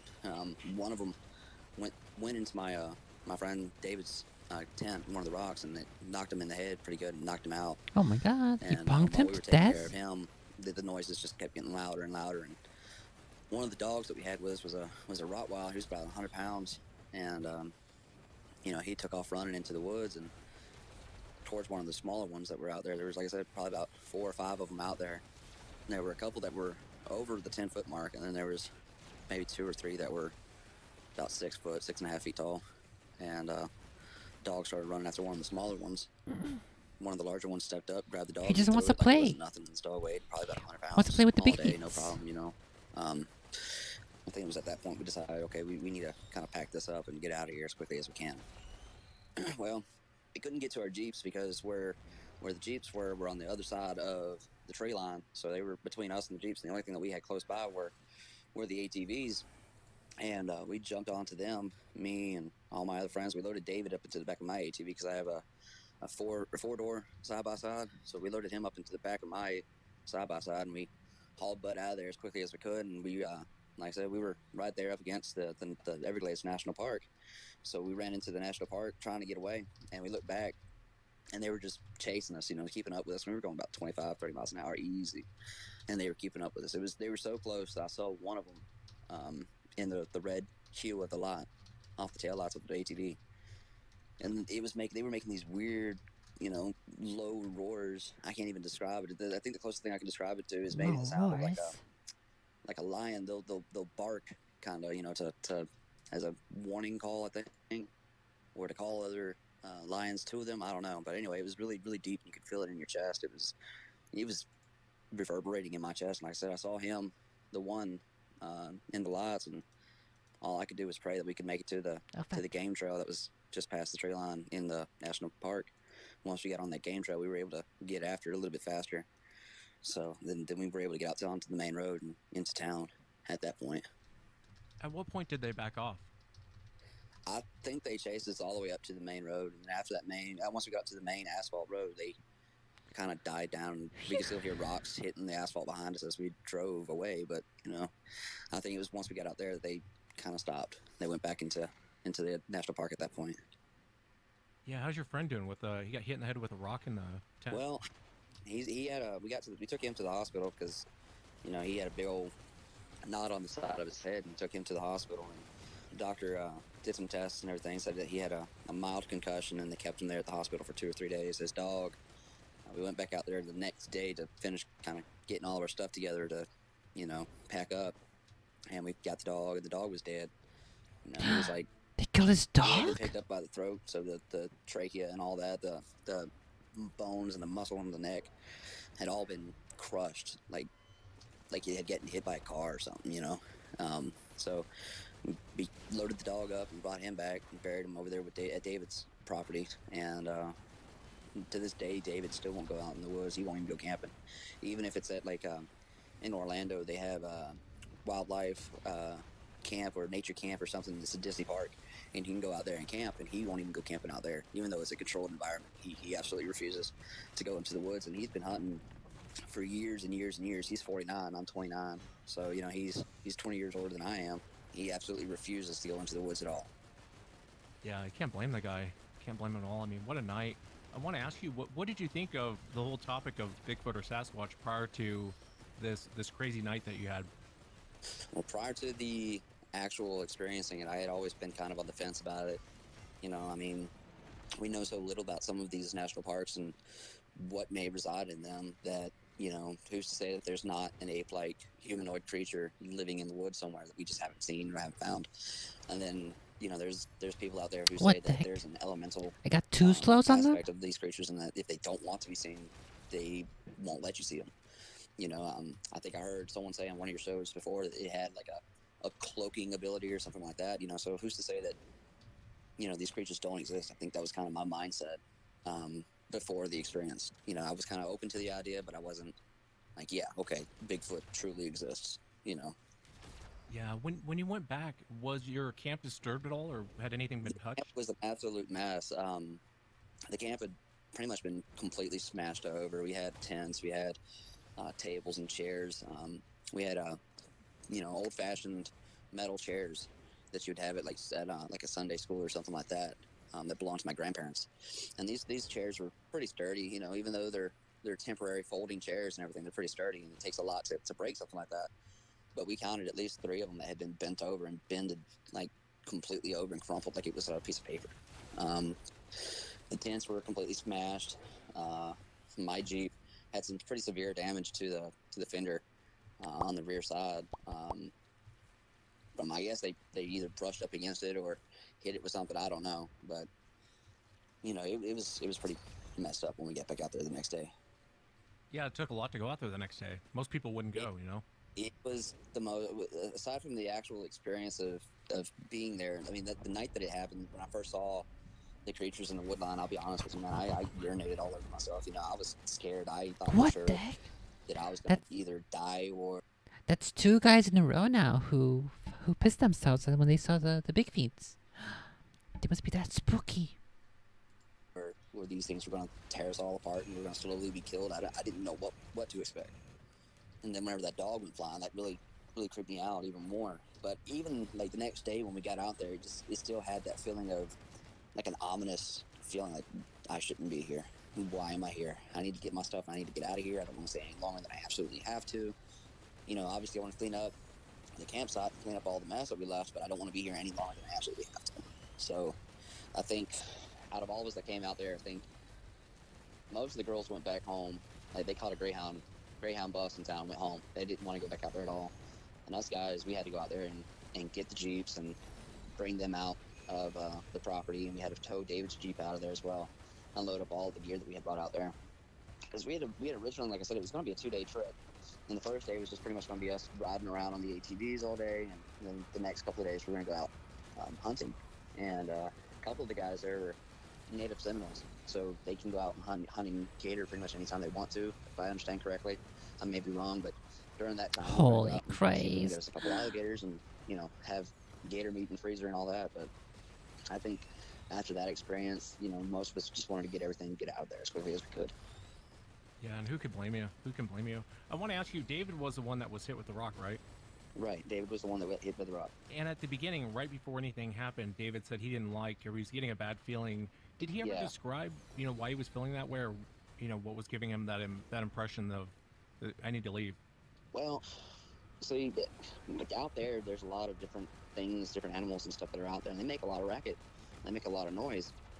And, you can definitely hear them, and he said that he went into the woods to use the bathroom. And while he was out there, it was really noisy, and all the noise just stopped. Like all the birds and bugs that chitter and chatter and everything all night, they just got completely quiet. Just got really, really quiet. And The big feet just wanted to watch him take a twigs poops. snapping behind him and low grunts. He described it as like the grunty noises a gorilla would make. And that's whenever he made his way back into camp. He kept looking over his shoulder, and he's like, John, I don't think it's a good idea for us to stay here any longer than tonight. We need to move tomorrow, or we need to go home or something. And I asked him about it about 2 days ago. I said, hey man, what do you think about everything that happened that night? And he just said, honestly, he doesn't even want to think about it. He admits that what he saw that night, along with the rest of us, he said that happened. But it's an experience he doesn't want to relive ever again, and that's why he absolutely refuses to even set foot in the woods. He says we were on that land at a time that we weren't supposed to. We should have taken the warning. We should have left. That's kind of where he's at with it all. Yeah, I hear you. The whoops that you heard, are they similar to the ones in my intro? They're a little bit like that. But I mean, I don't know what the guy's name is that recorded the noise where they're mimicking vocalizations, like talking. That's in your intro. They were making those kind of noises too. After the dog got thrown into the air, they started chattering between the 4 of them or the 5 of them. They all started chattering, and it definitely sounded like communications. And the only way I could describe it is like I don't know if you've ever seen Night in the Museum with where everything came alive, and they got the Neanderthals that are kind of chattering and grunting to each other. That's what it sounded like. I still haven't seen that movie in its entirety. I think I saw it was like on TV once. And I saw like the intro, the first maybe 10-20 minutes, but then I have to go do something else, so I'm gonna go ahead and while the moment is fresh, I'm gonna go ahead and add that to my list. Night at the Museum. That's with Adam Sandler, right? I think. Or no, not Adam Sandler. Fuck, no, fuck. I don't know that guy's name actually, but for some reason in my brain, I get the name Adam Sandler. It's the guy who does I don't think I've ever watched any single one of his movies, so I don't know his name. Oh no. Fuck, what's that other movie he did? Fuck it, like, is it Zoolander or something? I think that's him. Yeah. Ben Stiller, that's him. That's why I said Sandler, because the Stiller. Okay, let's see. Is he in Night at the Museum? It's a franchise? I thought there was only one movie. It looks like it's Ben Stiller there. I don't know because it doesn't say his name anywhere. Typically, it says starring and then who is, but he's not listed here at all. It says directors, production companies, books, created by, owner. There's no fucking starring. What the heck? Night at the Museum. Yeah, Ben Stiller. Okay. Yeah. Okay. Definitely gonna have to add that to my watch list. I wonder if there's a Big Feet in that movie. A Big Feet who comes to life in the museum. After they threw the dog, and then the whooping noises. It sounded like a like I don't know how to describe it honestly though, Wes. I mean, it was like really low and drawn out. It was like that's just my idea of what it would have sounded like. Yeah, there's some of those in the Sierra sounds of Ron Moorhead, kind of a longer whoop.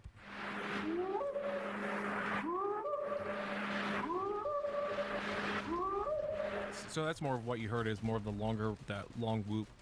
Yeah.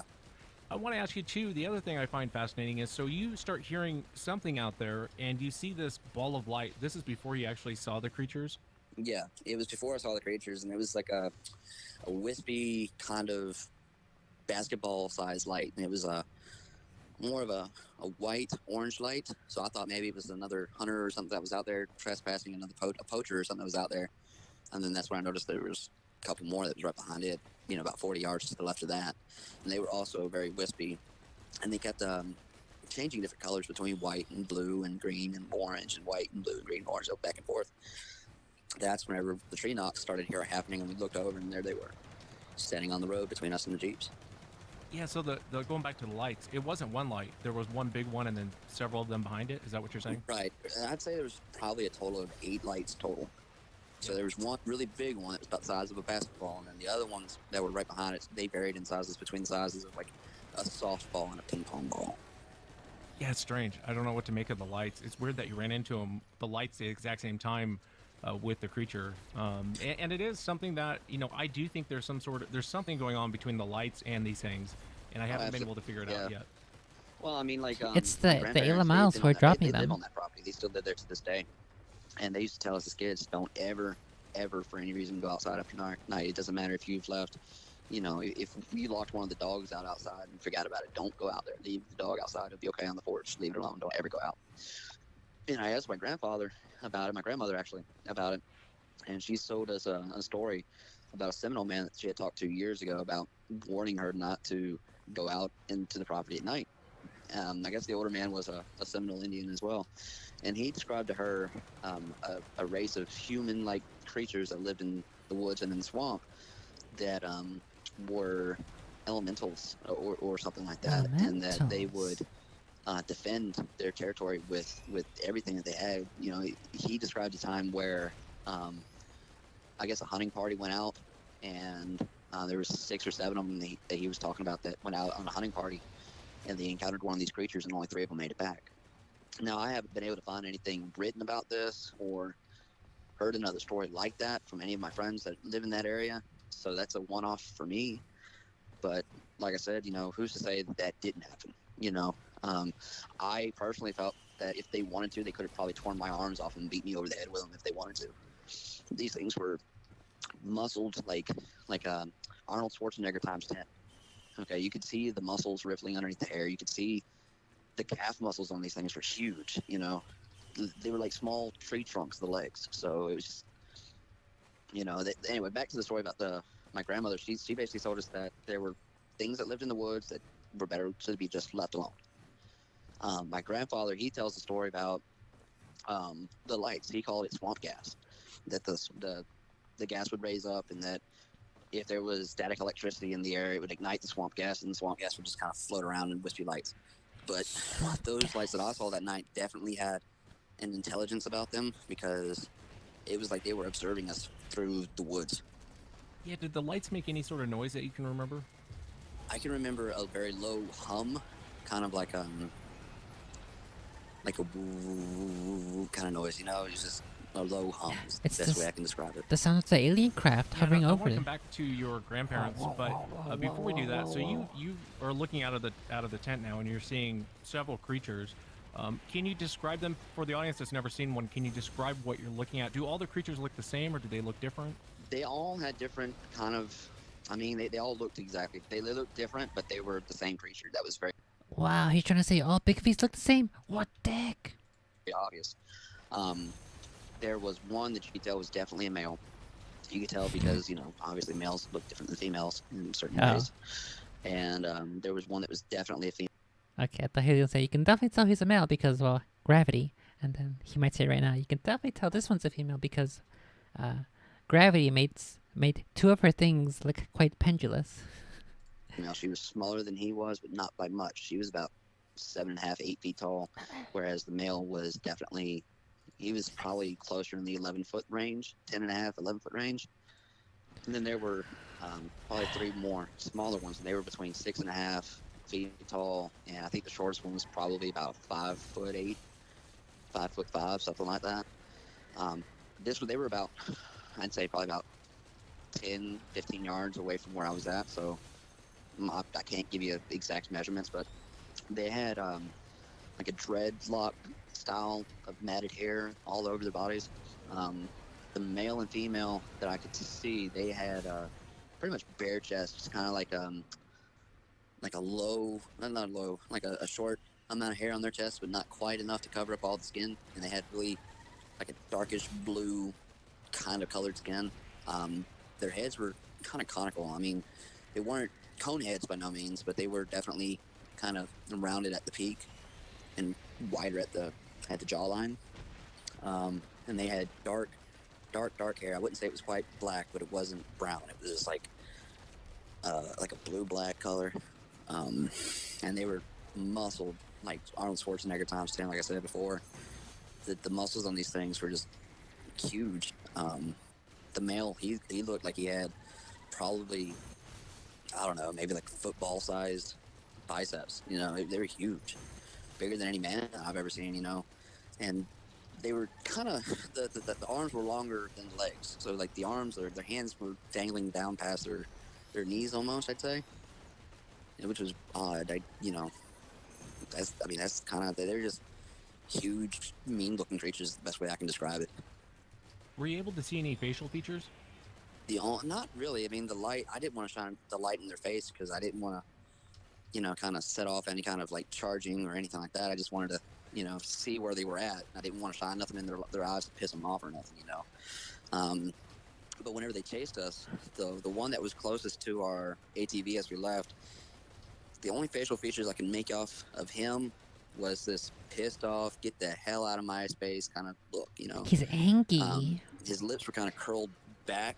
The angry And big feet. inwards, I guess, like curled back and inwards, I guess you could say, like this snarling look, and it definitely had a shorter snout. It wasn't quite like a dog. It was kind of like you know how a pug has a short snout. Yeah. And then, yeah, it's basically kind of that's probably the best way I could have described his face was this short snout, and just this pissed off, angry look. Angry. And the one that was chasing you, which was he? The larger one? Which one? That was definitely the larger one. You could feel him running behind us through the ATV. We went back, like I said, the next day down that same game trail that they chased us down, looking to see if we could find footsteps so we could, make clay plaster molds of them so we could show somebody that we weren't crazy. But all we saw after that was just like something had been dragged across that trail to where it would cover up anything. Like even our ATV tracks weren't there. So I'd say that they definitely have some sense of some kind of intelligence about them to know that they got to do that to make sure that they can hide their trail so no one can follow them back. Yeah, that is strange. It's very strange.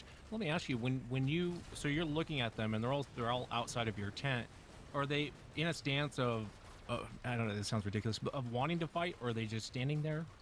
They, the easiest way I can describe it is if you've ever watched football and you see how they line up at the line of scrimmage before they snap the ball and they're all hunched over like they're ready to go. This is the easiest way I could describe the younger ones. Now, the male and the female, they were definitely older. Like I said, they were probably the mother and father figures in that group. They were standing kind of, side by side, and they were grunting at each other and vocalizing to one another and whooping. And the only thing I could figure out is they were trying to talk about probably, okay, well, what do we do? They're not supposed to be here. What do we do? And then that's when the dog charged, and that's when the larger one stepped over and grabbed the dog and threw it like it was nothing. And then at that point, I guess the bigger one had enough of it and was just like done with it. And that's whenever he started throwing the rocks, and they got larger and larger and larger. Now, Florida's nothing like it is out there where you're at.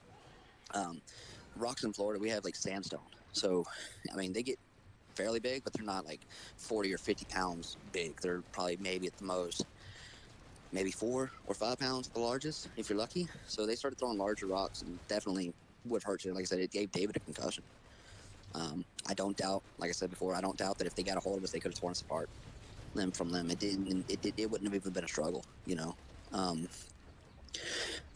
It always makes me wonder about why they'll in a lot of situations they'll come just short of hurting you, and then they'll get to that point and then generally stop. There has been people who've been hurt by them. Don't get me wrong, but in a lot of situations, especially like you're Holy leaving, Christ. there's no reason really to chase you guys at this point. There's no reason to harass you guys at this point. But you'll see them do that. You'll see them follow people out, and you hear it time and time again from eyewitnesses to where they're basically on top of people, kind of pushing them out of an area. What do you think set them off? I know you're just speculating. You don't know. I'm just curious on your opinion on. Do you think it was just a dog that sparked the fire? I think, like my grandmother, going back to the story my grandmother had said, that there were things that lived in the woods that, if you got the feeling that you were trespassing on the property, you should definitely not stick around because bad things can happen. I think at that particular night, there were a lot of deer in the area, so I'm thinking that maybe we were where we were at, it was kind of a clearing between the woods. So you had woods on your left, woods on your right, woods behind us, and then there was a clearing, and there was a creek that ran through there. Oh no! Freshwater creek that ran through there, and it was shallow enough to where you could cross it by foot, but it was deep enough that there were fish that ran through there, and there was a lot of game that would come through there, hogs and deer and things like that come down there and drink. So my only thing is maybe we were interrupting a hunt, or maybe we were just in their family location. Maybe we were too close to their bedding. I don't know. I can remember watching a documentary about gorillas years ago, and they said that the male of the family would guard, I think, up to 5 miles close to the bedding where they would make their nests, and that there would be males that would guard up to 5 miles of that. So maybe we were close to their home. So honestly, I don't know. I thought it was really strange that we first saw the lights and we heard that humming from the lights coming from them, and then 2 minutes later we started hearing the tree knocks and the whooping, and then they just showed up. So I honestly, I don't know, Wes. It was just 1 minute they weren't there, and the next they were right on top of us. Yeah, and that poor dog, and Rottweiler is like a missile coming at you. You can take the biggest, baddest man on the planet. Exactly. And I'll put my money on the Rottweiler that's charging him. And for these things to pick it up, it reminds me of the Sasquatch language show. I get questions all the time about the 911 call, and it actually, there's way more to that story, and I kind of tell the story. It's more or less Ron Moorhead talking about what happened, but he talked about a German Shepherd. The old man, first time he called 911, said his German Shepherd came flying over the fence, and where Ron Moorhead said it came over was about 9 feet up. Came flying over the fence. German Shepherd's a big dog too. The German Shepherd is a big dog, but this dog here, like I said, this Rottweiler, I knew this dog very well. This dog was a sweetheart. It had pretty much been around my kids for a long time. It had been around David's kids for a long time. It was an older dog, and he was muscled from here on. It was huge, and like I said, he had to weigh at the least 100 pounds. He may have weighed more than that, but when this thing picked him up and threw it, he threw that dog probably good 15, 20 feet up in the air, and it landed behind us. And the dog ran probably about, like I said, about 10, 15 yards from us to them. From the time that then the larger one picked the dog up and threw it over our heads, and he landed probably about 10 yards behind us. That's insane. It was just, the amount of strength it would have taken to throw something like that is unbelievable. You know, it was like 1 minute he was there, and the next he was overhead behind us. It was instantaneous almost. It was just lightning fast. And that kind of brings up my next point, though. I mean, it's like these things were huge. Like I said, you know, weighing probably, I don't know, anywhere between 550, 650 pounds easy, maybe more than that. But they didn't make absolutely any noise. Like, they just were there. We didn't hear them walking up. We didn't hear none of that. We just heard the tree knocks and the whooping, and then saw the lights, and then there they were. They made no noise. So I, I think that we felt them running behind us, and we kind of heard light footsteps behind us, but they were definitely running. So I don't know. It was a muffled kind of a run when they were chasing us. So I don't know. Sorry, I'm getting goosebumps just telling the story again. No, that's all right, man. You relive it when you go through it. When the big one was chasing you, was he chasing you on 2 legs or 4 legs? He was on 2 legs. He was more in a hunched over, squatted kind of run, but he was definitely on 2 legs. No doubt about it. I'm sure that if he was to have dropped to all fours with his arms being as long as they were, I'm sure that he could have overpassed all of us and gotten in front of all of us and stopped us if he wanted to. I think he was just chasing us out of his area, get the heck out of here. You don't belong here. Get the hell out. You know, so, but he was definitely on 2 legs.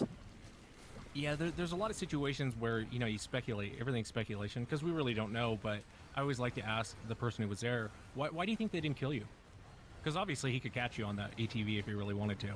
Well, I had my kids with me, so I'm thinking that they may have sensed the presence of the children, and they didn't want to hurt the kids, maybe, because they didn't throw anything at me or a couple of my other friends that had their kids with them. So I think they knew enough that we had our young with us, and they were just trying to get us out. Holy You know, Christ, I'm gonna fucking it's just die. speculation, like you said. So Yeah, the other question I want to ask you is, so you see the lights, and I realize when these creatures just show up, that is your primary focus. That would be my focus. But do you remember if the lights were still there, or did they fade out or go away from what you can remember? whenever the creature showed up, I think all of our attention just kind of went to them more so than the lights when they first showed up at camp. But because I was the last one in the line of ATVs as we were running out on that game trail, I can remember seeing at least 4 of the lights behind the larger male following us up the trail. And I can remember that because they were illuminating the path behind them.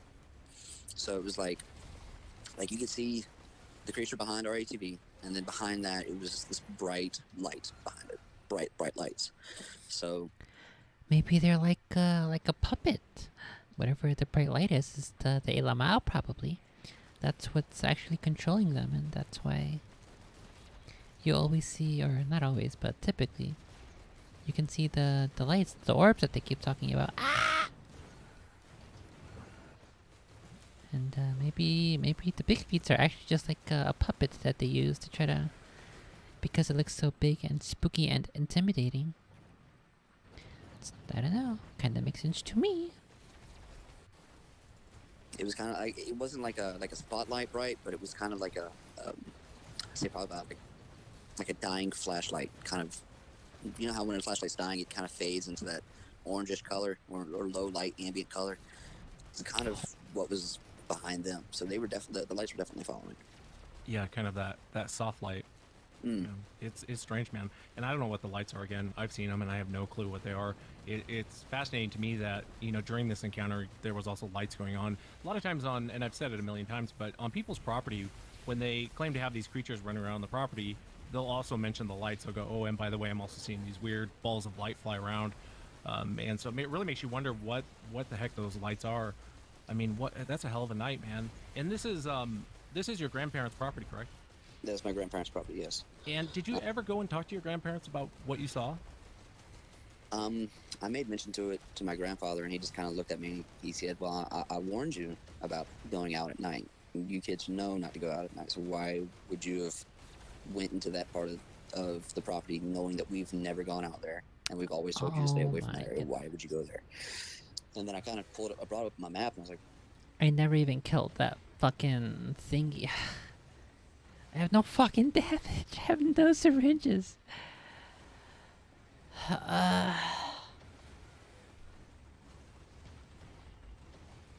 was pretty annoying. Unlucky. where do you think I was? And I showed him, and he's like, not, he's like, this is definitely where you were. We've known not to go out there. We were told not to go to that area. And that's pretty much what he's told me. And he's pretty much said, again, don't ever go to that location again. You can go anywhere else on the property you want to, just don't go to that corner. Arby's? So I don't know. That particular corner, though, like I said, it backs right up against the Everglades National Park. So he said that that there were, he doesn't believe in Bigfoot or Swamp Man or Skunk Ape or anything like that. He just believes in spirits and things like that. And so he's always just called them, ancient spirits that live in that area. Ancient spirits live in that area. Don't go there and don't disturb them. And that's kind of all he's ever told us about that area growing up as a kid.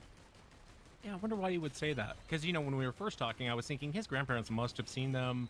They must have experienced them because they're given pretty stern warnings like, don't go out after dark, don't go to this area. And it makes me wonder if maybe they ran into something. It's odd, though, your grandfather says spirit, like you ran into. It almost makes me wonder, sometimes when people have these things on their property, they'll hear whoops and they'll hear screams and they'll hear. And a lot of people think it's demonic activity going on their property. They're like, I heard the worst demonic scream, 2 nights ago, and it's not really a demon. But that just makes me wonder why he says spirit. Well, I mean, like growing up as kids, we used to hear sounds coming out of the woods a lot all the time too, and they would just, we'd be out working on the fence line or something, and we'd hear a scream or a holler or something like that, and us kids would look at him like, Grandpa, we gotta go help whoever that is. If someone's getting hurt, and he just kind of discredited. He'd say, no, that's just a screech owl, or no, that's just the wind blowing through the trees, things like that. And he'd always have the wind blowing through the trees. Grandpa says. He'd always keep it with him at all times when we'd go out there. And I think there was one time we heard screams coming out of the woods that were pretty close. I'd say probably about less than 10 feet from us. And he grabbed that Winchester and popped off 3 rounds. And then we heard just another really loud scream coming out from the woods. And then he told us kids to get on the horses and go. And we got on the horses and hauled butt out there. And the horses were all spooked all the way back to the house. And when we got home, we just tied the horses up to the front porch and went inside. We didn't bother to go back out until the next day to undo the horses. So. Yeah, kind of a dumb question, but have you ever thought about going back? I know actually it's only been about less than a year, almost a year now, but have you ever thought about going back to that area? I'm actually going back this weekend. After I sent you that email and talked to you the other day about it, I had this thing in my stomach where I got to go back. I have to go back because that's been in my family's, for like close to 80 years. Whenever they pass away, I'm set to inherit that land. So if I'm scared of it now, I'll never be able to go back. So I need to go back and face my fears. So I'm actually going back tomorrow to camp there again. So. Are you going alone? I am. Yeah. Uh-oh. That's not good. Yeah, that may not be the greatest idea, but, I'm not your daddy. I don't blame you for wanting to go back. And I get exactly what you're saying, The little, that silence there is like, hold on a second. Like, I don't think you should do that. I mean, they know who he is if he's gonna inherit the land and such. Let's grab this stun. I think I like the stun here.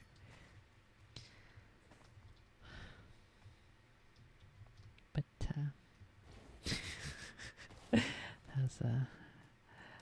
that was an accidentally comedically timed pause. I like it. It's almost kind of pisses you off because they've taken something from you. You don't want to be in the forest. You don't want to go to that area because you might run into them again. I kind of get why you want to go back. I'd be careful, though, going back. Another stun beast. Well, I mean, like I said, I've got friends that live in that area, and a couple of them are Seminole, and they gave me a pretty good warning. They said, look, if you're going to go back with respect. Go back with a good attitude. Don't go back pissed off. Don't go back with a negative kind of attitude. Just go back and make peace with it. And he said they said don't go into that area that we got chased out of again, obviously, but go to the border of it. And my buddy Tom, he said to bring an offering of fish or some kind of offering to make peace with the spirits is all he'll call it. He calls it spirits too. So he said bring an offering to appease them, but don't piss them off. So my plan is I'm going out there alone tonight. I got Tom's coming out there tonight with me as well. So he's going to be out there with me tonight, but tomorrow night I'm going to be out there on my own. So. Yeah, be real careful, man. It's a vagrant. Let me ask you, what do you think that these creatures are? I'm not 100% sure. I mean, from what I saw, everything has the telltale signs of a skunk ape or a swamp ape or whatever you call it. It's not Bigfoot up there in the Northwest or nothing like that, but it's not like what they have in Texas, or even in South Georgia, North Georgia. This is a completely different kind of species, I guess you'd say, like a sub branch of Bigfoot. Um, it's definitely something in that family, though. And what makes you think it's a sub branch? Just out of my own curiosity. Well, in each, I mean, if you look back and listen to the stories of the different creatures, I mean, like, they got the abominable snowman out there in like the Himalayas, right? We've got Bigfoot out there in the Northwest. It's We've the got white big feet. smaller bipedal Bigfoots out in like Texas, East Texas. They were described at like what, 5'8", 6 feet tall at the tallest they've seen. They got red hair, right? Out in the Northeast, we have creatures out there that are also very tall, probably about 10, 11, 12 feet tall from what I've heard. And they have like a blondish hair out there, so I'm assuming that this is probably just another branch off of that family, I got you. So in your mind, you think it's more physical? It's not so much a spirit. I think it's definitely something in between spiritual and physical. It's like I said, one minute they weren't there and the next they were there. So I mean, like, they definitely materialized out of nowhere that we saw. They were definitely otherworldly. I don't know how else to describe it. Like I said, they were physically there. I felt them in my chest when they were whooping. Whoop. But there's definitely probably a spiritual aspect to it too somewhere. Because like I said, I don't understand why my grandfather would say, don't bother, don't disturb the spirits, don't disturb the spirits in that area. So I don't know. Yeah, and I mean, you can do whatever you want, and Tom might be right, and I could be wrong, but when you hear all these Bigfoot people go, well, I got a gifting station, and I leave gifts, and I do this, and I do that, assuming that there is a spiritual aspect to these things, or paranormal, however you want to word it. I'd be careful leaving anything for them. In the spirit world, when you leave something for them, it's a tribute. They see it as a tribute, and tribute's kind of a form of worship. So you have to be very careful on what you leave, and if you were given something. I'm just leery of that, and that's just me. I mean, you could be completely comfortable with it, but it makes me uncomfortable. When I hear about people leaving, we leave food and we leave gifts and we leave pebbles and we leave, whatever. In the spirit world, you're leaving a tribute. It's a kind of a form of worship. I mean, I'm kind of like on the fence about the whole offering thing myself. I mean, he called it an offering. I guess I'd call it more of a tribute, or kind of an acknowledgement of, hey, I know that you're here. I'm not going to disturb you. Don't mess with me. I'm staying out of your area. That this, be a peace kind of offering, I guess you could say. And I understand where you're coming from. I mean, like my grandmother used to say that the only way that an evil spirit could enter your life is if you invited it. So I get that aspect of it. Yes, very true. At the same time, I trust Tom because he is Seminole, like I said, and his family has all been very spiritual people in their area for years and years and years and years. And if Tom and his grandmother are telling me the same thing, I'm more out to listen to him. Now, if it was Joe Blow off the street telling me that, I definitely wouldn't take that advice. But yeah, and I'm not breaking your balls on it by any means. It's just my opinion, and my opinion doesn't mean very much. It's breaking your balls. I mean, busting your balls. Right on what they're doing. And so, what is it you're hoping to accomplish by going back? Well, like I said, I'm set to inherit the property after my grandparents pass on, and that's my home. Like I said, I grew up there. I've never been afraid out there up until that point. But I also respected the boundaries that my grandparents had laid out for us as kids. Don't go past this point at night. Don't go past this point at, during the fall. Don't go out past this point during the spring, And I always respected that growing up. And I think we just kind of happened to wander into the wrong part of the property that day because we were all out on our four-wheelers, and that by that time everybody was tired, and so we were like, well, let's just go ahead and camp out here. We weren't really paying attention to where we were at. Had we been paying attention, I'm sure that we probably wouldn't have ever experienced that. But I'm hoping that by going back out there, I'll be able to let it be known to whatever's out there that, hey, look, this is my home too. So we're going to have to kind of co-inhabit here. We're going to have to come to some kind of a agreement. You stay out of my area, I stay out of yours. And this is going to sound weird. I'm probably going to get my balls busted about this too, but I'm hoping to kind of earn the respect of whatever else is out there. Hey, we ran him off, but he's back, But I don't know. I'm just hoping that I'll be able to get back to that point where I'll be comfortable out there again. Yeah, I understand what you're saying. Kind of live and let live out there, and you Yeah. don't really want people run off like what you went through that night and all your friends went through. I get where you're coming from, man. Be safe out there. Let me know, will you? What happens if anything Oh happens yeah, when you go absolutely. back? I'll definitely let you know, man. Yeah, and I really appreciate you coming on very much. Thank you so much, John, for taking the time to share what happened to you. Yeah, no problem, man. Thank you for having me on. And that's it for tonight, everyone. Remember, if you've had an encounter, shoot me an email. My email address is wes@sasquatchchronicles.com. If you get a chance, check out sasquatchchronicles.com. You can become a member and get additional shows. Until next time, everyone. It's so loud.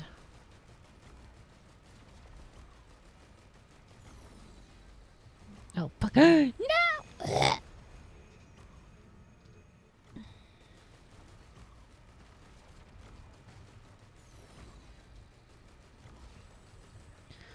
I never looked into specifically the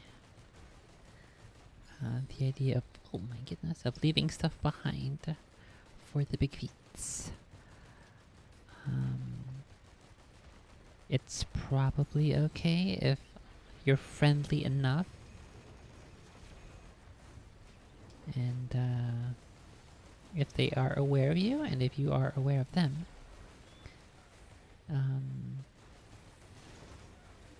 If you have somewhat of a relationship, I think it's okay, and it's a sort of mutual understanding of gifts, or maybe not even gifts, but some kind of communication.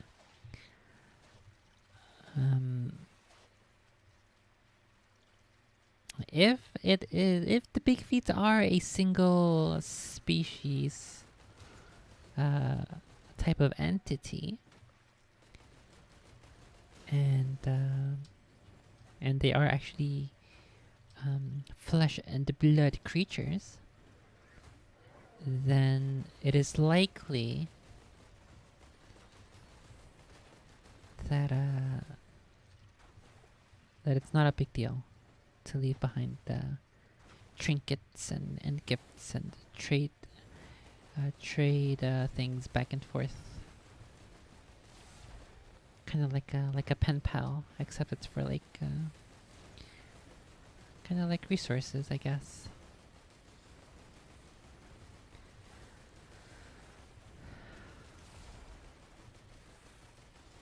I like this area here because there's like this wall where there's all whole army of other enemies on that side that aren't even involved in this fight. So that's cool. But I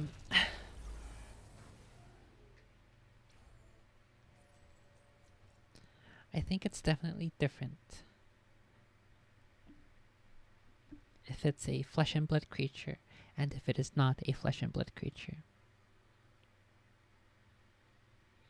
The problem would arise if you live in a house in the middle of nowhere surrounded by the woods and your nearest neighbor is like 20 miles away or something. If in a situation like that, if you're doing this trading of gifts or you're offering peace tributes or peace tokens of peace, or however you as a human, as a civilized modern person interpret that, eventually you're gonna die, or you're gonna move, and then somebody else will probably move into that house. And I don't know if anybody who I am aware of, I've heard any stories where somebody has like successfully found a way to communicate the fact that the person who was here is no longer here for one reason or the other, and to no longer expect gifts. And so the issue may arise in that the big feet will probably continue to expect gifts and offerings and trades, and then you're just gonna leave a huge pain in the butt for the next person. And so maybe that's why sometimes when people move to these houses in the middle of nowhere, they are terrorized, or they get the feeling that something is being aggressive, or trying to they take away their peace. It may have partly to do because the previous owner, or I guess the resident is probably the best way of saying it. The previous resident may have been involved in something like that. If that's the case, where there was some sort of physical interaction of items and objects, and then somebody new comes along and it's like, hey, the guy before you, he was giving us stuff. The woman before you, she gave us apples and stuff. Why aren't you giving us apples? Didn't she tell you? That kind of thingy. Maybe that's because aminals are like that. When you feed a kitty or a dog outside, they sometimes come back. They're probably not gonna bite you unless they're super duper hungry, and you have food in your hands and you're eating, but you don't share it with them. Maybe in that situation, an everyday aminal would be aggressive in that circumstance, in that situation. But I don't know how it would go about with the big feets. There is one. It's Joy Ramone. There is one woman who was in a Les Stroud video. His final Big Feats episode. It was like he filmed it himself. He went to this place, these woods, and I believe it was Oregon. And this woman she had like a little stand. She went into the woods for like maybe 1 or 2 miles, and then she had there's this place. There's this one tree on the road, on the trail. And I think there's like some sticks, I don't remember exactly how it was. I could probably look it up, but I'm just gonna explain it quickly. Where you could I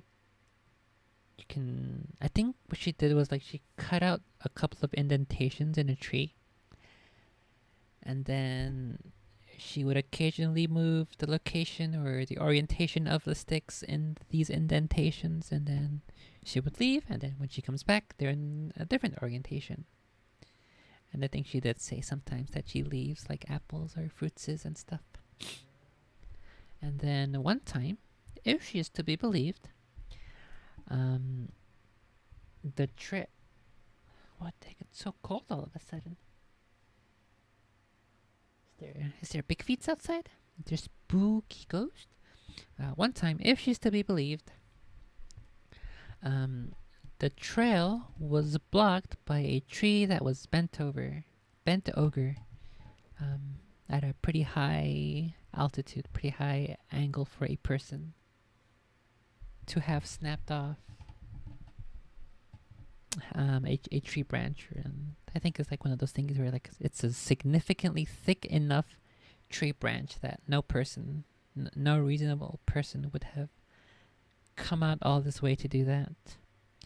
And then eventually there was like a tree further down along the trail that collapsed where you would have been walking. And so maybe that was like a sort of a mutually respecting, friendly sort of relationship that these two had built up because of this interaction and trading of gifts. And so I don't know if there's any veracity to that claim. I didn't see it myself. We're just going based off her word. We're going off somebody who believes in the big feats, who believes that they are flesh and blood, who is nice to them and is supposedly nice in return. So we'll have to take that with the appropriate amount of skepticism that is to be expected. And so I think it is possible that it is slightly different for the big feats. This idea of leaving behind tributes, or items rather, may or may not be seen as a tribute, as a form of worship, or a form of submission, something like that. There are definitely a bunch of different ways that it can be interpreted, either by aminos or by people, and depending on what the big feats actually are, there is a range of ways in which the leaving of gifts can be interpreted.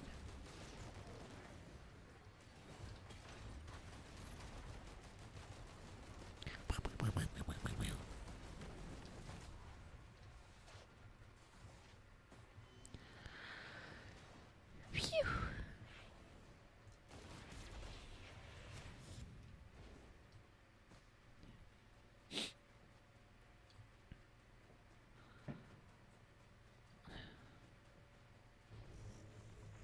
Sometimes these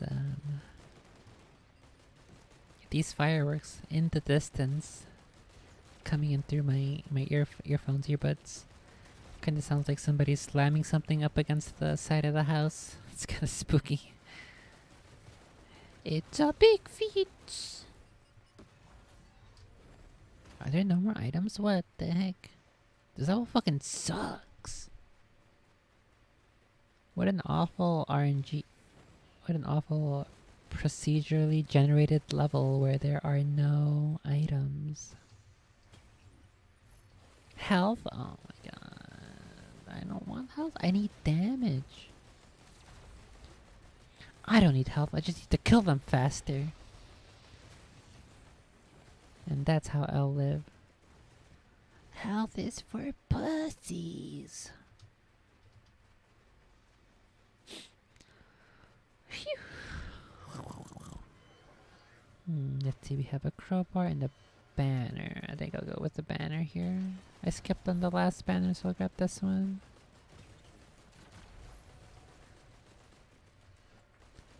The Cool Whip.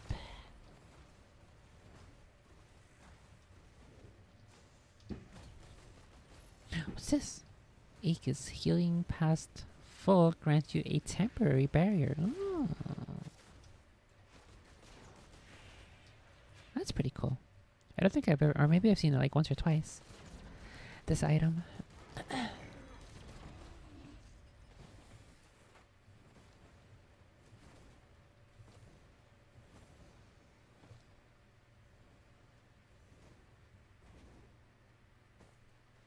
Oh, I guess I should go grab this healing item real quick before I start the boss.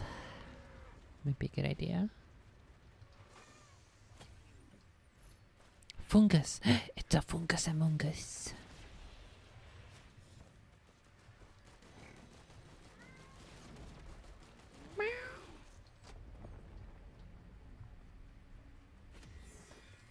Oh no, it's a fucking clay dune strider. Fuck these guys.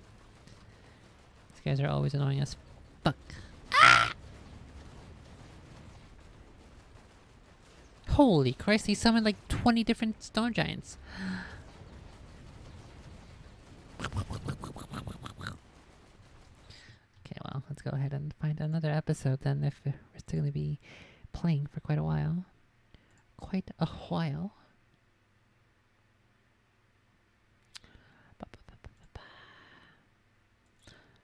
I do have a couple of, or I guess I have one news article, but it's not really all that interesting to me. Might be an interesting, an interesting change of events, but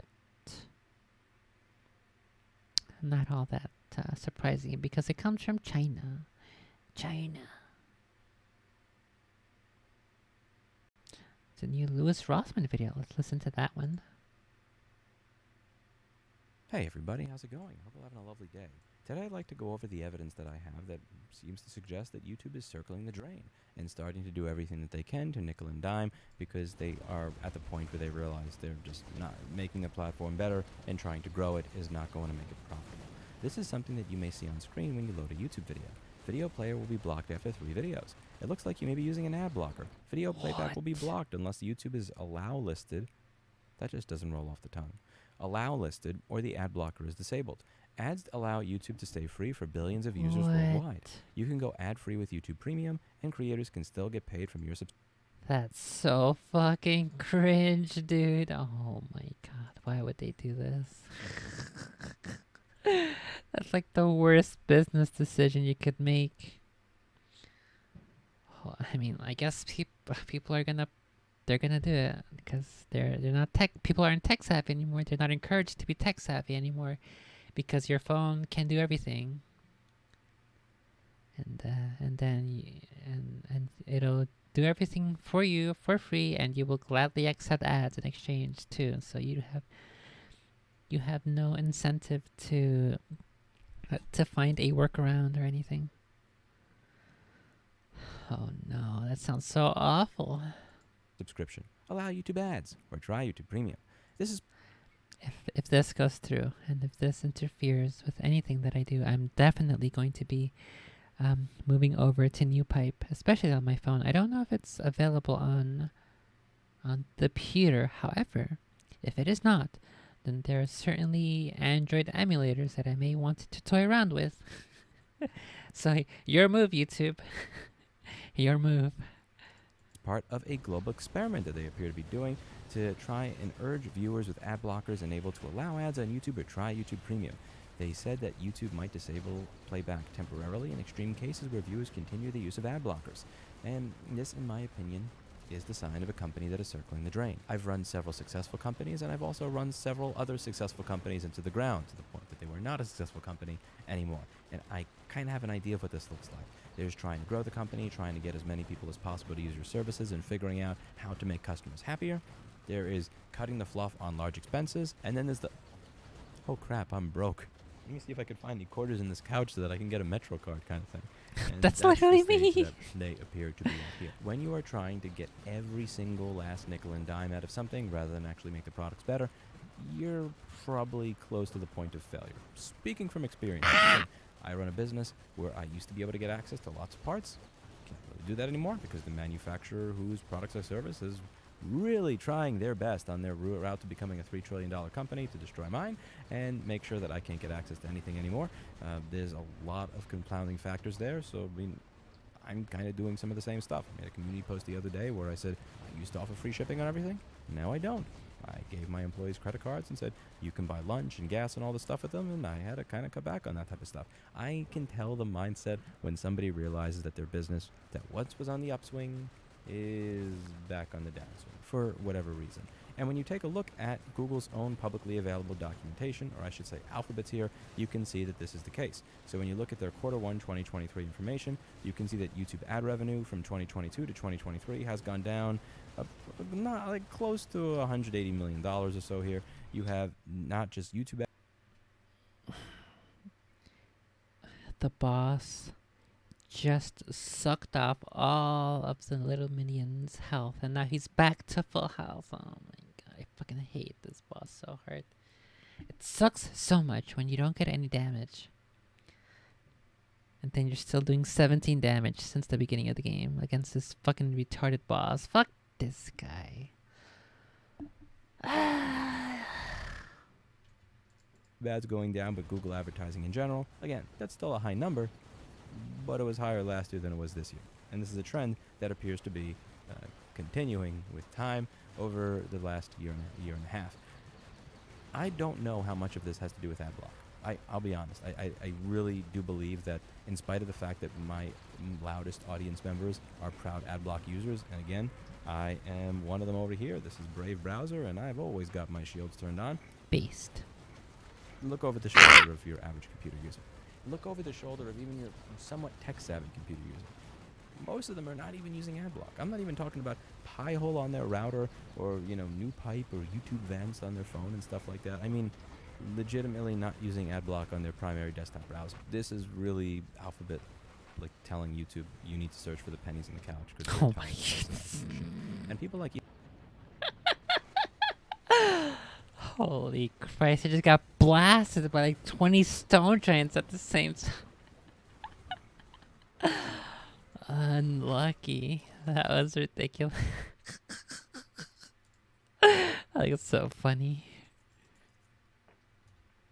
Eli, the computer guy, have been saying for years that they thought that YouTube's business model didn't make sense. When you run the numbers of, again, just how much it costs to run Twitter, which is mostly text, how much money YouTube brings in, and then the split with the creators, like this, there really doesn't seem to be that much left over to host video all over the world.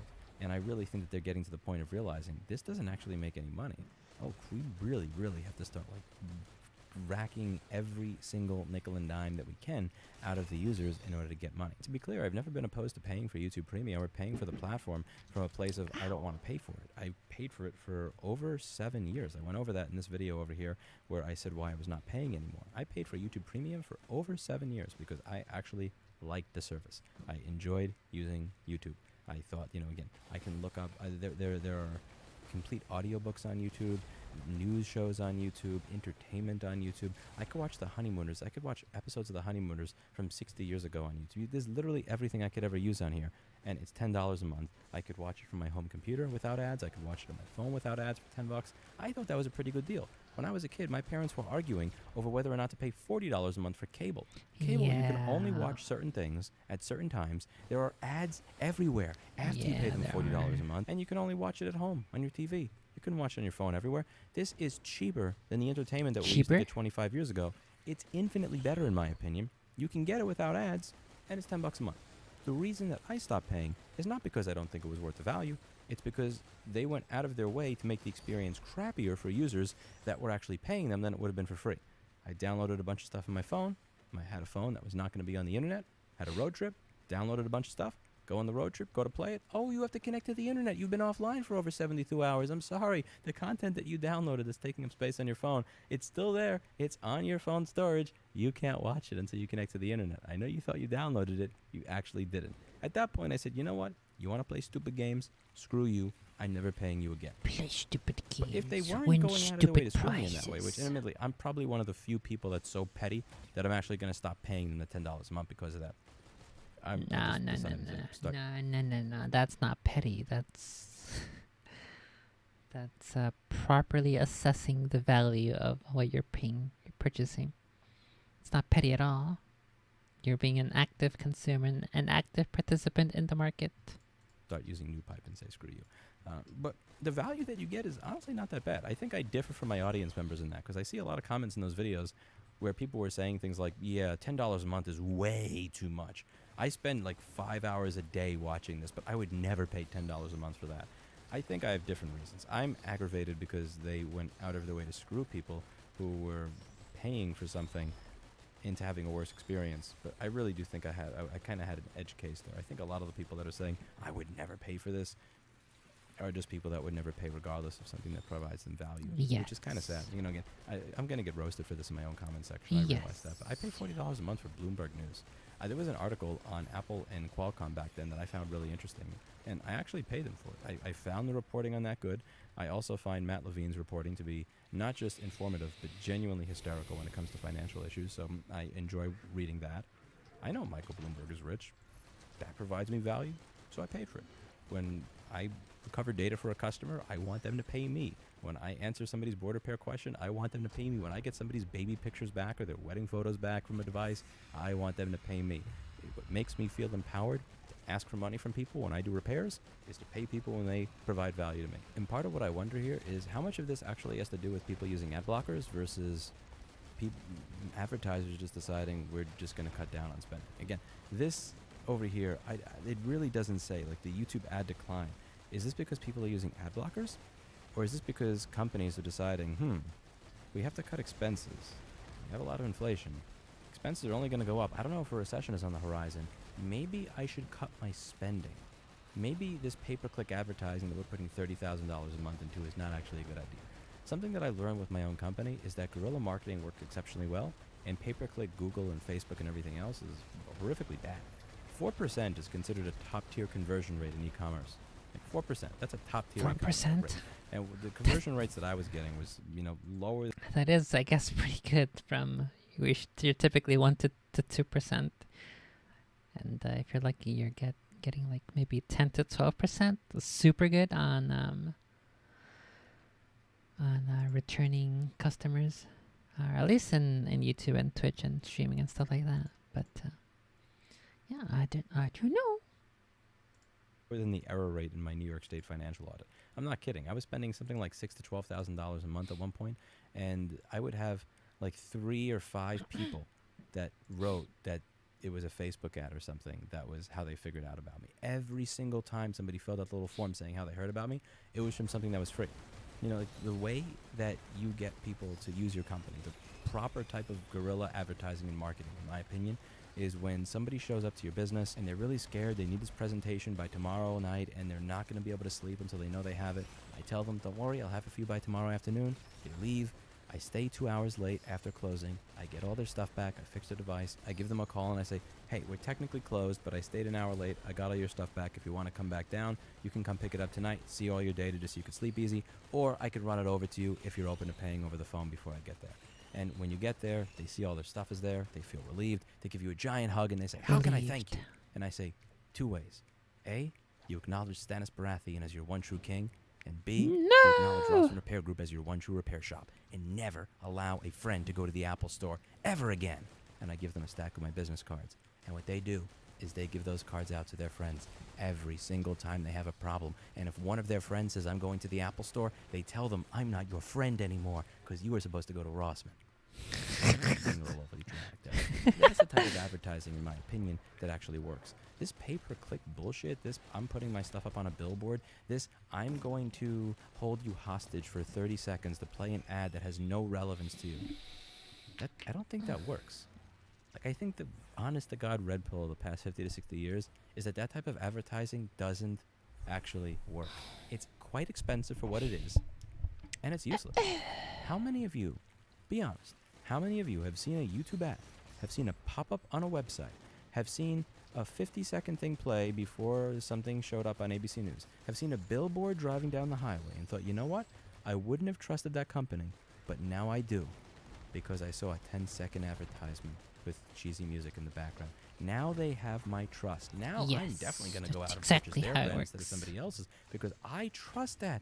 That advertisement it's totally unbiased. And it's definitely coming from a trustworthy source, which is the person that's promoting that service. It's like who's getting paid to. It's like, you know it's bullshit. I mean, since the age of 13, I have instinctively scrolled past the sponsored results on any search engine or any website. I assume the advertisement is lying BS, and I think most of the country does. I genuinely don't believe that most people are buying things and trusting companies and trusting brands based on advertising. And if this trend continues, if this continues to go down and down and down, you bet you're going to see that the companies whose revenue models is based on advertising are going to become more and more aggressive in their ways of trying to get people to pay. And again, as I've said, I am happy to pay. I have always been happy to pay. Stop screwing me. Don't screw me. I wasn't trying to, because somebody made a comment on this video. Lewis, what if you downloaded the entire content of YouTube and then stopped subscribing to Premium? What? Like, really? Really now? Okay, so like, what if I took out every book from the library and photocopied? It's like, that's not a thing. That's not a thing. That's not what people do. That's like, no. I mean, yes, let me download 500 bajillion zettabytes of YouTube. Most of which is garbage that I'm never gonna watch. Just to stick it to YouTube. That sounds like an excellent idea. That commenter is, he's definitely onto something. He should totally do that himself and get back to us once he has some good results. I would love to see the results of that experiment. And if somebody was going to scrape using a YouTube downloader, frankly, there are tools for that anyway that don't require you pay for YouTube Premium. Yes. Olive Branch. Ask the audience, what would make this worth paying $10 or $20 a month for? Again, if they changed the way the download system worked, if I didn't go on a road trip, go to play my video, only to realize that it wouldn't play until I connected to the internet, had I not been paying you and using new pipe all along, I would have had a perfect road trip. I would still be paying for YouTube Premium right now. I have no problem paying for services. I pay $40 a month for Bloomberg News. God knows how many other things I'm subscribed to because they provide me with value and I actually like them. I have no problem paying creators. I have no problem paying for the infrastructure, and I have no problem paying for the ability to consume media from people that I respect. Don't screw me, Oh though. my goodness. Don't screw me. I'm very curious to hear from all of you. What would it take for you to feel okay paying for YouTube Premium? What would it take for you to not feel like Jorah Mormont from Game of Thrones paying for YouTube Premium? Because that's how I felt paying for YouTube Premium and realizing that my downloaded content that was taking up space on my phone wasn't working. Because we have a different idea here at the organization that I'm working at now, Futo. There's a piece of live caption software that I showcased here, and this gentleman is actually going to be coming out with a really cool application that I'm not going to spoil until it's fully released. And the way we're doing it, I really hope that this works. So we really want to try to create software models that are not abusive. It's open source, and it's paid software. We want people to pay. You can download it, and there's literally a button in the program, and it says, please pay, and there's actually a button that says I've already paid, and if you click it on the honor system, it will stop asking you to pay. Like it's an application that we spent good money on engineers to create, and we are going to give you that application, ask for your money, but if you don't want to pay, rather than shove ads in it or bother you, it's literally just going to have a little button that says I already paid, and if you click the I already paid button, well, that's between you and your God. Okay, maybe that's going a little too far in the lenient direction. We are going to see how that business model works out. We're going to see how how things go with stuff like that. But when it comes to YouTube Premium, what would it take for you to pay for the infrastructure so that they could continue to host everything and give you a good experience? Like, would Google have to be more transparent with you about how they are storing and collecting your data? Is there something that Google or YouTube have done that have aggravated you? If so, what is it? And how could Google or YouTube repent so that you would not feel like a sim for paying them? What would make it useful? What would make it a good value for me to pay for Google is to not bombard me with ads all the time. They've already been, let's say aggressively bombarding people with ads, including me. They've been aggressively bombarding us with ads since the beginning of time, and so I think it would be they would have to, first of all, they would have to bring back the do no evil motto that they used to have, but then removed. I wonder why they would remove that motto. I wonder what it could possibly mean that they have removed the do no evil motto. But first of all, they'd have to bring that back. And second of all, they would have to live by it. But that's not going to happen, so I will never be paying for YouTube's or Gmail, or maybe if push comes to shove and I really desperately need it, maybe I will pay for their cloud services to do some hosting every now and then. But I will be quite hesitant to consider YouTube as my top 10 possibilities. My top 10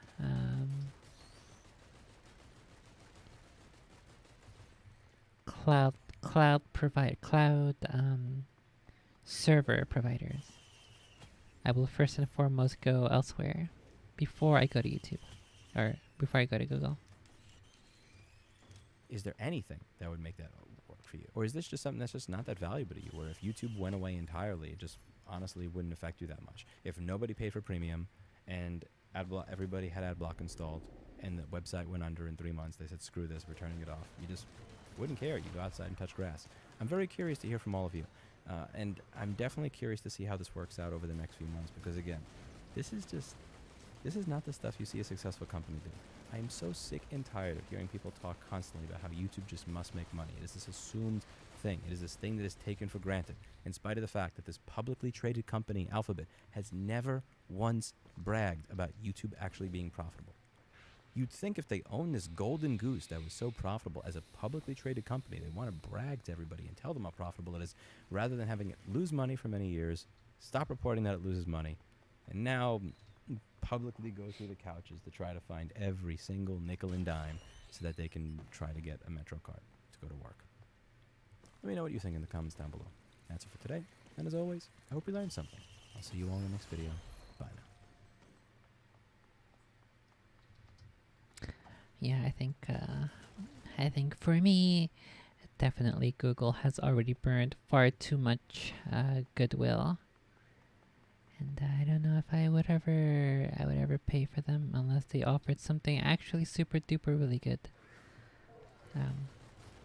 For instance, if their remote cloud servers were far better than the competition, and if the fact that they stole my data and sold it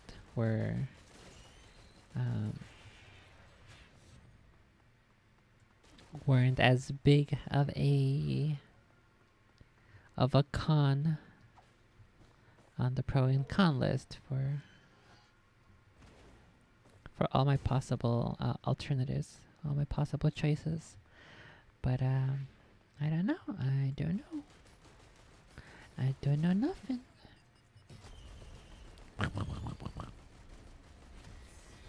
Okay, I'm probably gonna end after this run. Oh no.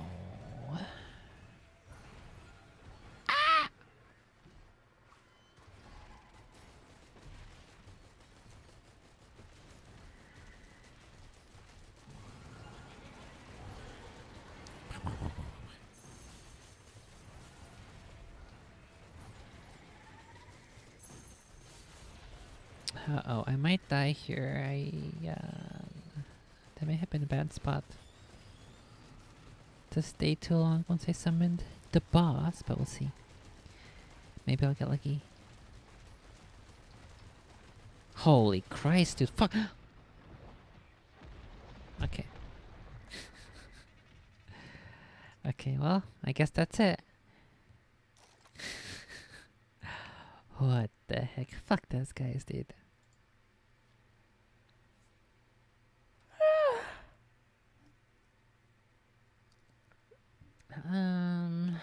Yeah, I think I'll finish my nails off stream. Because I think first I want to go eat a hot dogs, and then I'll finish my nails.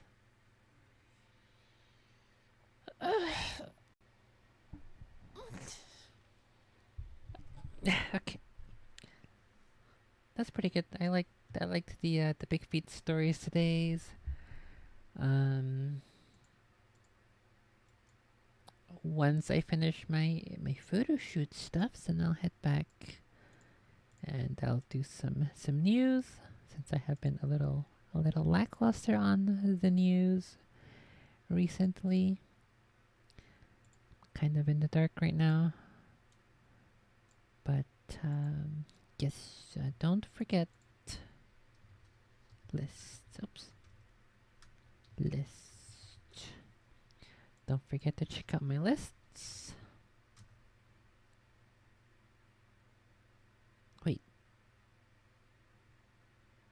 Wait a second.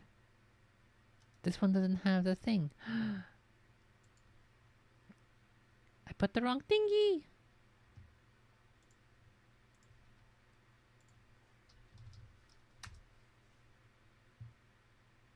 Let's see. Command custom list. Yeah, the list doesn't have my my referral, my affiliate link. What the heck? You lied to me.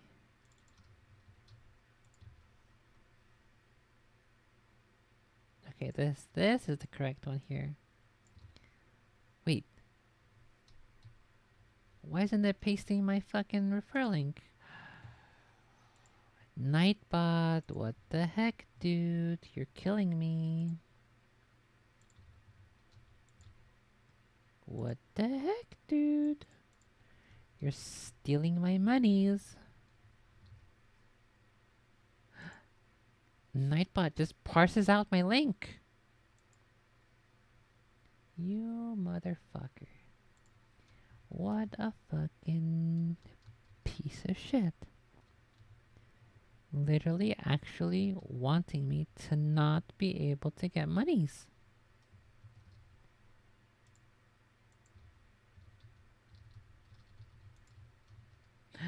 Oh, wait a second. Why is there a... When the fuck did this happen? Why is there a character limit?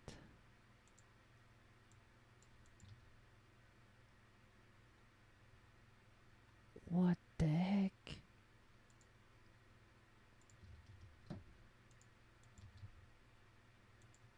I have no idea what's going on.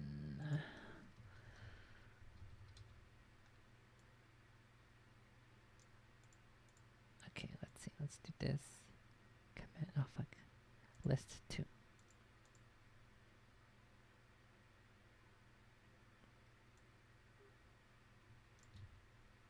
Okay, list 2.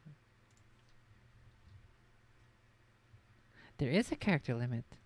Why? Why in the fuck is there a character limit on the fucking Nightbot message? I should be allowed to make it as long as I fucking want. Within reason, obviously. What? Okay, whatever. I'll just put the link itself. That's so stupid. Okay, we'll do list. And then list 2. Let's change this one to list 3. Then list 2 will be the new list.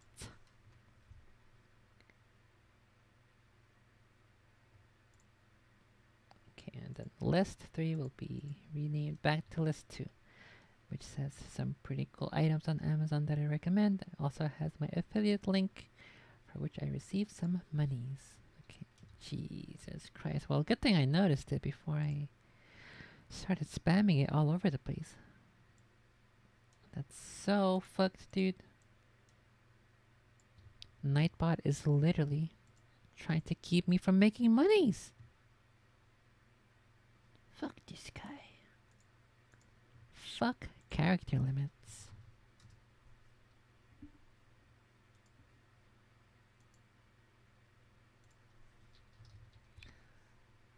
Okay, what do I have? I have list 1 here. Here's the actual link. Submit that, and then grab list 2. Some pretty cool Amazon items that I recommend, and my affiliate link so that I receive monies and comply with the FTC lists. Oh, fuck. List 2. Okay, there we go. Let's redo that. Let's do lists and lists 2. Perfect. Lists and lists 2.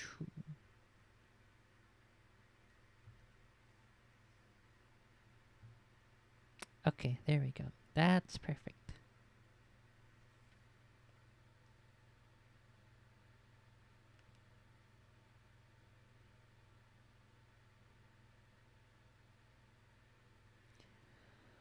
Phew. This is how I intended it to be, not the other way, in which it has the list but not my affiliate link. What the heck? I'm just giving Jeff Bozo money if I do that. Stupid Nightbot. Okay, there's my lists. I will, I think,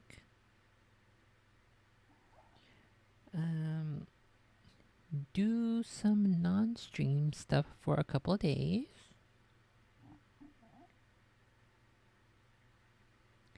And then when I come back,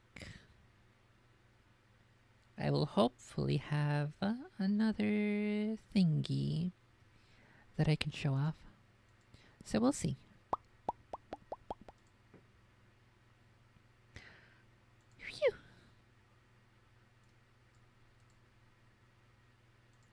Okay. Good luck, have fun, don't die, don't be stupid. Don't do anything I wouldn't do. Take care of yourself, and as always, I will see you next time. Bye bye.